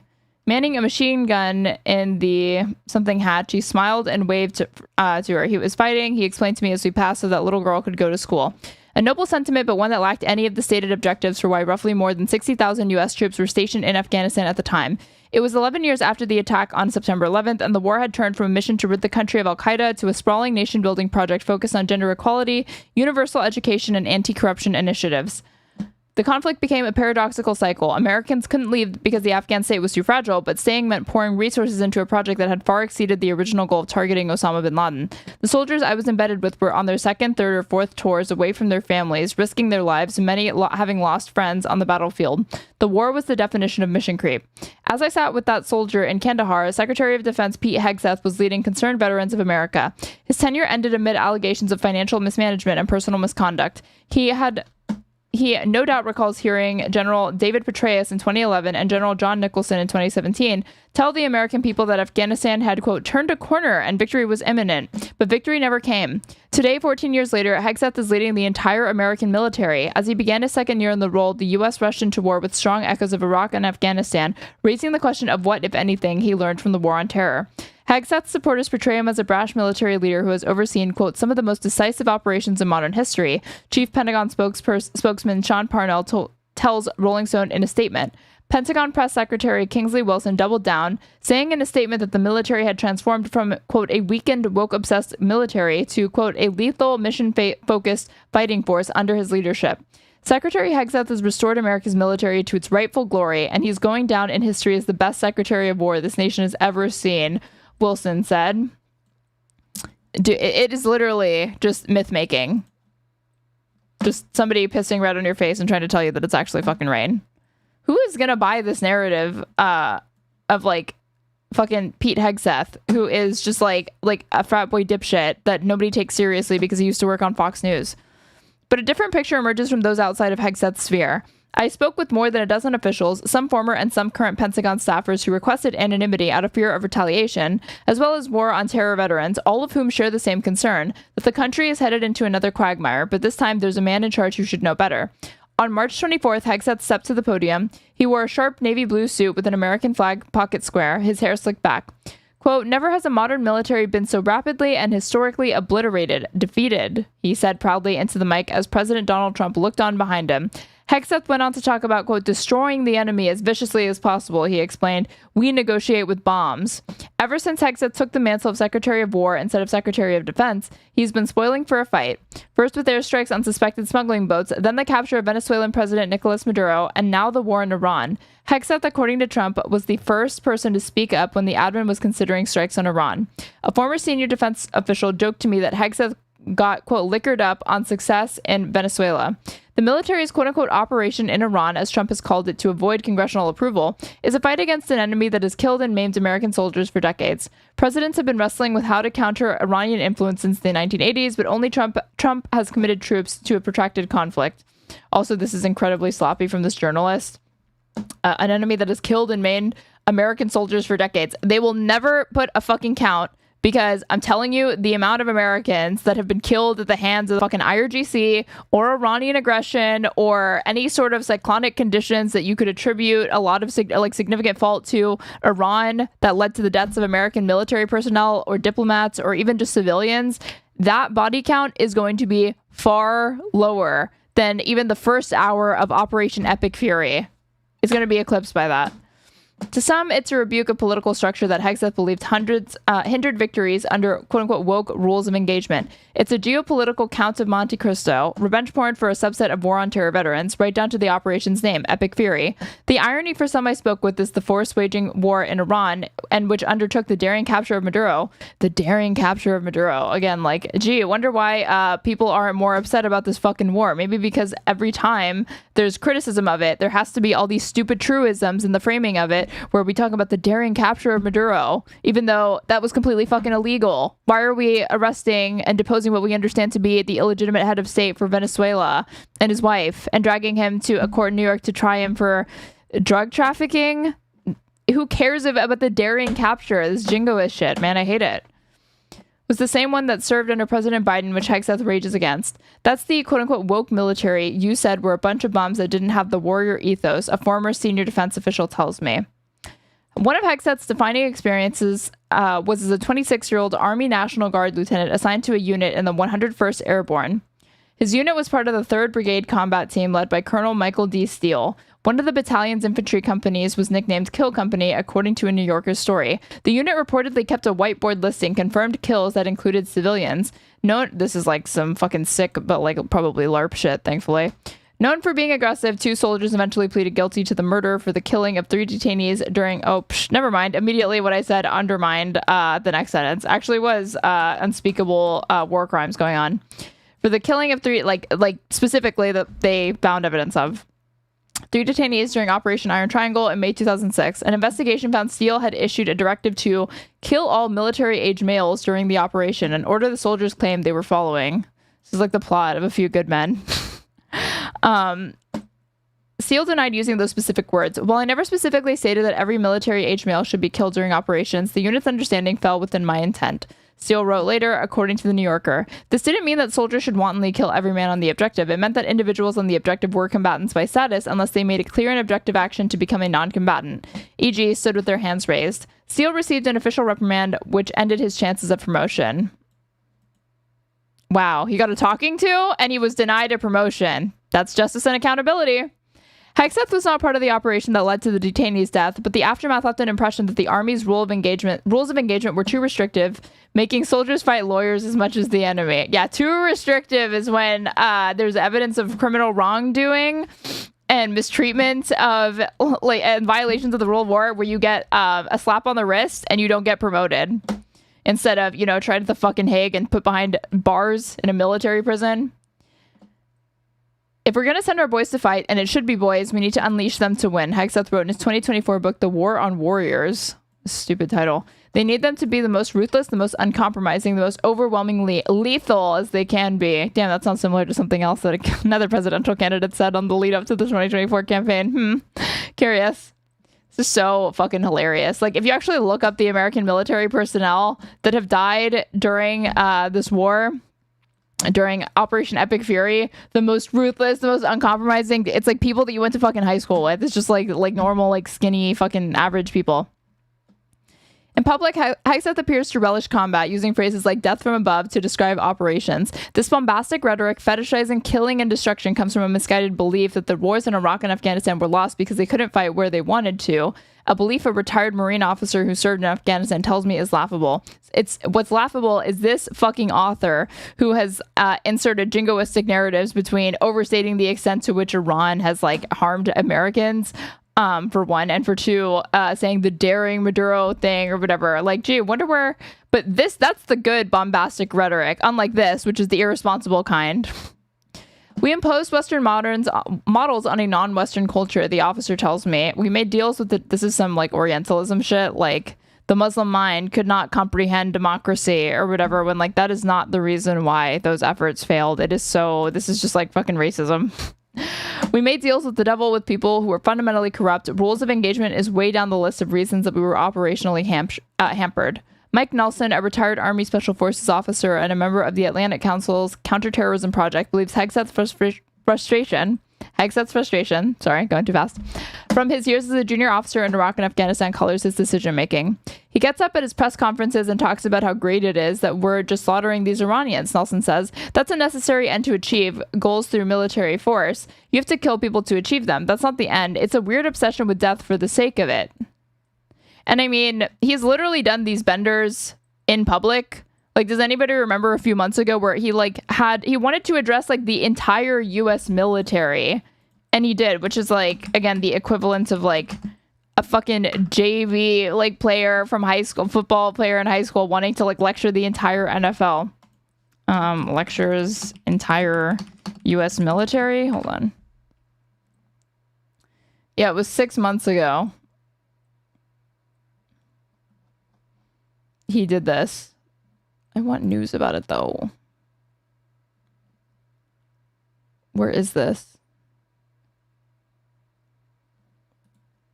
Was it this? Yeah, Hegseth orders troops to watch his speech decrying a woke military. This was October 15, 2025. Warrior ethos. This is stupid. To veterans, Hegseth still sounds like a junior officer talking to troops rather than the leader of the world's most lethal force conducting a complex operation with geopolitical consequences. It's not a complex operation, it's a war. It's the majors running a war now, a former admiral tells me.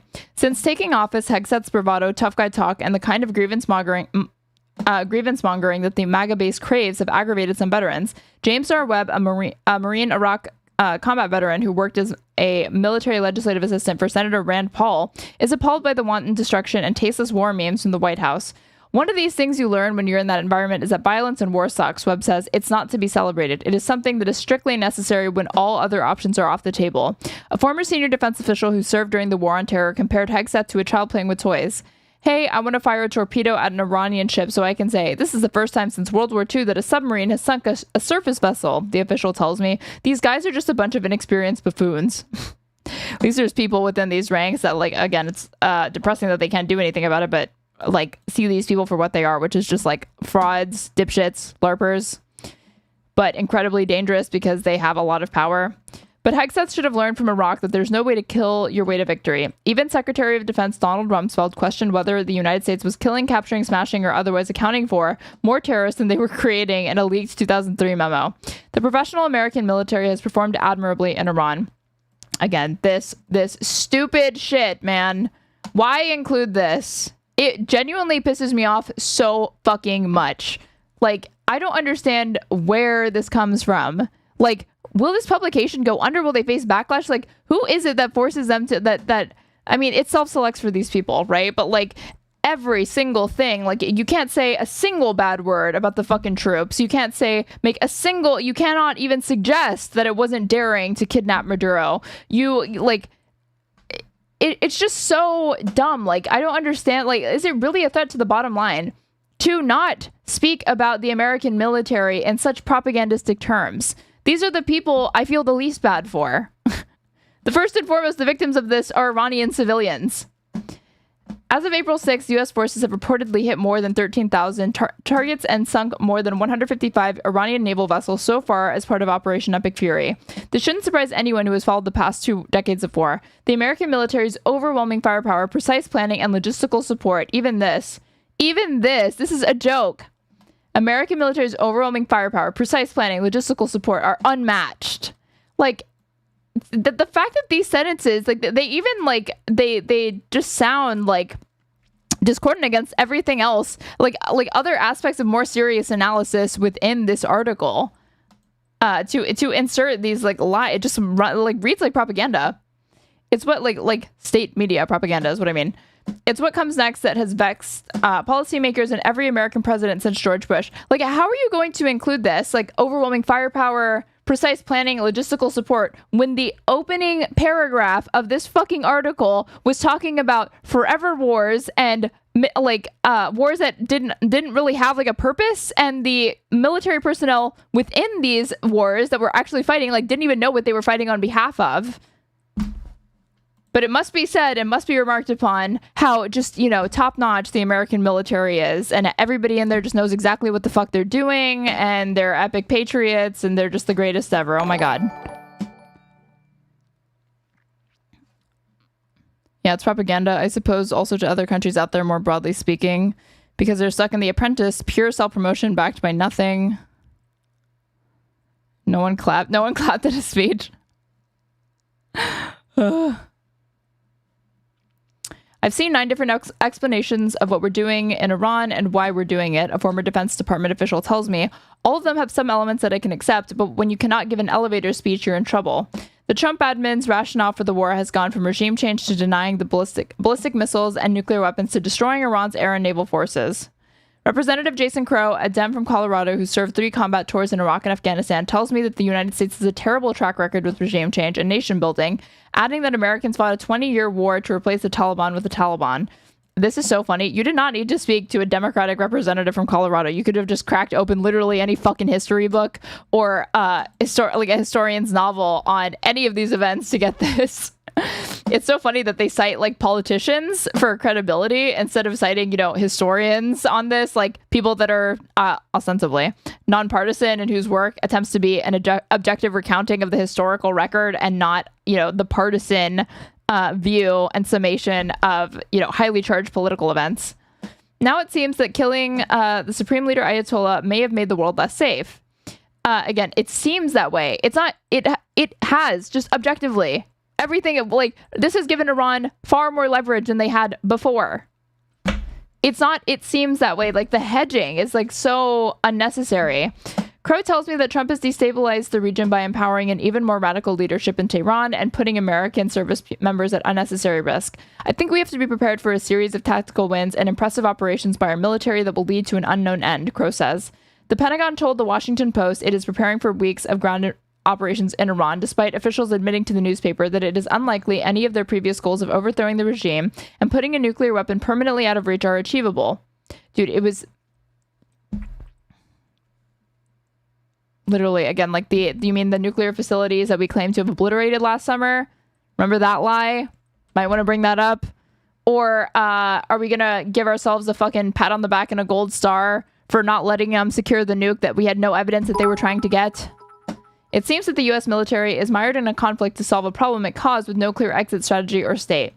Again, it seems, still hedging. Here, like, again, they could still pull it out, you guys. I know that there's, like, we're in the fourth quarter and we're down, like, 30 points and we have no fouls left to give, but we could definitely pull it out. Hear it from me, one of hundreds of thousands who fought in Iraq and Afghanistan who watched previous foolish politicians like Bush, Obama, and Biden squander American credibility. This is not those wars, Hegseth promised at a press conference. Epic fury is different. I've spent a career writing about soldiers. Wow, that's embarrassing that this is what your output is. You've done that your whole career, and this is the jingoistic bullshit that you spin. And each time I witnessed that, I had, like, no idea that, like, this was the, like, I would be just as angry at, like, the framing and the quality of this piece as I was at, like, the facts that were, like the story that he was reporting on. And each time I witness them in the field, it renews a belief in their professionalism and determination. Wow, cool. Yeah, like, really do need to speak to the professionalism, the determination of the U.S. military. Yep. Like the Special Forces soldier who was fighting for that little girl on the dusty road. You mean like the propagandized common American moron that went there for a fucking, like, GI Bill benefits to go terrorize another country and put their civilians in harm's way? What are we doing here? What is the point? I don't understand what the point of journalism is if you're going to have to do all of this jingoistic propaganda, like, bullshit. The entire point is to write the truth, right? So if you're constantly hamstrung by having to operate within these very, very narrow parameters of what's acceptable discourse and, like, ways that you feel is okay to talk about the U.S. Armed Forces, and it can never even be, like, critical, let alone just, like, outright condemn some of these things. Like, no, it's not very brave to do this. It isn't. But I guess that's not the guiding principle for this particular journalist. But soldiers deserve a clear mission and an end state from their leaders. For all his rhetoric, Hegseth seemed doomed to repeat the same errors as his predecessors, sending America's men and women into harm's way without a clear objective. Again, like, who cares? Who fucking cares? I realize why I understand why it gets made in or whatever, but it's like, who cares? Like Americans are not the victims of this war. We just aren't. We are the fucking baddies. Knowing they will die trying to complete whatever mission they're given. It's like 13 people dead. There's like 400 something casualties, but a casualty is not a death. It's one of the basic lessons from the war on terror he should have already learned. Jesus Christ. Kevin Moorer, his whole career about this or whatever. Is this even journalism or just a column? I mean, whatever you would file this under for Rolling Stone, I'm sure. I don't fucking know. And Eddie Bombay, thank you so much for the 100 bits. According to this, I counted 962 U.S. citizens killed, 603 from 2003 to 2011 in Iraq. But I said this is the thing. Is that, like, that number is composed of deaths of Americans, but it's very difficult to pin it down to one specific party or the other. That applies equally to different things, like depending on the methodology that you use to calculate the civilian casualties and costs incurred for the Iraq War. It's difficult. Like there are some methodologies that collapse like every single civilian death that occurred like around fighting with ISIS and the Taliban and the United States forces, and it creates conditions that just make it impossible to disaggregate who really caused what. But I mean, this is not to say that like Iran doesn't have like blood on their hands or anything like that. It just pales in comparison to the amount of terror we've exported to that country. All the way back to PBD. A couple days ago, it was prepared 2 weeks ago, well before the president ever commented on myself and on the message of peace that I am promoting. To be fair, the American military is invincible for a week till the really expensive stuff runs out. I mean, like, we'll never run out of money. It's not that. It's that, like, if it's not a function of it being too expensive. It's that it takes time to replace these arsenals and this weaponry. It's not stuff that is developed in a factory, overnight or even over a month. Some of the stuff that we're using we're like burning through, and it takes years to develop. It takes years to create and purchase and acquire and transfer to where it needs to be. And yet, as it happens, it was looked at as if I was trying to debate, again, the president, which is not my interest at all. By the way, I don't know about you. I love the way he communicates both messages. I absolutely love the way and FYI, just so people know my position because of my response to Tucker Carlson when he said he made the comparisons of, now they're comparing Catholics to Nazis. Oh, I didn't even know that an American flag pocket squares against flag code would be looked at as an insult to America if you were a Democrat. I don't give a fuck about flag code, but those chuds would pretend to.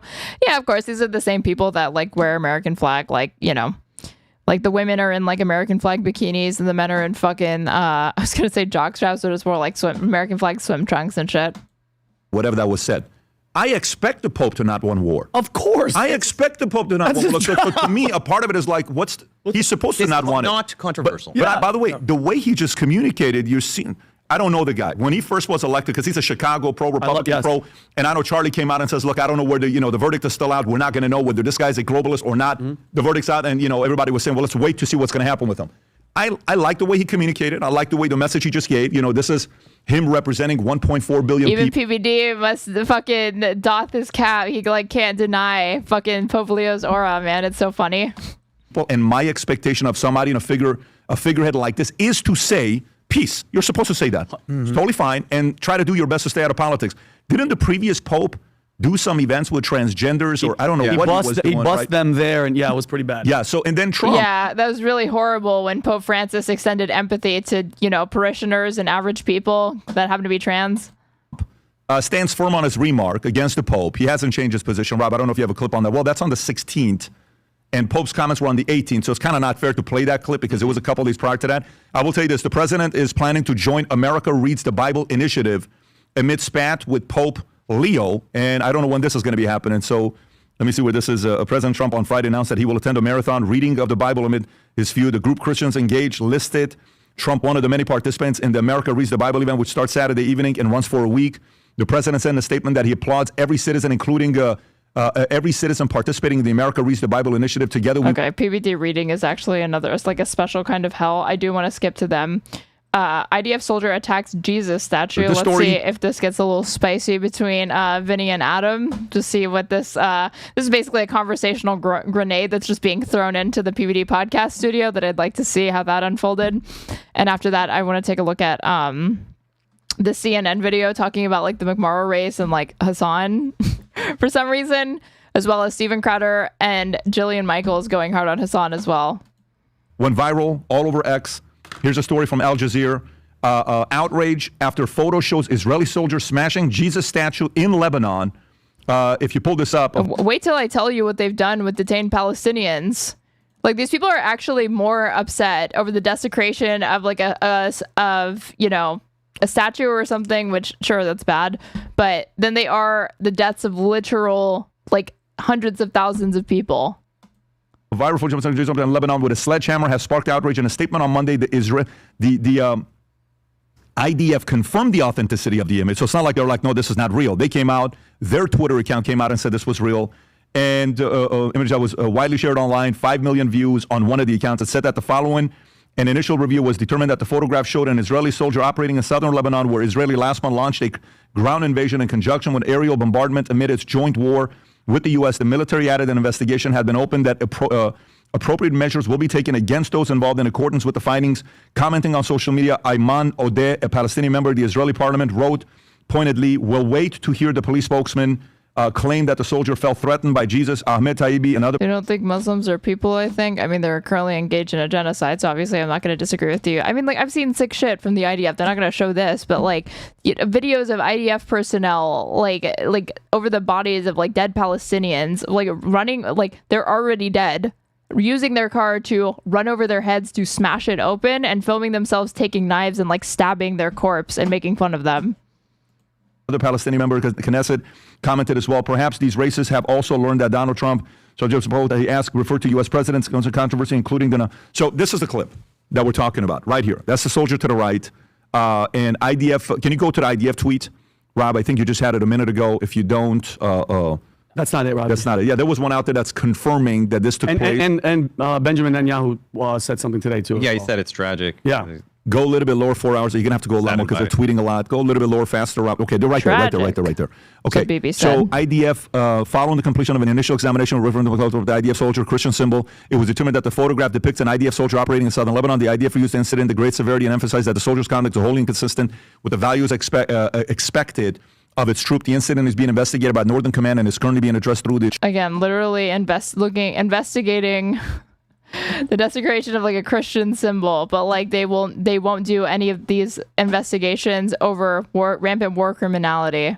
Chain of command, appropriate measures will be taken against those involved in accordance with the findings. Furthermore, the IDF is working to assist the community in restoring the statue in its place. The IDF is operating to dismantle terrorist infrastructure established by Hezbollah in southern Lebanon. Has speed reading, because he always does that. He'll, like, when he doesn't want to read something, he'll, like, mutter, and he'll just go blah, blah, blah, blah, and, like, keep and just finish it. But I also have it sped up a little bit. No intention of harming civilian infrastructure, including religious buildings or religious symbols. Vinny. I mean, horrible look. And by the way, this happened in the village called Debel, near the Israeli border, in the Bin Jabil district, which is one of the oldest, just FYI, I know where it's located, in Lebanon, but the oldest Christian populations on earth. It belonged to a Catholic church, and the actual people of that neighborhood posted the photo of the statue when it was standing still, and they quoted scripture from Gospel of Luke 23:34, and they said in Arabic, it says, "Father, forgive them, for they know not what they do." Now, I want to say this. Obviously, this doesn't reflect, 'cause I know what people are going to do. Oh, all the soldiers. This doesn't reflect all the soldiers. It doesn't respect all of... If this was all they were doing, it would not be... it would be gross, but... not nearly as disturbing as their genocidal attitude towards actual human beings, actual Palestinians. Again, like, is anybody really surprised that a military composed of a bunch of Jewish supremacists are hostile not only to Palestinian Arabs and Muslims, but also to Christians and Christian iconography? This is also just the case in general. Anytime you have people that are religious zealots or ethno-nationalists fighting in any sort of combat situation. You can find incidences from, like, they retracted this. I can't remember the conditions under which they did, but there was U.S. military that was found to have been desecrating Qurans in Iraq that was reported by Mike Issakoff. And how they feel. But this isn't an isolated incident. In 2024, the IDF destroyed the church of Dergaya that killed 8 people. There was another incident in 2024. Well, yeah, that's the church. And then, Rob, can you show me the bulldoze one? I think that's the church. Killed 8 people. Okay, in 2024, the IDF in a town near Yarun, where a St. George statue was reportedly bulldozed during operations in that same region. I think I sent it to you, Rob. Oh, but by the way, and just FYI, Pat, just for people to know, this is... I just can't get over it. Like, again, they care more about buildings and structures than they do actual human beings. Can you show that video on the top? Yeah, that's the bulldoze. That's them bulldozing. Like, they have leveled bakeries, schools, childcare centers, hospital after hospital after hospital, every library, every university in Gaza destroyed. But all they care about is, like, oh, this church in Lebanon was, like, messed up or whatever. St. George, which, by the way, if you guys know St. George, he stands for faith and love and all that stuff. And then just go back, Rob, just really, really quick, show that. Guys, this isn't Gaza. This is southern Lebanon. And I understand the argument, there's Hezbollah there, but this is complete... That's literally not an argument. I understand the observation, but Hezbollah? Did you know Hezbollah's there? Annihilation. And let's just get to the point. You know, Vinny's taking the bold stance that even but Hezbollah, though, you still are not supposed to be doing this. Okay? Israel is in Lebanon for what? For what? Destroying who? Hezbollah, okay? That's the mission. That's the threat. You've already seized almost 20% of the land for the buffer zone. What are you smashing a statue of Jesus, okay? Has nothing to do with the mission. I know the soldier, again, does not represent all of Israel, but that's discussing. I'm curious why the hatred towards Christians, okay? I'm just curious. With Islam, I could see that there's You're really confused at, like, the tensions that exist between Christians and Jews in this region. Like, even just like analyzing from a religious mode of analysis, it is already made clear those tensions exist. If you polled Lebanese Christians at post-October 7th, you could find majorities and pluralities of Lebanese Christians saying that October 7th was justified. Higher numbers of support from it than even like Muslim Arabs and some Palestinians. Clear reason. Like, it's clearly Islam, okay? there is animosity in this region between these groups of people. What were we going to say? No, but I just think that like the history. He's also ignoring, like, again, they have displaced like 1 million Lebanese people. Lebanon is very important to discuss it. What used to be a majority Christian nation. A lot of them were. Yeah, well, Lebanon used to be the Paris of the Middle East. It was a beautiful place. And when the PLO came in after Black September, it destabilized it, caused a civil war. Many of the Christians left. And then you have the rise of Hezbollah, which is essentially an Iranian proxy. And this is the sad reality. Yeah, it was the PLO that did that. Okay, dude. You're taking 18 to 21-year-old guys. You're building up groups like way too much that were not nearly as effective or disciplined as he's thinking. Them in a war zone. And you see stupid behavior like this, and worse, sadly, in any army, any war zone. What I care about is accountability. Israel has to take swift, strict action against this. They already have a bad image problem, and there's already a lot of people trying to push division between Christians and Jews. And I think it's an unnecessary division. When I look at southern Lebanon, you're talking about Hezbollah. Why are they doing this? So funny he says that after, I guess he must not realize that, like, PBD, again, like, literally disputed with Tucker Carlson over his inflammatory comments suggesting that, like, all Catholics are, like, inherently anti-Semitic. There's been Christian leaders in southern Lebanon who've come out and said Hezbollah is embedding itself in our villages, in our homes. And that's more this is a terrible, terrible look and disgusting and bothers me. And like I said, one thing I will say is everywhere online that I saw Israelis and Jews, they were speaking out against it and saying, I condemn this act, I condemn this act. That's what I care about, the accountability. But again, I would also like to see accountability for the suffering of the Christians in southern Lebanon because of Hezbollah, because of the actions that have taken over the years. I want to see a resolution to this. The longer wars go on, the longer the civilians will suffer, the longer we'll see people do stupid things like this that are just absolutely disgusting and indefensible. And so I don't think there's an intentional targeting of Christians. I think that there's an idiotic group of young 18 He's to 20. also overstating the extent to which, like, there's just kind of blanket contempt from the people in Lebanon towards Hezbollah. It just depends. 21-year-old guys. It corresponds, like it breaks neatly among, like, political factions and, like, religious identification. Who are in the IDF, you have a population there that's under extreme stress, and and some of them do hate Christians. Obviously, if you do something like this, you're just an idiot. But I don't think it's reflected by the majority. Adam, I don't think many Jews would agree with anything this guy just did. I don't think any normal person would agree with this guy just did. I think you should condemn this, and I think taking down any religious symbol and making a mockery of it, I'm not a fan of. So with that being said, we just talked about good news and bad news. I can give you countless stories of Christians who are saved, Druze. Yeah. The comments, Adam will defend this. Who are saved by the IDF. I'll give you one story. I'll give a shout out to my friend Rudy Rockman, who served in the IDF. It's Rochman, and I was forced into a debate with this guy moderated by PBD. But oh my God, we're actually going to hear, like, a war hero story about the IDF. And then after that, perhaps you can regale us about the daring mission of, like, your favorite SS officer. What's the point of this? He would be in Gaza. Every, like, one person that the IDF has, like, ever saved that wasn't just another IDF personnel, you can find thousands that they've killed. Find Qurans that were, victims of what's going on there. He would take the Quran and bring a pile and save them because he respected religious artifacts. That's the same person in the same conflict doing different things. Yeah. So if we're going to label anybody anything, let's label this one person an idiot. But while we're processing labeling, the selective outrage and the selective hypocrisy. Why are we talking about this story, though, Adam? What does that story have to do with literally anything? I mean, stop it. Okay, so you've seen a video of, like, a religious Orthodox guy spitting on someone, or someone, what this guy did, smashing a symbol of Jesus. Okay, the Christian people are the most persecuted people on earth. They're killed, they're kidnapped, their churches are bombed. What the fuck, dude? What? I was not expecting this from Adam. No, they're not. Christians are not the most persecuted religious minority. By who? Say the name. Islamic terrorists. Let's focus on that. What happens when you convert from Islam to Christianity? Yeah, Christians are the most persecuted religious minority globally. at the hands of Islamists? In any Islamic country, death sentence. I've been to Israel. I've seen Christians in Israel, in Jerusalem, preaching about Jesus. I said, hey, nice to meet you. Protected. Protected. Yep. You can go through. Wow, what freedoms you have in Israel. You mean they're allowed to, like, not, again, like a largely, like, irreligious society? It's like, what a stupid point. Countries in the Middle East, Yemen, Iran, Sudan, Pakistan, Nigeria, Nigerian Christians. So let's chill with the selective outrage. How dare you smash a photo? Horrible. But you have to realize. People no, but there is a double standard. Well, look, there is an openly double, but you have to accept that there's a double standard. But what's the double standard? Well, that obviously when an IDF soldier or Jew does something, you like I've seen a million people online look at Epstein and say all Jews are like this. You see that with any time a Jew does something, it's held to the standard of all Jews, even though there's 15 million in the world. The Orthodox Jews spitting on the Christians. I cannot tell you how many times I explained to people. Wow, that's fucked up. You probably shouldn't have a country whose flag has a Star of David in it with a prime minister and political establishment that insists over and over and over again that they are the country representing world Jewry and that they speak for all Jews and that everything that they do is in the name of this group of people.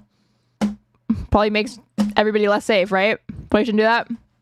Those were a sect of 200 religious Jews in Israel. They were arrested by the Israeli authorities, and this is an isolated incident. But it doesn't matter. You have to accept that you are held to a higher standard and do something about it. Live to the higher standard. Don't use that as an excuse to say, well, this happened. So I'm in agreement with you. There is a double standard, but it's such a bad look, and the world will take advantage, the worst players, of this type of thing. Can I say one thing, though? I completely disagree with selective outrage. It's something that we were seeing. People were denying it. We're seeing it. It's not an isolated incident because I can go back and show you, and those same people... This is not isolated.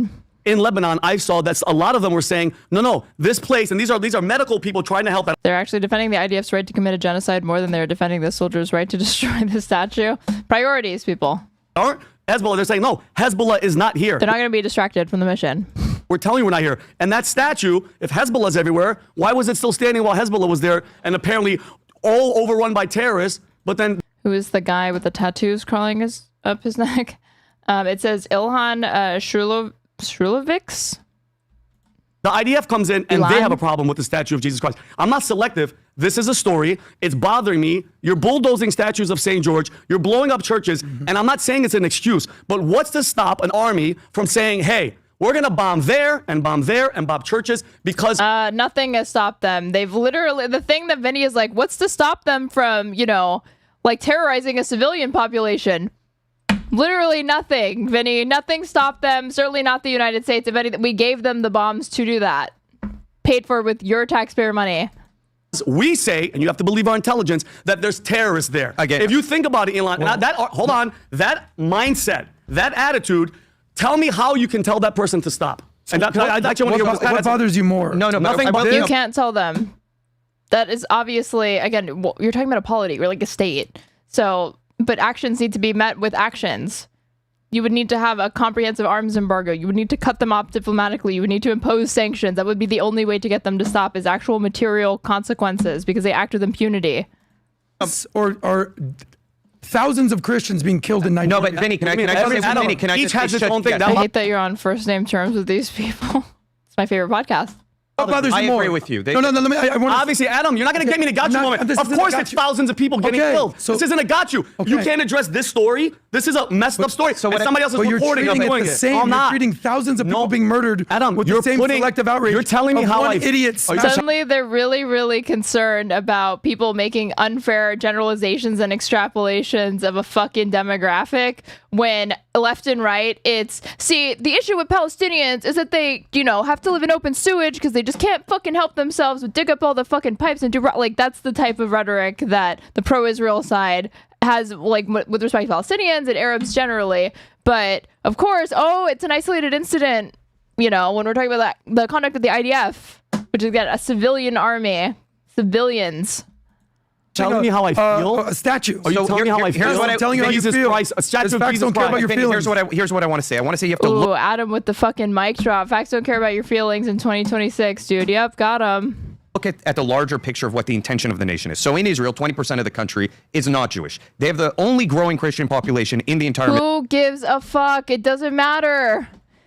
Nobody is saying that there aren't non-Jews in Israel. They are just on a tiered citizenship.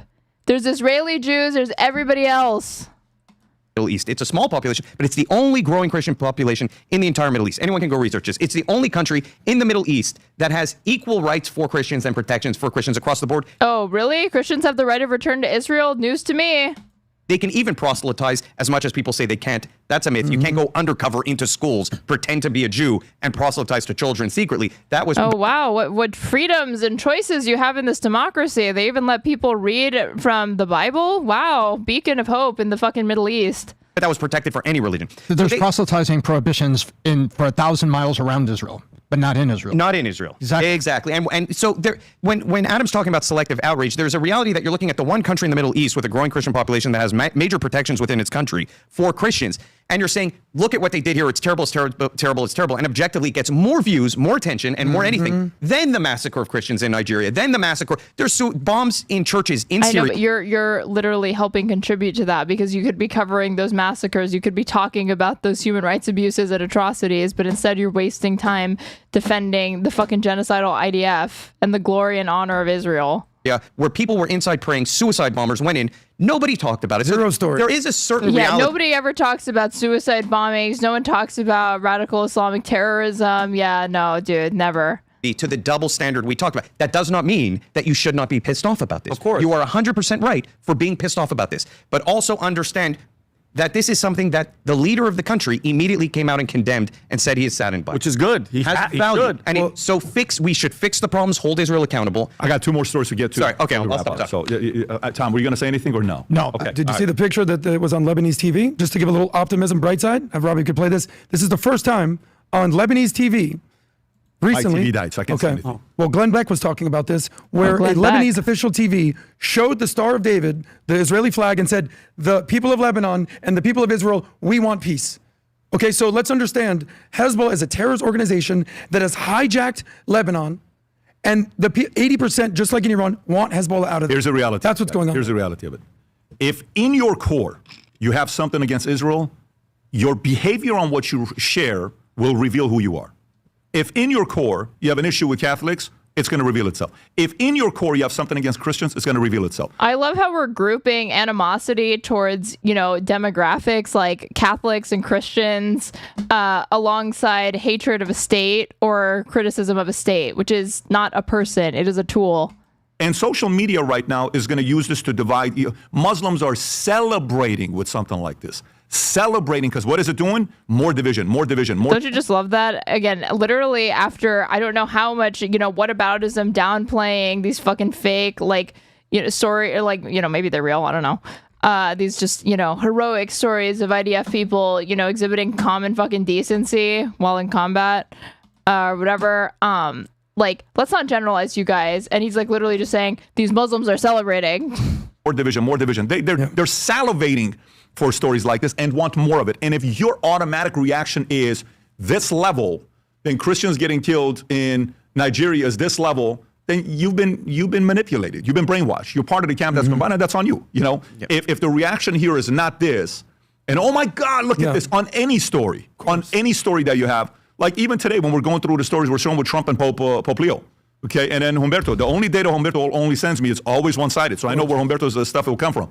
So he sends me, but look at this, but look at this. But guess what? One of the ones he sent was right. Let me show it to you. Yeah. This is where America's against it, right? The problem is when people are not able to see both. Like if you're selective searching and selective looking for everything, you're going to find plenty of stats to use to validate your animosity towards the community. I'm moving on. Two other stories I want to do before we wrap up. So he was annoyed that they even drew attention to the fact that these IDF soldiers had taken down that Jesus statue. He's kind of shading Vinny, but they didn't show him. It's weird. Okay. But on the subject of anti-Semitism and notable anti-Semites, we must read. Oh, they changed it. It was called The Problem with Hasan Piker's Einstein Story. This was an article penned in The Atlantic. Asking the wrong questions about Hasan Piker is what it's now called. The problem isn't whether to engage with influencers, but how to. This was penned April 19th of this year. We're not fucking reading this because it doesn't fucking matter. Who the fuck cares what Hasan said about Albert Einstein on Pod Save America? And why the fuck was an entire op-ed penned about fact-checking his contextualization of Albert Einstein's opinion of Israel. What does it matter? I don't care what Albert Einstein thought about Israel. I don't care what MLK thought about Israel. I don't care what there is it doesn't go, it shouldn't bolster it or really undermine it in any way. It has almost nothing to do with what's going on now. It doesn't fucking matter. Far from an opponent of the Zionist endeavor, Einstein assisted for decades. Why? Who fucking cares? It's so crazy to have spilled all of these words over an offhanded remark that Hasan made. My assessment on Zionism as an ideology is that it's not that different from Albert Einstein's assessment of Zionism. He tells the co-host John Favreau. The Jewish physicist Piker said, quote, was actually asked to be the first president of Israel, but Einstein and Piker's account assailed the Israeli project from the start. He saw, quote, the violence that the early Zionist brigades were engaging in before the IDF existed, before Israel existed, and wrote about what Zionism was turning into, and he warned that what he was seeing was exactly what the Nazis were doing. Most listeners probably took little notice of the historical riff. Correct. So, why did you do this whole thing on it? It's just so fucking weird. Who gives a fuck? It's out of all the different things that you could get on him for, it's so funny that to devote it to this. They just make any criticism of Hasan so fucking stupid and uncool. It's crazy. And then it doesn't end there, man. So this one we'll actually watch. We're not reading this. Waste of time. Democrats are I don't care. I don't care what I don't even care what Nelson Mandela thought about Israel. I can have my own opinions on Israel. It should be informed by the historical record, not the opinions of different political leaders. How a must-win Michigan Senate race just became a GOP opening. This was 3 days ago and has 110,000 views talking about the race between Abdul Assayed and McMorrow. growing more bullish about their... I need to know, what did Taylor Earnhardt think about Israel? Yeah. Asking the real questions. chances of flipping the Senate. But in Michigan, a primary fight could douse those hopes. Donald Trump should not be the president. I'm leading the articles of impeachment on RFK Jr. People love to say, well, it's because he's Arab. I was not expecting that voice from that woman. And Muslim. No, it's because I'm from Michigan. What started as an intra-party feud now is a clash over the party's future, what it stands for in the Trump era, and just how far left they should go. The battle includes former public health official Abdul El-Sayed, a 41-year-old who is backed by Bernie Sanders. It says, yeah. And is... What does it say here? Wait. Former public health official Abdul El-Sayed. Yeah, Abdul El-Sayed, age 41, backed by Senator Bernie Sanders, former public health official, ran for governor in 2018. A 41-year-old who is backed by Bernie Sanders and is staking... She looks like the white-faced Drewski. ...out the most progressive positions. This is about electability. Your party wants to hold on to this seat, of course. There is this notion that electability is about being the least offensive.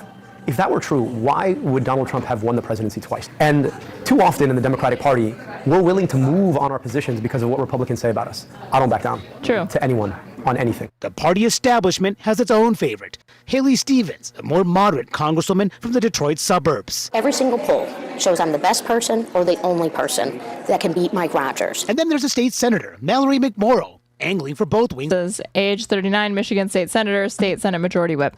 ...of the party, while offering this warning as the GOP unites behind Mike Rogers, a former congressman who narrowly lost a Senate bid in 2024, as they aim to make Michigan their firewall to prevent Democrats from netting the... Former health official, he held a position in Michigan previously where he worked to get medical debt forgiven. Yeah, that is funny that they characterize it that way, if that's what he did. 4 seats they need to win back power. And if he wins this seat, if they are successful in trying to buy this seat, then there is no path at all for Democrats to take control of the U.S. Senate. Now a GOP outside group is preparing to spend a staggering $45 million in the final weeks of the midterms, more than any other pickup opportunity. All as Rogers now has a bigger war chest than any of his 3 would-be opponents. That's left Democrats struggling with a thorny question in the swing state that President Donald Trump narrowly won twice and lost once. Should they nominate a firebrand to energize the base and take a harder line? Yeah, they should. They should nominate the guy who is in conformity with where the majority of the Democratic base is, probably even in Michigan. Yes, correct. Shutting down Trump and the MAGA movement, that's number one for you. That's number one. Or a more traditional Democrat, or even a leadership ally.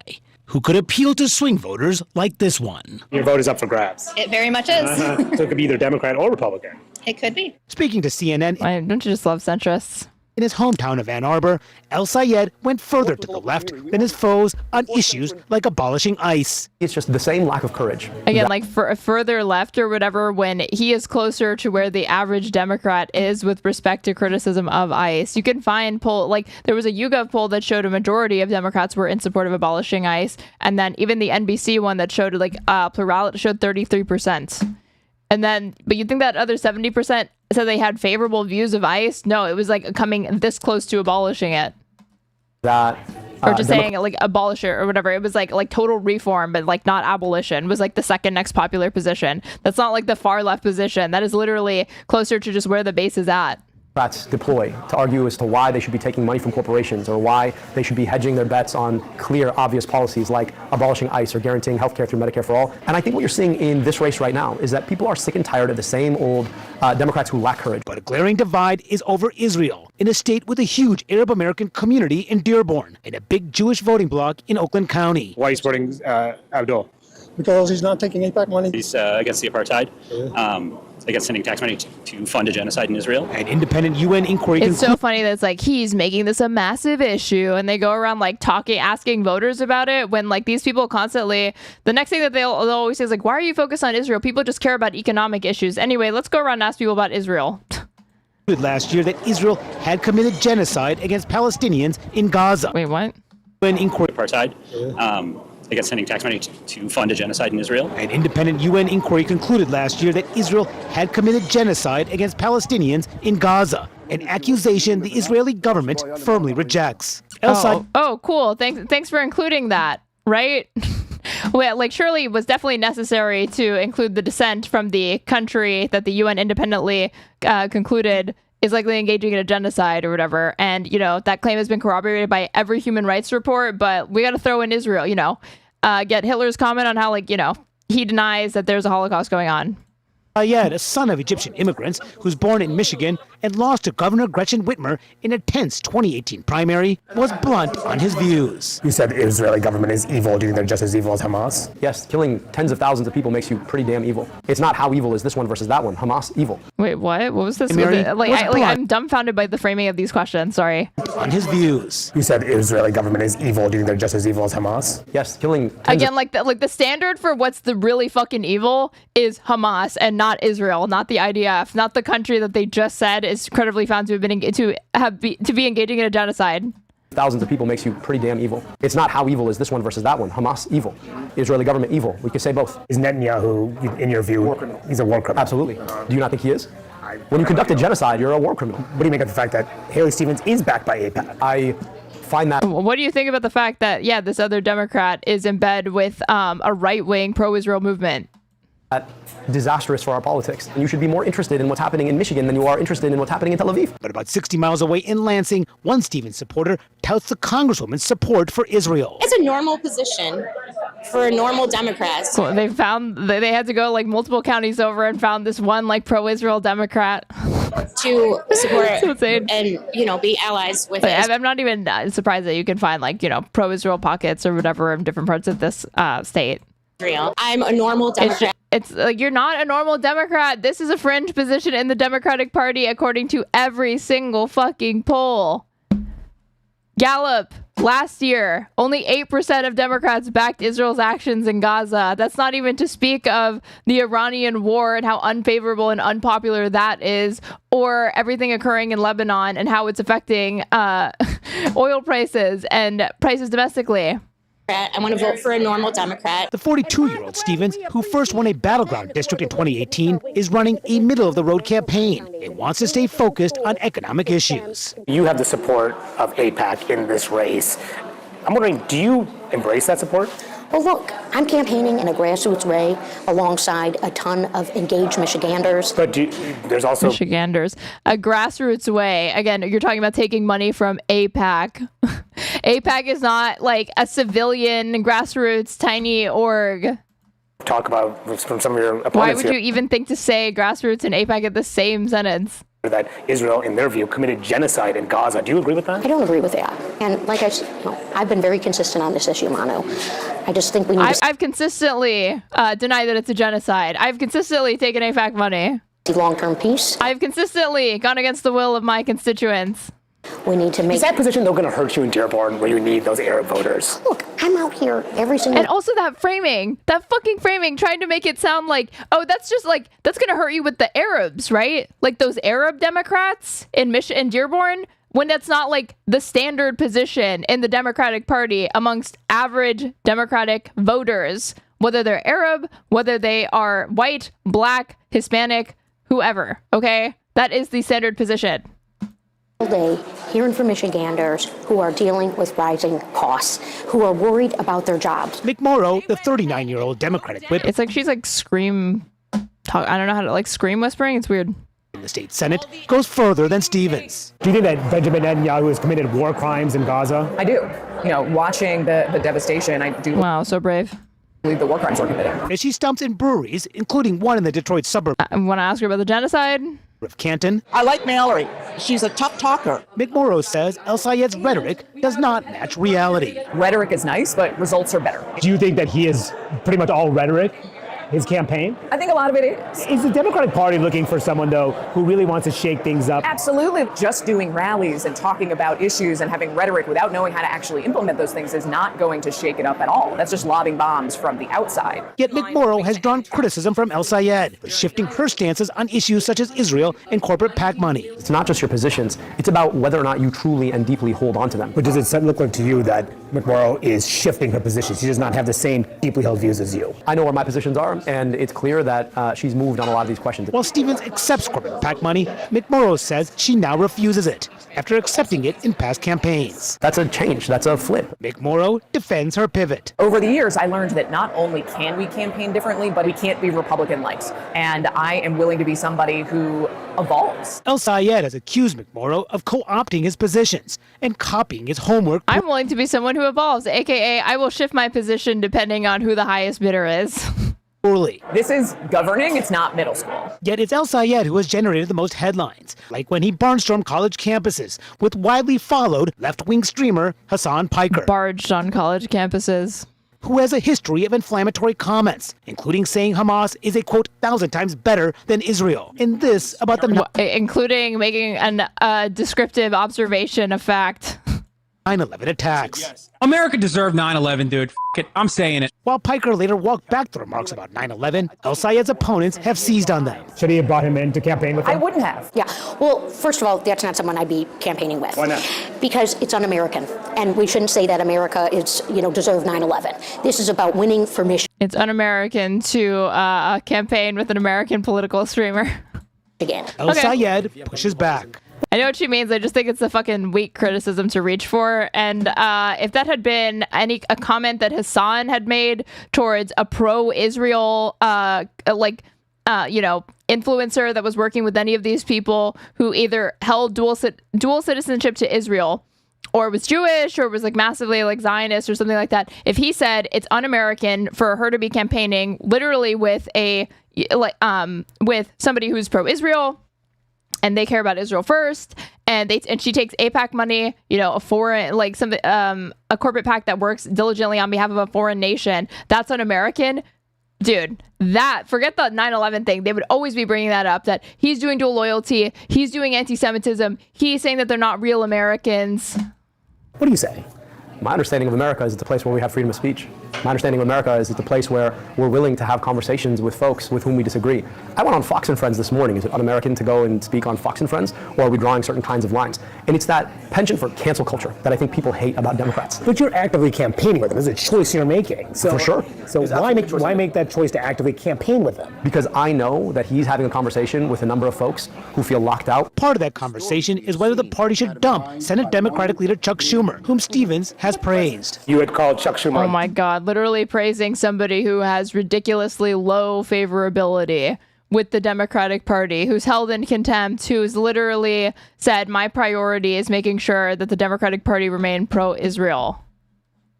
Great leader. But she's going to be in the business of deciding who is and is not anti-American to be campaigning with.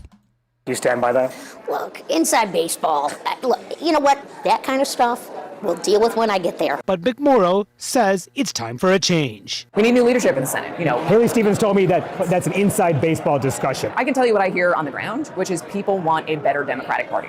Let's turn back to my panel, including David Weigel, who's been covering this. Even then, still hedging with Chuck Schumer, whose favorability is in the fucking toilet. Same with Hakeem Jeffries. It is such a fucking red flag that they feel the need to actually hold back on criticisms of a ridiculously unpopular party and its leadership.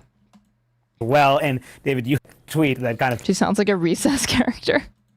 Summed up basically the entire premise here. The entire primary, basically. El Sayed, I'm taking the most maximal left-wing position. McMorrow, I wouldn't go that far. Stevens, oh golly, I love manufacturing. It kind of speaks to where we're seeing the party. How do you see this? You like to be pithy. But that's been the dynamic for a year. El Sayed got in a year ago and just put down his stakes as the Bernie candidate, day one endorsement from Bernie Sanders, who's been more aggressive, I think, this cycle than the past in saying, these are my candidates. You guys don't know how to win. I do. One of the challenges of Michigan is Democrats do know how to win Michigan, not against Trump twice, but Michigan has a record of senators who are not that flashy, who do the work. Debbie Stabenow and Gary Peters get reelected despite not being social media stars. And the offer that they have is from El Sayed, a very aggressive, progressive to the left-wing media star. McMorrow has been, there's a reason she was on stage as a state senator at the DNC in prime time. McMorrow's a communicator that Democrats feel very comfortable with. Stevens. She's like one of 10 people that's under the age of 40 in the Democratic Party, maybe. I was in Michigan when she won her 2022 member primary with the help of AIPAC. That and the idea that Chuck Schumer supports her are very unpopular when I talk to Michigan Democratic voters, even moderate Democratic voters. The fact that AIPAC was for her in 2022 was coming up a year ago. I think it's probably coming up much more now that she can't be trusted on not just the intricacies of Gaza, but that she is a DC establishment Democrat. Yeah. And even though we had those very recently in Michigan, maybe we need something completely different now. Damn. Okay. Next, I want to see just a little bit of the Steven Crowder, like Jillian Michaels, crash out over Hasan. And I might finish more of that tomorrow, but I just want to see a little bit of it today.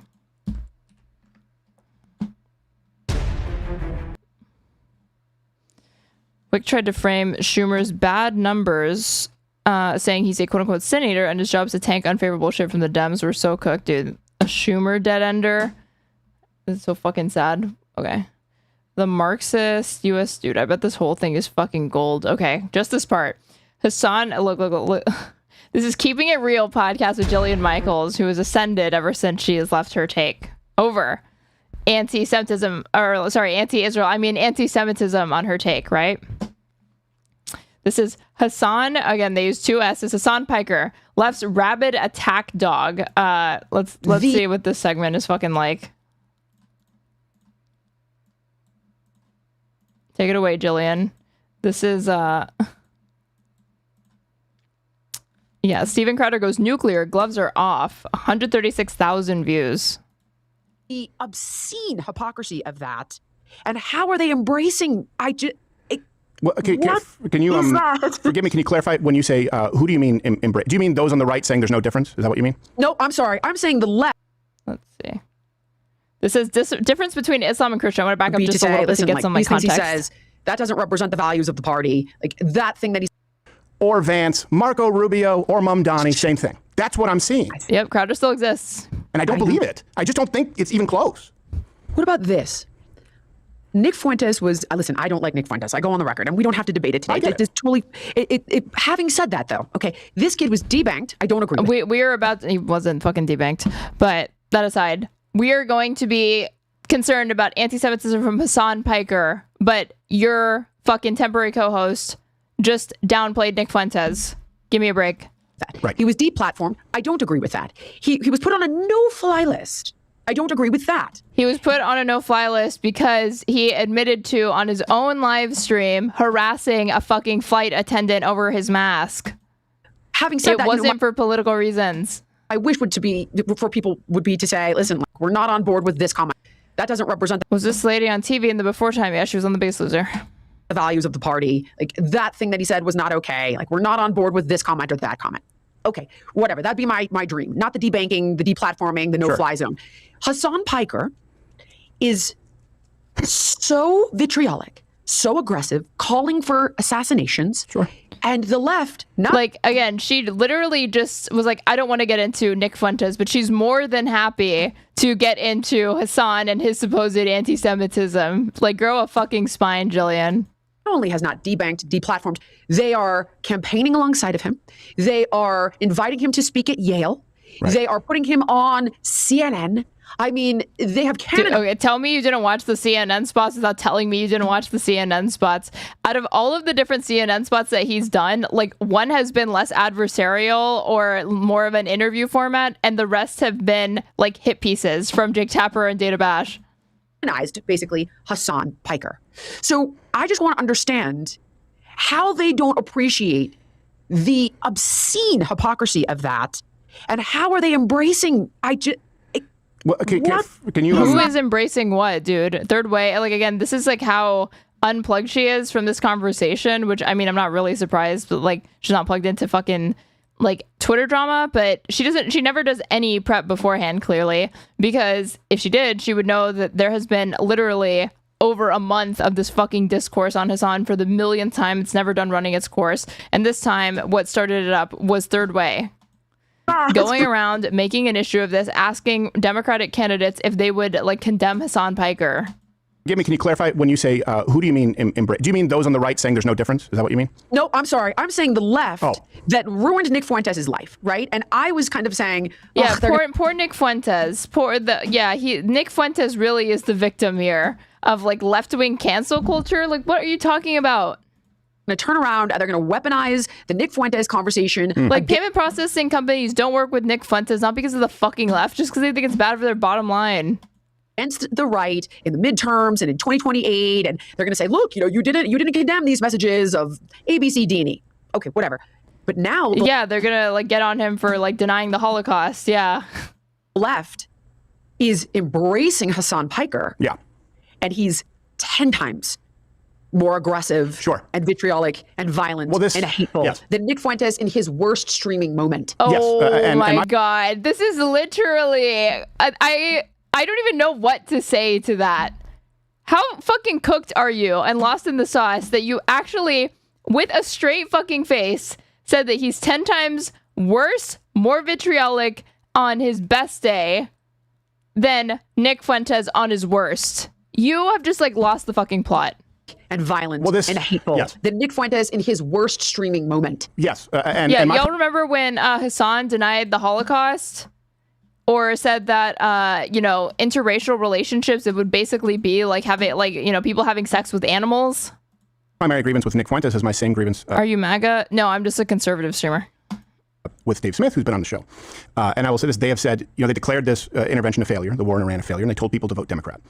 And then Democrat, like you said, that brings us back to Hasan Piker, Mamdani. Let's be really clear about what no difference means. She clearly likes Fuentes plus watches him. No, I don't think so. Having watched a lot of Jillian Michaels on fucking her take, unfortunately, this woman is like, typical centrist who's just very risk averse to any sort of like perceived radicalism, and that will luckily, for the most part, exclude Nick Fuentes, but she'll engage in like the whitewashing. But she is just drawing these false equivalencies.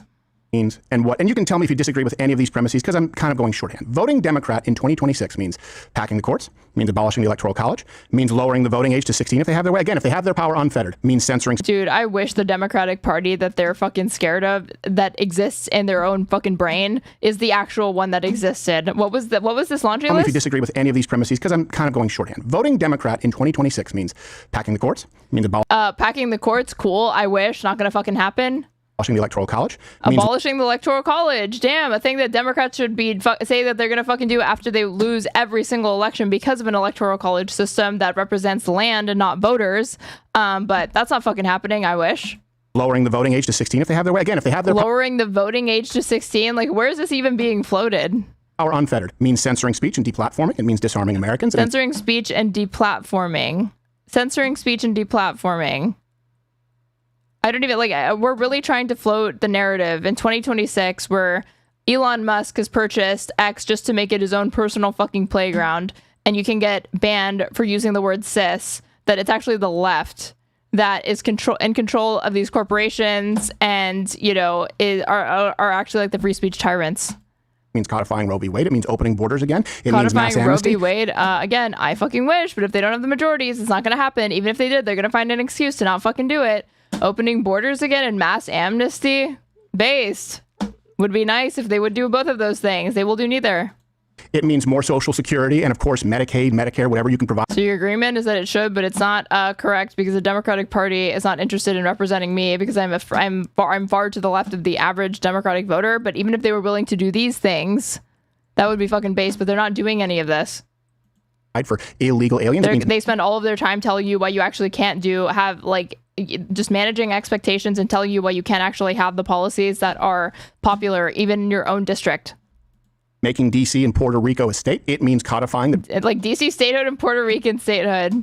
Biological men can compete in women's sports and be in women's spaces, and effectively codifying that there are no biological gender differences. That's what voting Democrat means. It's always a compromise to vote Republican because you do have some wieners, but it doesn't mean all that. And when you talk about Hasan... Some wieners? What is it that's on the MAGA wish list that they haven't gotten under Trump or the Republicans? Repealing and replacing Obamacare, I guess. But other than that, you're getting they're getting another Supreme Court pick. Alito is going to fucking retire pretty soon. On top of the one that they already stole. 50% of Project 2025 has been done. Mass deportation's underway. Did they complete it? No. But the cruelty is the point, so wasn't that enough? Piker, the crazy thing is, I don't know if you know, I've been to Cuba twice, and I'm one of the few people who's been to both Havana and Guantanamo Bay. I was in Havana for a Rising Crust pizza commercial as a teenager. I went under a Canadian passport, and it was just, the budgeting where they were like, we have some budget at the end of the year. Let's go to Cuba. It was an interior shot. They didn't even need to go to Cuba. And then I was in Guantanamo Bay doing some shows entertaining the troops. And one of their biggest threats in Guantanamo Bay is going to shows entertaining the fucking troops. Who the fuck hated their infantry that much that they would invite Steven Crowder to be the entertainment for them? They actually have to protect against Cubans trying to get Isn't this guy Canadian? Yep. Into the prisons because of how bad it is. These people go on this liberal virtue signaling tourism. I mean, most people in Cuba, my woman, by the way, and I say this, I've been told it's sexist. My woman, who's Latina, she's part Brazilian, but sexist? Cuban. Oh, okay. Yeah, well, it's sexist to say my woman. I don't think it is. I think you're good, especially with my... Ew, Steven Crowder is dating again, I guess, after being divorced from his first wife. I'm good with her because you know what happens when she hears my woman? She prepares to conceive. It turns her on. So I'm going to keep going with that because she likes a little possessiveness. But, I like it. Vomit. Okay. Her adoptive mom This is a guy who would go on Fox News and got embarrassed by Amy Schumer of all fucking people, saying that he was it's really cool to remain a virgin until marriage. It's now talking about getting his a fucking Latina GF mail order bride wet. Okay. You're currently a fucking divorced single dad that's having a midlife crisis on air. Cuban and a doctor and had to come here and go through all of this. And she, by the way, isn't really political, but she knows that the average salary, I think in Cuba is, I want to say $2,000 a year, something like that. She knows how awful the abject poverty is there. She was a doctor and she would have to save up all month to buy. He found a new beard to beat senseless. I didn't say it. I just read it. A bar of soap. These people wear a Che Guevara t-shirt. People like Hasan Piker. Che Guevara was just as racist. This is so funny. This is reminding me. He got into with a Vox journalist, Carlos Mata. I can't remember his name. Socialism is for Figs shirt. We're he had the shirt that says socialism is for it says it's figs or whatever, even though obviously it was the F slur. And is it Carlos? If I put Carlos Maza, Steven Crowder controversy.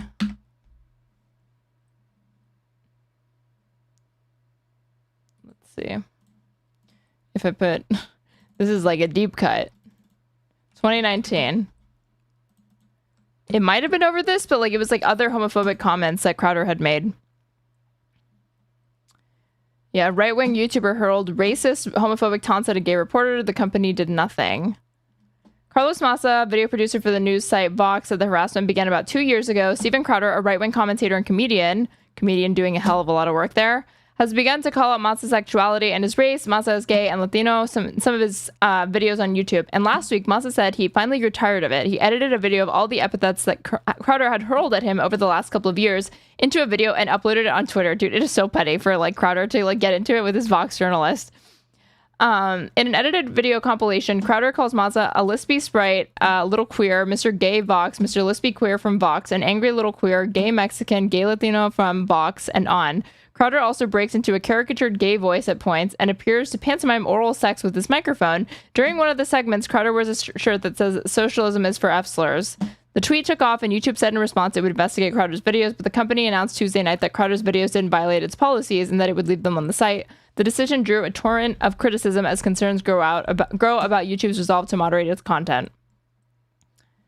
Maza, who's of Cuban descent and has been open about his sexuality online, said he was upset by YouTube's decision, saying he believed the company was allowing itself to be used for racial and sexual harassment. It seems to me to be a clear violation of that policy. He said in an interview, I understand that speech always involves gray areas, but that it's hard to enforce hate speech policies should not distract from the fact that it's sometimes extremely clear-cut, and this is one of those cases. YouTube's policy explicitly forbids hate speech, which it defines as content promoting violence or hatred against individuals or groups based on things like race, sexuality, nationality, and immigration status. Like, I don't really like hate speech terms of service, but the idea that what Crowder was saying doesn't fall into it very, very easily, neatly, cut and dryly is like insane. Why even try to deny it? Just say you don't care. Just as much of a eugenicist as Adolf Hitler, and if he had the ability, would have killed just as many people because he bragged about it in front of international council, said kill, execute without trial. We will continue to do so, and referred to the Negro as indolent and a pestilence. And he didn't... How did we get here? What? Che Guevara was just as racist, just as much of a eugenicist as Adolf Hitler, and if he had the ability, would have killed just as many people because he bragged about it in front of international council, said kill, execute without trial. We will continue to do so, and referred to the Negro as... This is always like, it's an unprovable hypothesis, because what you're saying is that like anytime you're like, yeah, he didn't have any of the resources to do anything, but, you know, trust me, bro, he definitely would have if he could have. Indolent and a pestilence. And he didn't say Negro. Like, it's just a counterfactual that you can never disprove. All the time, just to be clear. And I'm going, hold on a second. You put him on a t-shirt, and he killed, by the way, executed some black people. People go, yeah, but, you know, he just said that, but that was a different time. Yeah, but he killed black people for that because they were indolent Negroes. That's what he said. Why do you give him a pass on that? The revolution of Cuba is that of racism, is that of actual genocide. They wanted pure, there's a term in French Canadian too, pure laine, pure wool, pure Spanish, European blood. They didn't like black people there. They'll use them where convenient. But this is what Cuba is, and people go and go, actually, it's great, and it's the fault of the United States. I ruined New Year's last year. I was at a hotel with my woman and the lady serving us drinks. We went down for brunch. Something was happening with Cuba, and she said, it's horrible what the United States has done to them. And my woman said she saw that look in my eye. She's like, well, there goes the morning. And I just said, what was that? What we've done? I was like, oh, don't. Wait, I missed something. Sorry, I got distracted by something. And that was a different time. Yeah, but he killed black people for that because they were indolent Negroes. That's what he said. Why do you give him a pass on that? The revolution of Cuba is that of racism, is that of actual genocide. They wanted... How did the story start? Hasan Piker and the left being unwilling to condemn him and Democrats embracing him and him being worse than Fuentes on his worst day. There's a term in French Canadian. We're not watching at 2x speed. We're watching at 1.30, but like Carter speaks fast, I'll turn down 1.25. Into pure laine, pure wool, pure Spanish, European blood. They didn't like black people there. They'll use them where convenient. But this is what Cuba is, and people go and go, actually, it's great, and it's the fault of the United States. I ruined New Year's last year. I was at a hotel with my woman and the lady serving us drinks. We went down for brunch. Something was happening with Cuba, and she said, it's horrible what the United States has done to them. And my woman said she saw that look in my eye. She's like, well, there goes the morning. And I just said, what was that? What we've done? I was like, oh, don't they have the two biggest trading partners on earth? But if communism worked, by the way, it's the perfect climate. Everything grows there. Not to mention your women are beautiful. Everything. It's like God saying, here's a gift. They have China, Russia, and they can't make it work. It's our fault. We're just not trading with them. If communism... yeah, it's called an embargo, dude. Could possibly work. Marxism, socialism, you couldn't have a better example. If it were that internally, like if it were that not like unresilient or whatever, then why can't they just fail on their own? Why do we have to do trade embargoes with them? Than Cuba. So what they do is they try and direct you to something new. I never thought people could be this dumb. This is not stupidity. Well, not only stupidity. This is maliciousness. This is lies. This is just Steven Crowder lying. He knows what he's doing. And like a dog... One of those, like, he's dumb, but he's not an idiot type things. Pissing on the carpet. Their face needs to be buried in it because this is not new. People need to realize Stalin, Mao, Che, Fidel, Chavez, Maduro, all of them, who now the left says, no, not that example, were praised by the most prominent leftists of the time. I can walk you through them, whether it's Oliver Stone. It's like, dude, to put these names together, they have very, all in the same thing or whatever. The left says, no, not that example. We're praised by the most It's like prominent an unserious conversation. Like, yes, you can criticize human rights abuses in the USSR, and you can criticize Stalin for gulags and repression of the Soviet Union. You also have to credit him with defeating the Nazis. That is also part of the Soviet Union's history. That is also part of Stalin's history. Leftists of the time. I can walk you through them, whether it's Oliver Stone, whether it's Bob Dylan's crazy pitch, that Susan Rotolo, the first one, Jane Fonda saying, Fidel Castro was actually great. Now they move the goalposts. And they go, no, we don't mean that kind of communism. You guys went there and supported the government silencing dissidents. All of them. Anita Dunn, who was an advisor to Barack Obama, said, when I look to inspiration, I look to Mao. Let's round down. 40 million. Let's see. Did she really say this? Anita Dunn, Obama, when I want inspiration, I look to Mao. The Mao-Mowing of Anita Dunn. From Mao to Obama. This is a Wall Street Journal article from 2009. This is how old this beef is. Let's see.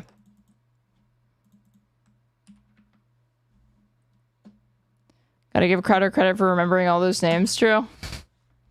More than most right-wing grifters would be able to do. Let's see. From Mao to Obama, Mao Zedong is one of White House communications directors Anita Dunn's favorite philosophers.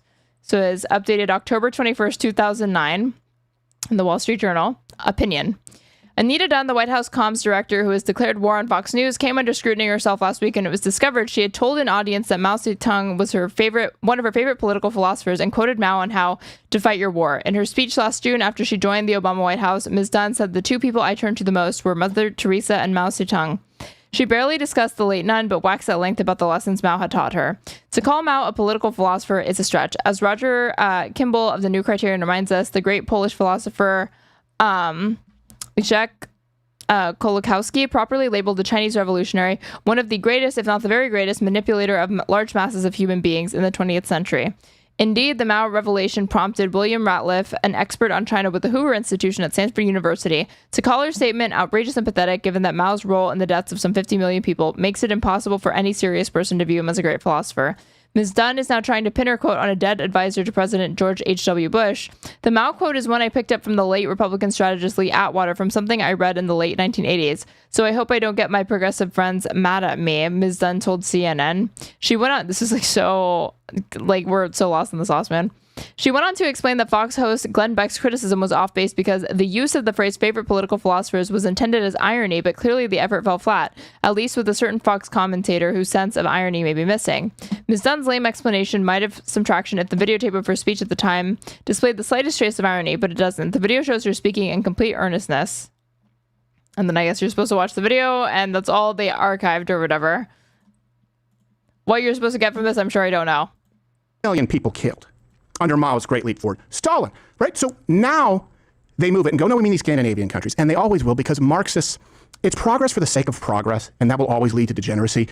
And I think you see the flip side of that in the right, where there's no moral rooting.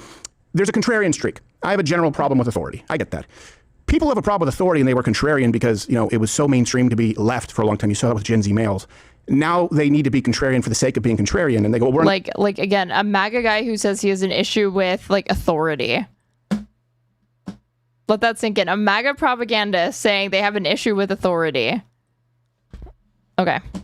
A majority, so betrayer. The jokes just write themselves. All the same. If the left has their way unfettered, you would have Mao. You would have Stalin. You would have Fidel. How do I know? Chavez, Maduro. Because they went there and they broadcast these leftists saying, we're not for Stalin. You would have Nazi rule globally. These are great people. Red lines are a good thing. This isn't a conspiracy. So many people leave a doctor's appointment with no real answer. Okay, lady. Or wait 100 your health with time / use the code. Please make in the streets here cast to support the show. No, it's not. This is ignoring the victims of communism is what this says. You've seen Iranian people in the streets here telling everybody, listen to what we are saying to you. Mamdani sounds like the Ayatollah. Yeah. And you've got these white liberals. Yeah, Mamdani sounds like the Ayatollah. Definitely not a racially charged statement that is just based on the fact that they both happen to be Muslims. And I'm sorry, I was one. But not, in other words, these white liberals are looking into the eyes of Cubans and Venezuelans and Iranians who are saying to them, you have no idea what you're talking about. We have lived this. We know where it goes. And it goes everywhere you just said. And the white liberal doesn't listen. They're not saying the Ayatollah is good. They're saying this pointless fucking illegal war is bad. But of course, this stupid bitch doesn't know the fucking difference between these two things, honestly. Okay. Let's see. Contrapoints on Doomscroll. Let's fucking go. Why did I search YouTube even though I have it as a thing? Okay. Doomscroll podcast Contrapoints. I watched this whole thing. It's good. It's, the West has of course it's a Contrapoints interview, so it has to be 3 hours long. This is literally longer than The Godfather Part 2. We're not gonna be watching the whole fucking thing. And I just want to see where he talks about Section 230. This was the important thing to me. There was also another point where she talks about like why she's not more left, and it is just sort of like a self-fulfilling prophecy. She's like, well, I'm not left because it's not realistic, so that's why I don't support it. And it's like, okay, but you could use this argument to argue against like supporting trans rights because trans rights aren't very realistic. Let's see. Where do we... If I search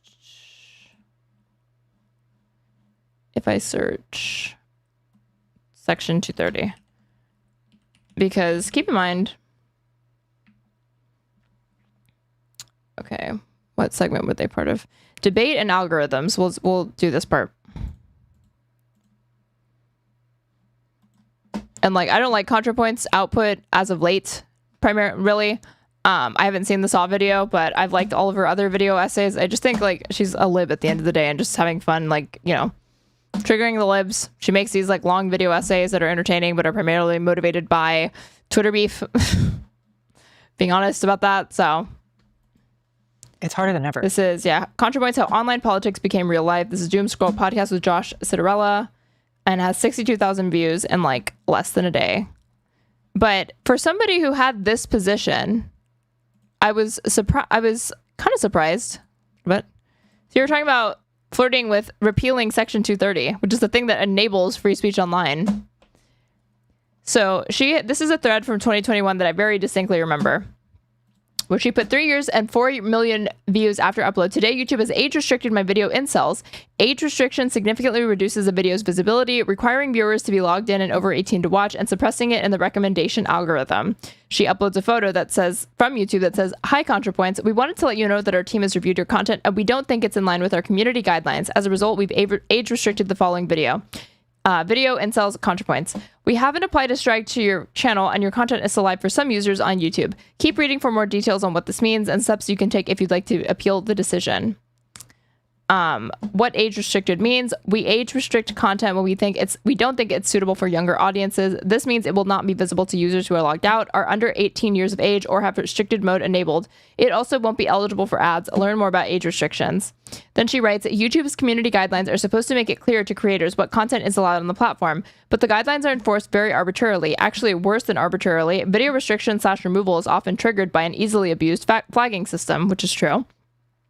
Randomly enforced restrictions are more restrictive than ones that are consistently enforced. If enforcement is consistent, you know what the rules are and you can work around them. But arbitrary enforcement forces you into superstitious, neurotic self-censorship.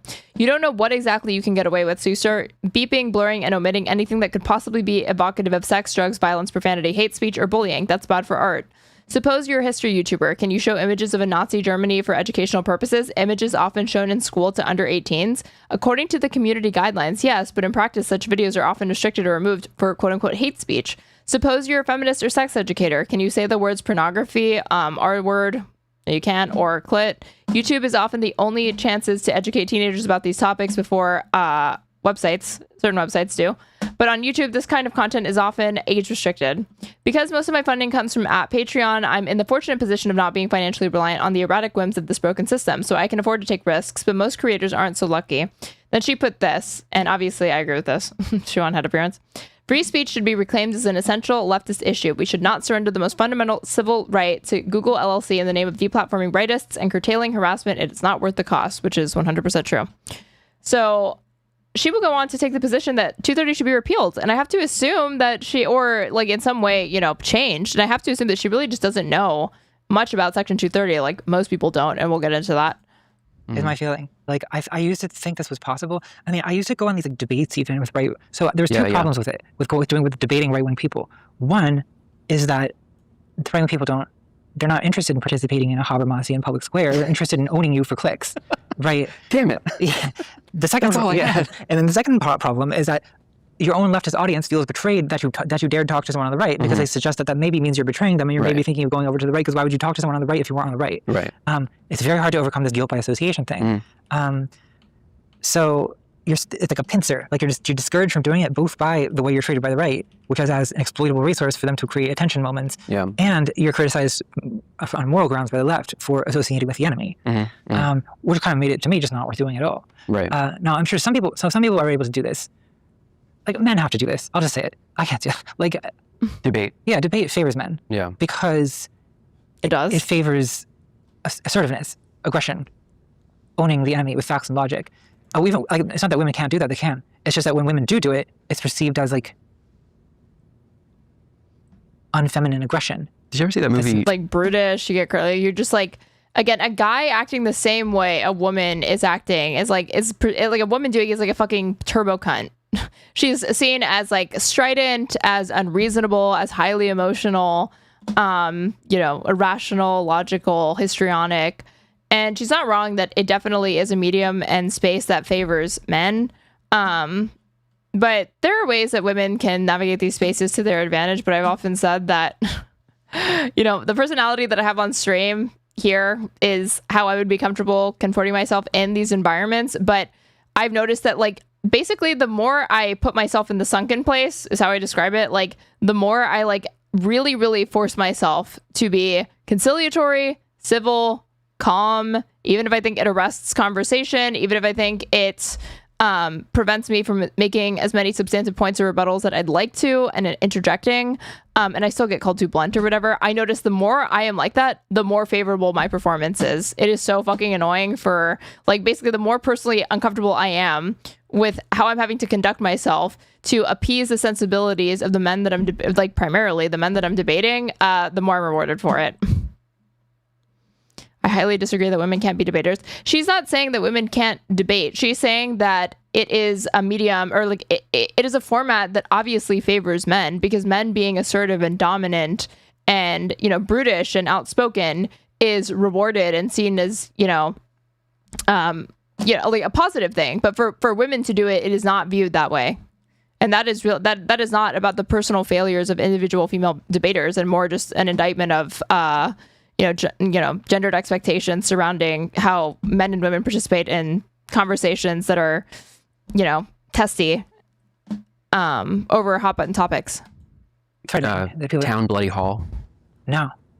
Jermaine Greer and who was the, I forget the name of the writer. Do you remember the writer?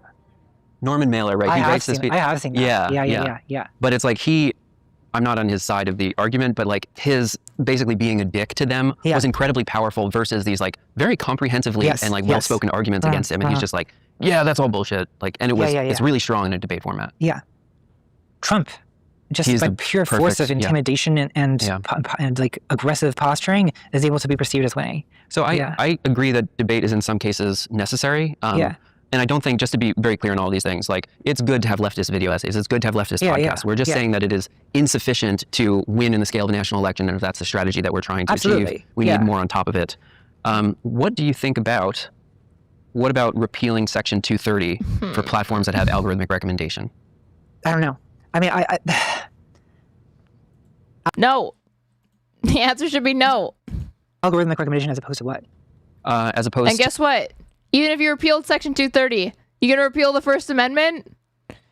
It doesn't like Section 230 or not, the First Amendment would still be there. You like Substack, Patreon, you voluntarily opt into a thing. It's not recommended to you, and so that reduces proportionally the sensationalism and the advertising revenue engine. It doesn't necessarily eliminate extremism, but it means you have to like click in. You gotta opt in. It's hard. There's like two like liberal solutions to radicalization and extremism online. and they're both dumb, depending on like how they're pursued. Right? There's this sort of naive, like liberal ethos of, sunlight is the best disinfectant. When they interface with radicalism online, don't understand why it appeals to people or what the purpose is, or how people are interfacing with a particular like type of content. Like they think, oh, it's just so crazy on its face that if people just see it, they're not gonna like it. It's not gonna appeal to anybody. I'm gonna like lazily gesture to the fucking 2-time elected president Donald J. Trump, right? And also see like how much free media he was given leading up to the 2016 presidential election, just because they also took that view, which is that, oh, this guy's so just, obviously repugnant that anybody who hears his message will reject it. It couldn't possibly appeal to the masses, which is stupid because it's like we're talking about the general American public here. We're talking about the common American moron consuming this shit, being inundated with it. We're talking about a guy who speaks very, very forcefully and was like a reality TV star. And Americans fucking love reality TV. So very, very ignorant. And then there's also, then it swings to the other pole, and it's not sunlight is the best disinfectant. It's like, let's deplatform, let's get rid of it, let's repeal Section 230. Horrible, bad, stupid, wrong, and it's not going to actually yield the results that they want. So this is a Techdirt article that has held up because it was published in like 2020 by Mike Masnick of Techdirt. Hello, you've been referred here because you're wrong about Section 230 of the Communications Decency Act. It says, hello, someone's referred you to this post because you've said something quite wrong about Section 230 of the Communications Decency Act. I apologize if it feels a bit cold and rude and such, give me a second. Go away. Okay, I guess I can't go away. There we go. Apologize if it feels a bit cold and rude to respond in such an impersonal way. I've been wasting a ton of time lately responding individually to different people saying the same wrong things over and over again, and I was starting to feel like this guy. And then it's the meme that's like, are you coming to bed? I can't. This is important. What? Someone is wrong on the internet. Yep. And I could probably use more sleep, and my blood pressure could probably use a little less time spent responding to random wrong people. And so for my own good, you get this. Also for your own good, because you don't want to be wrong on the internet, do you? I've totally copied the idea from Ken, blah, blah, blah. If you're wrong about 230, there's a damn good chance you're wrong about the First Amendment too. While this may feel all kinds of mean, it's not meant to be, unless you're one of those people who's purposefully saying wrong things about Section 230, like Senator Ted Cruz or Representative Nancy Pelosi. Being wrong about 230 is bipartisan. For them, it's meant to be mean. For you, let's just assume you made an honest mistake, perhaps because deliberately wrong people like Ted Cruz and Nancy Pelosi steered you wrong, so let's correct that. Before we get into the specifics, I will suggest that you just read the law, which is hyperlinked here at a cornell.edu website, because it seems that many people who are making these mistakes seem to have never read it. It's short, I promise you. If you're in a rush, just jump to Part C, entitled Protection for Good Samaritan Blocking and Screening of Offensive Material, because that's the only part of the law that actually matters. And if you're in a real rush, just read Section C1, which is only 26 words, and is the part that basically every single court decision, and there have been many, has relied upon. With that done, we can discuss the various ways that you have been wrong about Section 230. We don't even have to read the language of the law to hear, like, these talking points will sound familiar. If you said, once a company like that starts moderating content, it's no longer a platform, but a publisher, I regret to inform you that you are wrong. I know that you've likely heard this from someone else, perhaps even someone respected, but it's just not true. The law says no such thing. And does that hyperlink to like the same part? Yeah.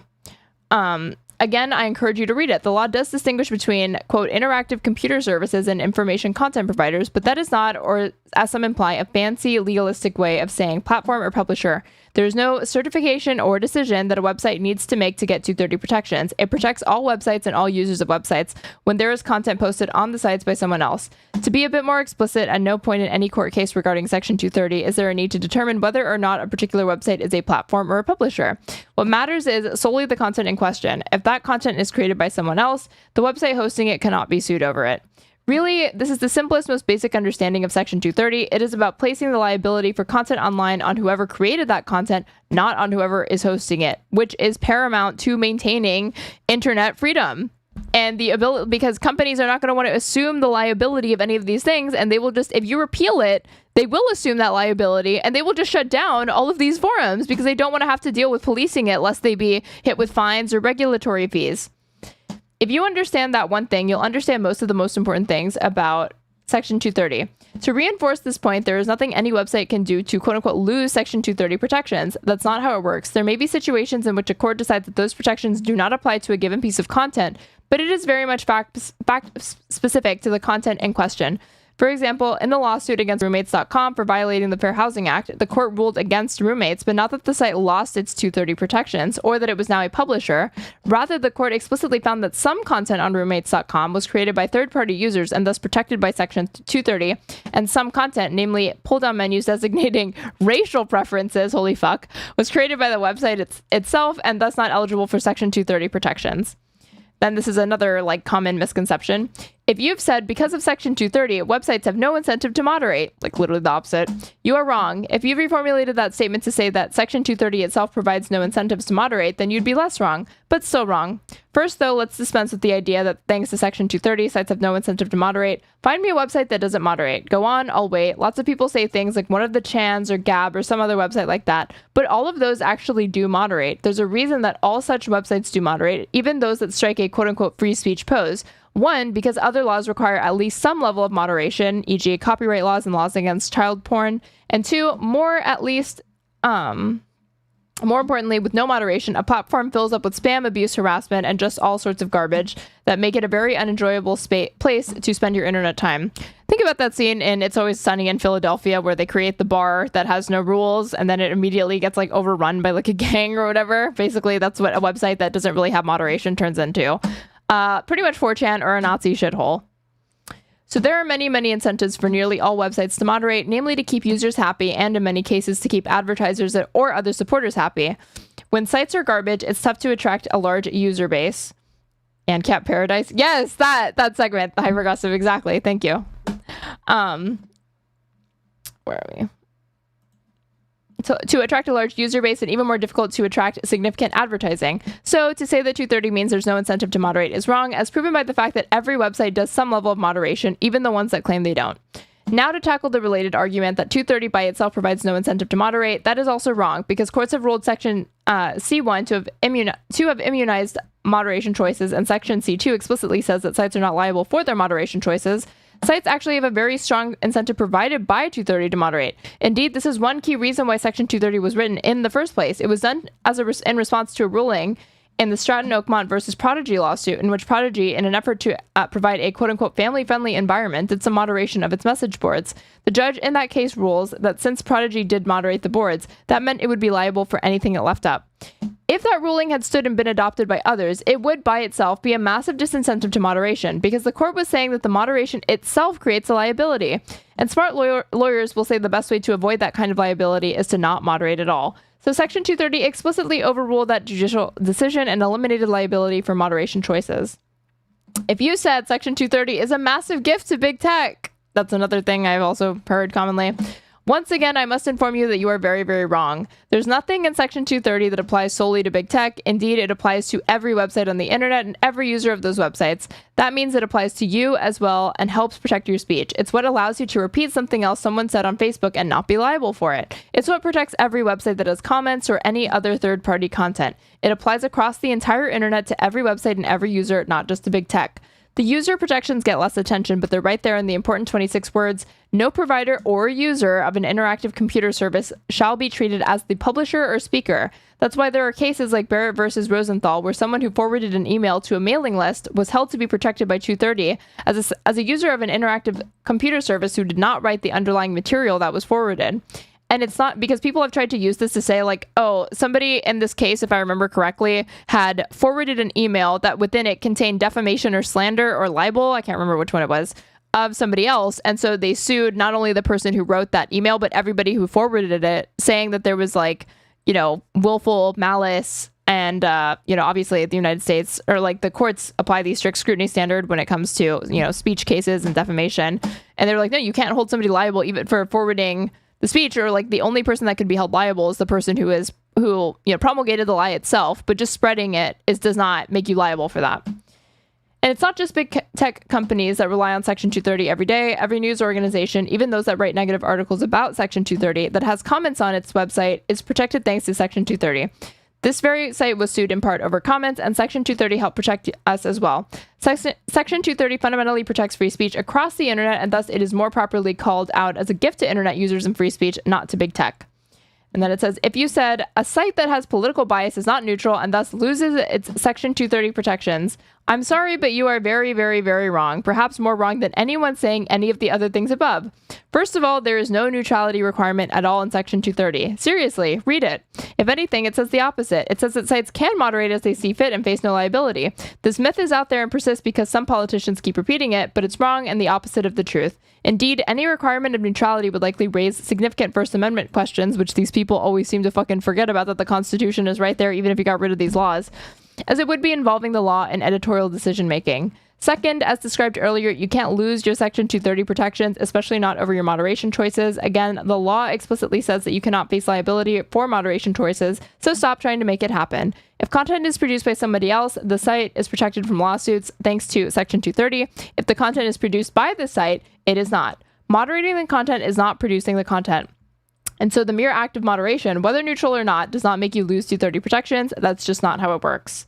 Another talking point, if you said Section 230 requires all moderation be in good faith, and this moderation is biased, so you don't get 230 protections, you are yet again wrong. At least this time you're using a phrase that is actually in the law. The problem is that it's in the wrong section. Section 2C2A does say that no provider or user of an interactive computer service shall be held liable on account of any action voluntarily taken in good faith to restrict access to or availability of material that the provider or user considers to be obscene, lewd, how do you say this? Lascivious? Vicious? Like, let's see. Google, help me. Lascivious. Lascivious, there we go. Lascivious, filthy, excessively violent, harassing, or other objectionable, or otherwise objectionable, whether or not such material is constitutionally protected.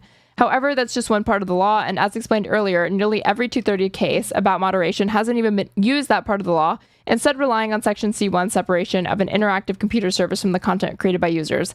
Second, the good faith clause is only in half of Section C2. There's also a separate section which has no good faith limitation that says, no provider or user of an interactive computer service shall be held liable on account of any action taken to enable or make available information to content providers or others the technical means to restrict access to the material. So it says, so even if C2 applied, most content moderation could avoid the good faith question by relying on that part, the other section, which has no good faith requirement. However, even if someone could come up with a case where the specific moderation choices were somehow crafted such that C1 and C2B did not apply and only C2A were at stake, even then the quote-unquote good faith modifier is unlikely to matter because a court trying to determine what constitutes good faith in a moderation decision is making a very subjective decision regarding expression choices, which would create massive First Amendment issues. So no, the good faith provision is of no use to you in whatever argument you're making. If you said Section 230 is why there's hate speech online, which is kind of what why we even got on this or whatever, because the suggestion is that it's like enabling that. You're either the New York Times or very, very confused. Maybe both. The First Amendment protects hate speech in the U.S. Elsewhere, not so much. Either way, it has little to do with Section 230. If you said Section 230 means these companies can never be sued, it's a get out of jail card for website. It's like, no, they're still liable for the content that they make themselves. Meaning that stories that blame things like sex trafficking and opioid sales on 230 are very much missing the point as well. The Justice Department is not barred by Section 230. It says so quite clearly. Nothing in the section shall be construed to impair the enforcement of any other federal criminal statute.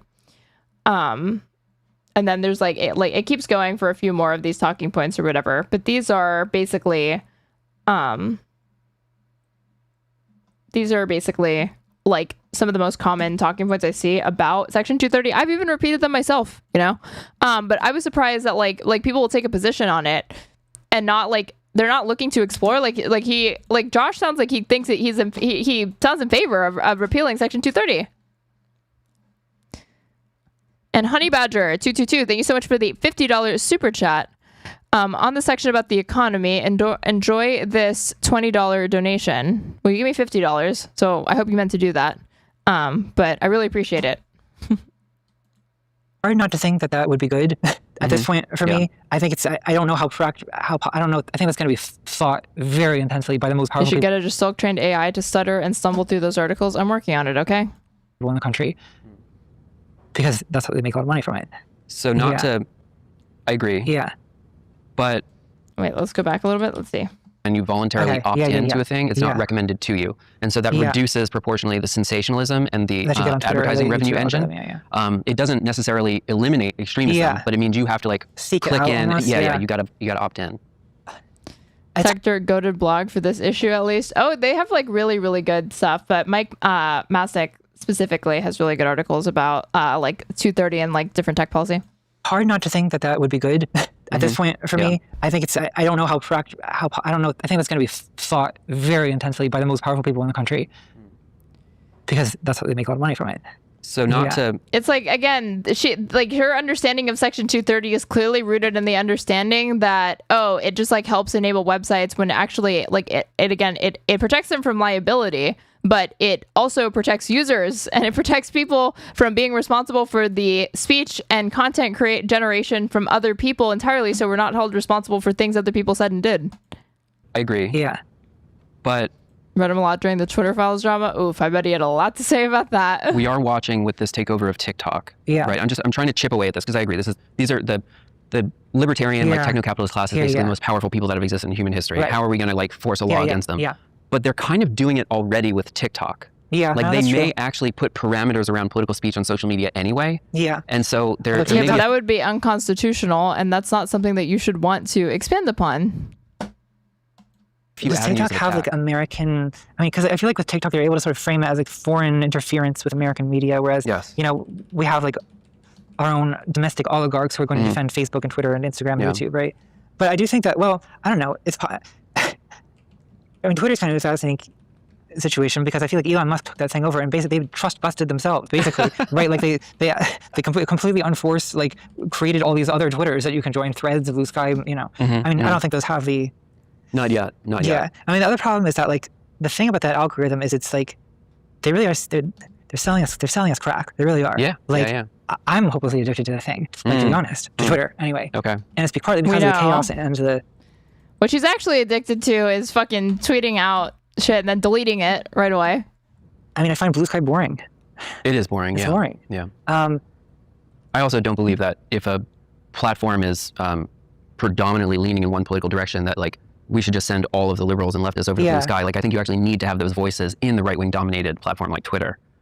And I picked this up from Rokana, actually. I mean, they're not really talking to each other, though. What you really see is, like, just, like, intra-party and, like, intra-political disputes.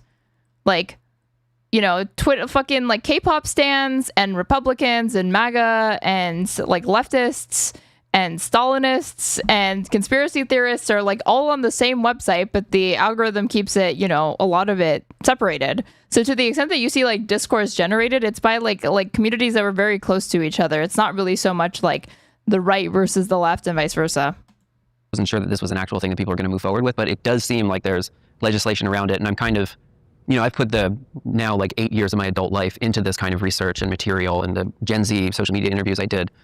I think that we need to get upstream of this process, and this is kind of the best thing that has come across my desk recently, because I think it is basically Brandolini's law. If we're trying to fight the right, what can we actually do in this space? It's clearly 90% dominated by them. We have to pull different levers. Yeah, well, the idea. Okay, but don't get rid of 230. Like he's even begun to explain like how that would enable like a level playing field. And then even if I were to grant that, what you're really saying is that your ideas actually can't win out in the free marketplace, and you have to resort to censorship to be able to skew them back in your favor. It's like ideological affirmative action. Regulating. I mean, I think that some kind of increased regulation of social media probably would be massively beneficial if it were done by the right people. I guess. But fuck no. Like, I don't fucking trust this. Like, again. If you've ever seen any of the congressional hearings with Mark Zuckerberg or on like anything related to social media, it just turns into a tutorial on the website. They get away with so much when even though they've had really, really powerful big tech CEOs and CFOs like in front of Congress for testimonies, like with the Cambridge Analytica stuff. And it's criminal how it just goes to waste because they get on him about stuff and he's like Mark Zuckerberg is like, oh, well, we already do that. Oh, but like that's something that we're actively doing. Like they don't even prep at all. Even if they did, it would be useless. They're like dinosaurs asking these questions. I'm always somewhat anxious about anything that counts as feels like censorship for fear of it. But I don't know. They're already doing censorship. Like like that logic, like why? Just because they're doing it, again, this is like elementary morality. 2 wrongs don't make a right. Just because they're doing it doesn't mean that the proper response is to respond in kind with more censorship. It's just a race to the bottom if that's going to be your logic. Problems are already, Like, I mean, I wouldn't want this to happen under the Trump administration. No. But like advancing a proactive politics for the left, maybe that should be part of the 2028 platform. I mean, right? the mantle should be picked up, so it's regulated by, like, the effort to regulate it is led by a more competent party than MAGA. But I don't think you should, return fire with censorship of your own. No, maybe it should. Like, again, I don't understand how she reconciles that with with her position of like the free speech needs to, like, the left needs to reclaim this as an issue. And repeal 230 for platforms. And she explicitly says, like, we should not surrender the most fundamental civil right, again, the First Amendment, free speech, to Google LLC in the name of deplatforming right and curtailing harassment. It's not worth the cost. And then she's over here, just 5 years later, reverse the position again, basically, or like flirting with reversing the position. It's weird. The trick would be to find a way to sell this to the public in a way that doesn't seem like, that can't be so easily framed as like authoritarian leftist takeover free speech. I got a suggestion. Yeah? You flip the trans thing. They're coming for your kids. The platform. Yes. No, that's actually a good idea. That's a good idea. Focus on, like, I don't know. Did you see that the lawsuit where this girl, I should know the details of this if I'm bringing it up on the podcast. She was like 16 years old and they're suing for anxiety and emotional damages, the big platforms. Yeah. And this is now setting a precedent where Rial's the producer of the show, but he was telling me there's now class action lawsuits opening up against the platforms. Well, that's a smart way to start. I mean, I think that... Again, those are dangerous precedents to me, unless you can show that, like, the website was intentionally trying to create content to put their users in, to, like, jeopardize or introduce hazards to user safety. But why a company and website would be responsible for somebody with mental health afflictions using their services willingly, voluntarily, even if it's like, compromised by the fact that they're neurodivergent in some specific way, why would that be your fault? This is the same logic as like, oh, you know how we respond to school shootings? Let's go after the gun manufacturers. That shit has never made any fucking sense to me. And anybody who is an advocate of those policies, please give me the TLDR or the like elevator pitch for why they should be held liable or responsible for that and not the people that perpetrated it themselves. Or in this instance, like, I just don't understand how they're supposed to be held responsible for this. Like, this is not, I guess, like an analog that they'd probably draw is like, well, if a big corporation polluted like a river, that would be their fault. But it's like you can show like cause and effect. You can show that like that's literally their actions versus hosting a platform. It would be like if somebody like fucking broke into my house and like killed themselves and then I'm held liable for their death or something. Your suggestion of doing it as some kind of think of the children thing in terms of, I don't know. I just feel like it's going to end up you being like gravitate towards banning pornography, which like I'm not necessarily opposed to the idea that like pornography should maybe be slightly more ghettoized on something like Twitter, right? Where as opposed to just like, oh, there it is in your feed all the time. Right. And certainly when you have like a significant... What are y'all's feeds looking like, man? I feel like there's filters that you can do to like not get NSFW content, but I really don't get that. And I don't even think I have that filter turned on. Portion of the website's users are underage. But then when it comes to something like vaccine misinformation, I mean, this was tried during the pandemic, right? Yeah. Where like Facebook and YouTube all kind of attempted to like instate misinformation. Yeah. It was pretty base. So, and Biden was like, Facebook's killing people, Jack, they're killing people. But then he walked it back. And that was viewed by many people as tyrannical. It's like a tobacco argument. The difference is that tobacco companies actually were lying to consumers and misleading people about the side effects of the product that they were promoting, and they did have to like the only sorts of like artistic advertising, it's all right, I guess, and like speech restrictions that I think would be good to kind of emulate like the European model, which is like the only time you'll ever hear me say that, is with respect to advertising. That's far more consequential than like Twitter shit, honestly. Like, no, you should not be allowed to have like Cap'n Crunch on cereal that's fucking bad for you and like market it towards kids. Like the same way that you're not allowed to have like cigarette ads on TV. And even if you did, at the time that you did, you couldn't like film people in like super heroic angles and stuff like that. Like those sorts of things should be regulated. I don't know.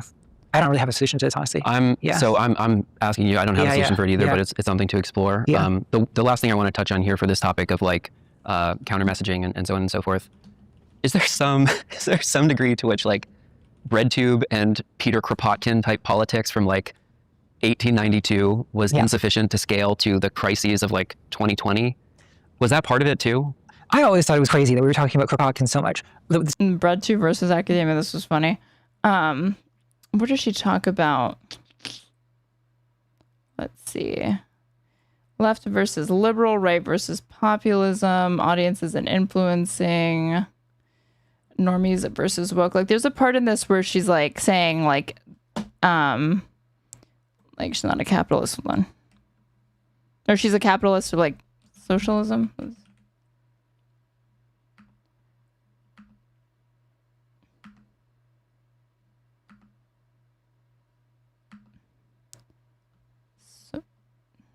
Okay, it's here and like the 2-hour mark around here. Right versus populist, maybe? 4, but how has the right changed in the last, let's say, like long 2016? Well, they've really changed. I think that there was initial resistance to Trump and the Republican Party. I mean, so if you think back to like Mitt Romney as a Republican candidate, the Republican Party is an unrecognizable organization compared to what it was, right? I mean, I think that like, I do think that Trump kind of harnessed these energies that were always part of or at least for 50 plus years have been part of the right wing, just the kind of like libidinal drive of right wing politics. It's a different era, but the government was also very involved in the whole tobacco thing, from profit to pregnant women or weight loss. That includes U.S. healthcare, obviously, but your point remains it's not good. Yeah, that also had to do with the fact that like it was like the confluence of a bunch of different industries that themselves were regulatory agencies that were compromised because they were populated with people that either had financial ties and stakes to these companies, or they were effectively not really scientists conducting the data. They were effectively statisticians that were used to generate the outcomes that these fucking companies wanted to be able to say there was scientific legitimacy or empirical data to support the health claims that they wanted to make about tobacco. But guess what? You put all the fucking warnings in the world that you want, and the thing, like it doesn't scare people. If they want to smoke cigarettes, they're going to smoke it. The thing that actually cuts it down is making it more difficult for people to get because of like sin taxes and stuff like that. In there, it's been in there, but like there's been decorum and a kind of need to mitigate the like roughest edges of it. So like I always think about this moment in like the 2008 presidential election where some woman at a rally, stands up with a microphone, asks John McCain, like, isn't Obama an Arab? Oh, I remember this. Yeah. And McCain says, no, ma'am. Like, he's a good family man. Right. Which is a bit of an... He's not an Arab. He's a good person. Per response. That's incredible. But, I think his heart was in the right place. Right. But I think that, that woman now, she can just say that, you can just say that now in the Republican Party. Totally. And so I think that it was like a weird era because like you couldn't say he was like an Arab, but you could do birtherism conspiracy theories and say he was not actually born in this country. Why people on the right like Trump so much is that I see him as like his obscenity and his kind of vulgarity and sadism is experienced by his followers as liberation. Like it's a liberation of like aggressive impulses that they are tired of having to repress. In other words, so they view like leftist or like they view like liberal politeness, political correctness, as I see it, wokeness, as this like basically like phony pretend thing that is this like tedious, insincere form of like politeness that's thrust upon them and that they resent. No, it was that he's a Muslim. That's what it was. Right. It's nagging. It's scolding. It's like this, and they sort of don't believe that anyone really believes it. And so Trump is saying what we're all thinking, and that permission to just be openly sadistic is like a massive relief to them, I think. Yeah. And I think that's part of why this is what every fucking racist moron believes. They think that everybody is just as racist as they are. They're the only ones that are like bold enough to tell the truth or whatever. And that when Trump gets up there and just says hyper-inflammatory shit and says like, shithole countries and talks about Obama being, not actually American, that like he's just saying what we're all thinking. He's just speaking truth to power, basically. They're so devoted to Trump. But it's total projection.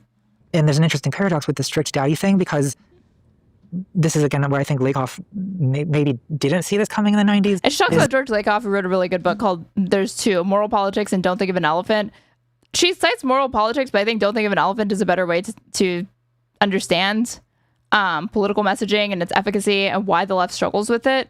But I think he does lay out in moral politics that like the left has a deficit with respect to marketing and messaging its policy platform to the American public, despite it nominally being incredibly popular and the Republican agenda being incredibly unpopular, but it's because who is attracted to the right and who is attracted to the Democrats in the United States.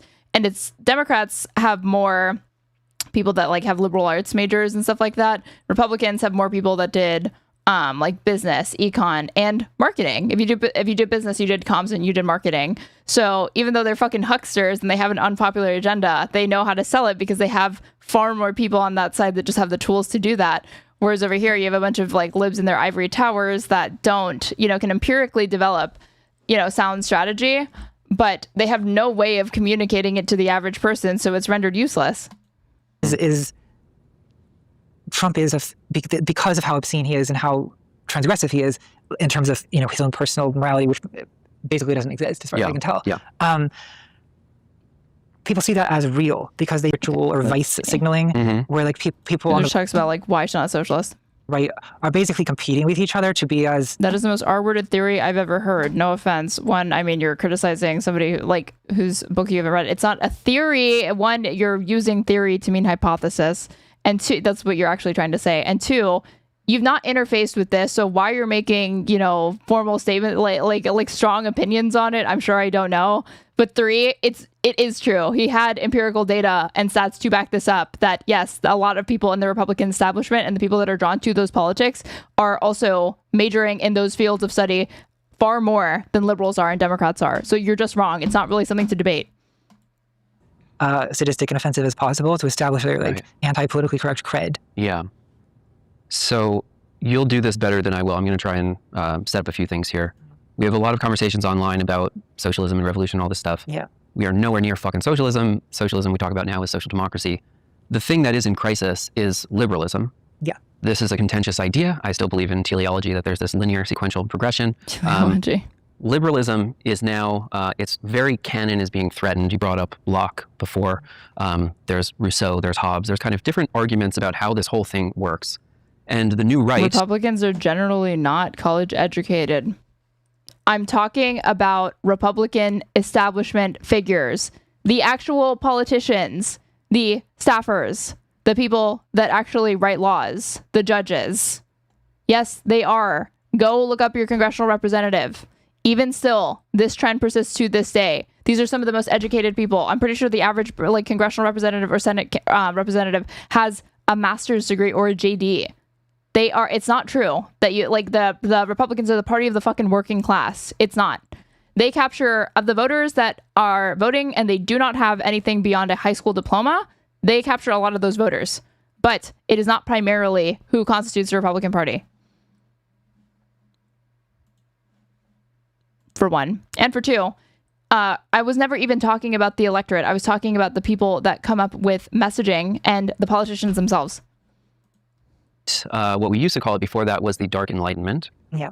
And the position that we find ourselves in now is that the online socialist movement has become so untethered to its roots and its philosophical argumentation that it is literally not able to refute these anti-Enlightenment ideas. And so we come back to, okay, just might is right, and that's all that there was. Yeah. The kind of deeper problem underneath it, so I'm kind of showing my cards here on the podcast. I do not have this figured out. But in advance of sitting down with Francis Fukuyama, I took that very seriously, and I reread all of his stuff. I reread Locke and Hobbes and Rousseau. And it does really seem like the degree to which we believed that Enlightenment institutions could set up rules and norms by which people would have to abide, that was backed up by the monopoly on violence that was held by the state. Yes. And now those Enlightenment institutions have become so corrupt that the legitimation of the public, they no longer believe in these institutions. And so you get someone to come along who's just like, all right, might makes right and it's always been that way. So the question that is really uncomfortable for people on the left is... I'm so curious of what you majored in now. I have a bio undergrad that I clearly is hard at work right now at this stream. To what degree in this kind of like Hobbes framing of justice... Well, I wanted to do poli-sci, but I would have had to restart because I did dual, so I graduated with my associates in biology. Enforced by the public sword, that to what degree do we need to have this kind of might to even enforce those Enlightenment values under which we could have equality? Yeah. And that is so existentially fucking uncomfortable that people would rather create a fictional communist identity as a cat character than engage in that conversation and have to deal with the arc of global development and post-1989. Because postings praxis. So how do we even begin to approach this and tackle these kind of dark Enlightenment mitochondria? You forgot the other words that go with that. Enlightenment ideologies. What do we have in our toolkit to push back against these things? Well, the might makes right things, something that I definitely struggle with. You are pre-med? No, I'm a Twitch streamer. I'm a moron with a webcam. Because I do think that I think it's more of a crisis for liberals even than it is for like the people who are on the like Marxist left. Because Marx has always been kind of there's an element of might makes right in that too, right? Marxist Leninists. Yeah. Because they're completely against it. They're like liberal and morality, which is even hypocritical. And it is a little bit hypocritical. I mean, inevitably, because there's a level in which might does kind of. Well, this is the subtext of a lot of your video. Yeah, might is like the grounds or the possibility of apparatus. It's so funny how much, to the extent that people can retain like sort of what they feel are like truisms of biology. It's like cell biology almost exclusively. It's like never any other discipline.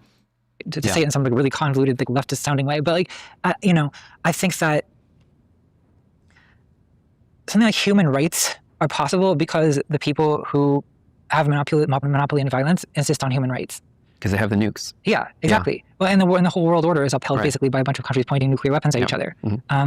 Kind of. The whole political world map is drawn in blood. Like, no one wants to think about this. I don't want to think about it because it's like it does like challenge your self-conception as someone who doesn't believe in violence. I think you do have to realize that you sort of do believe in violence. You just you have to decide what kind of violence you believe in. Well, yeah, it's like, do you believe in like subjective violence or like systematic violence, like. And I think that there's forms of violence. All of these enforcement mechanisms or whatever, just because it's like invisible does not mean it's not being enforced with the implicit threat of state power or coercion, or knowing that like if you break the law, if you escalate it, men with guns will come and take you away and put you in jail. Reduce other forms of violence, right? So it's about, I think the honesty is to talk about what types of violence those are. I mean, I think the existence of a state depends on some level of violence, right? Yes. So the state is like an inherently like violent apparatus. There is no, it is only and exclusively maintained through force. That's the only way any state can maintain its sovereignty and integrity. We don't establish states through rights. We establish it through force. Most of us, I would say, believe in the existence of some kind of state. So we believe in some kind of violence that maintains that order. Yeah, if you're a cringe statist. Yeah. Think about democracy. There's a lot of things I hate about democracy. I think I've been encountering a lot of those lately, but I still do like democracy. And one thing I like about it is that it provides a means. The state is quite a wild way to direct societal violence, but it seems to work mostly. Anti-statists destroyed, BTFO'd out on a fucking stretcher. To change society that doesn't involve like a massive amount of bloodshed. It avoids violence. Yeah. And I mean, even though it is still upheld by, the order is maintained by police and on the inside and the army on the outside. Sweden has police too. Yeah, Sweden. Everyone has police. Like, I think that it's the less violent way of conducting things, right? And for a time, it was Dreamcat4_ named the state that was established without force and maintains its territorial integrity absent any force. To change the direction of American government anyway, or many liberal democratic governments, without outright like civil war, right? And now it seems like maybe that's going to get harder if things continue going the way they are. I dread that. Should the left abandon the Enlightenment? No, I think that would be a huge mistake. I think what would be a huge mistake is if you're watching on YouTube and you haven't subscribed to me already, or if you're watching on Twitch and you haven't followed me or subscribed to me, which you can do and get access to an ad-free experience as well as cute emotes. But liking the stream on YouTube is actually what really, really helps me. Yeah, if you want to support me, you can follow the donation links pinned to my Twitch chat or my YouTube description box. I'm at Straighterade_ on everything, and all my VODs are housed on my YouTube channel, which are timestamped by me right after instead of going to sleep. I'm gonna call it here for tonight. I need to go through it and do more like precise timestamps or whatever, because it is an interesting conversation, but like I don't have too much to comment on it because I didn't really like have too many like big disagreements with Contra on this. Like, she gets herself in the fights not because of like the things that she says, like the way that she comports herself on Twitter these days and like how she's being antagonistic. But I mostly like agree with a lot of what she says, or I find it insightful or interesting. But you guys are headed to lesbian hot sauce because I haven't rated them in a minute. So I will be back whenever I'm back, and I will see you guys then. So go tell them I say hi. Talk to you guys later. Bye.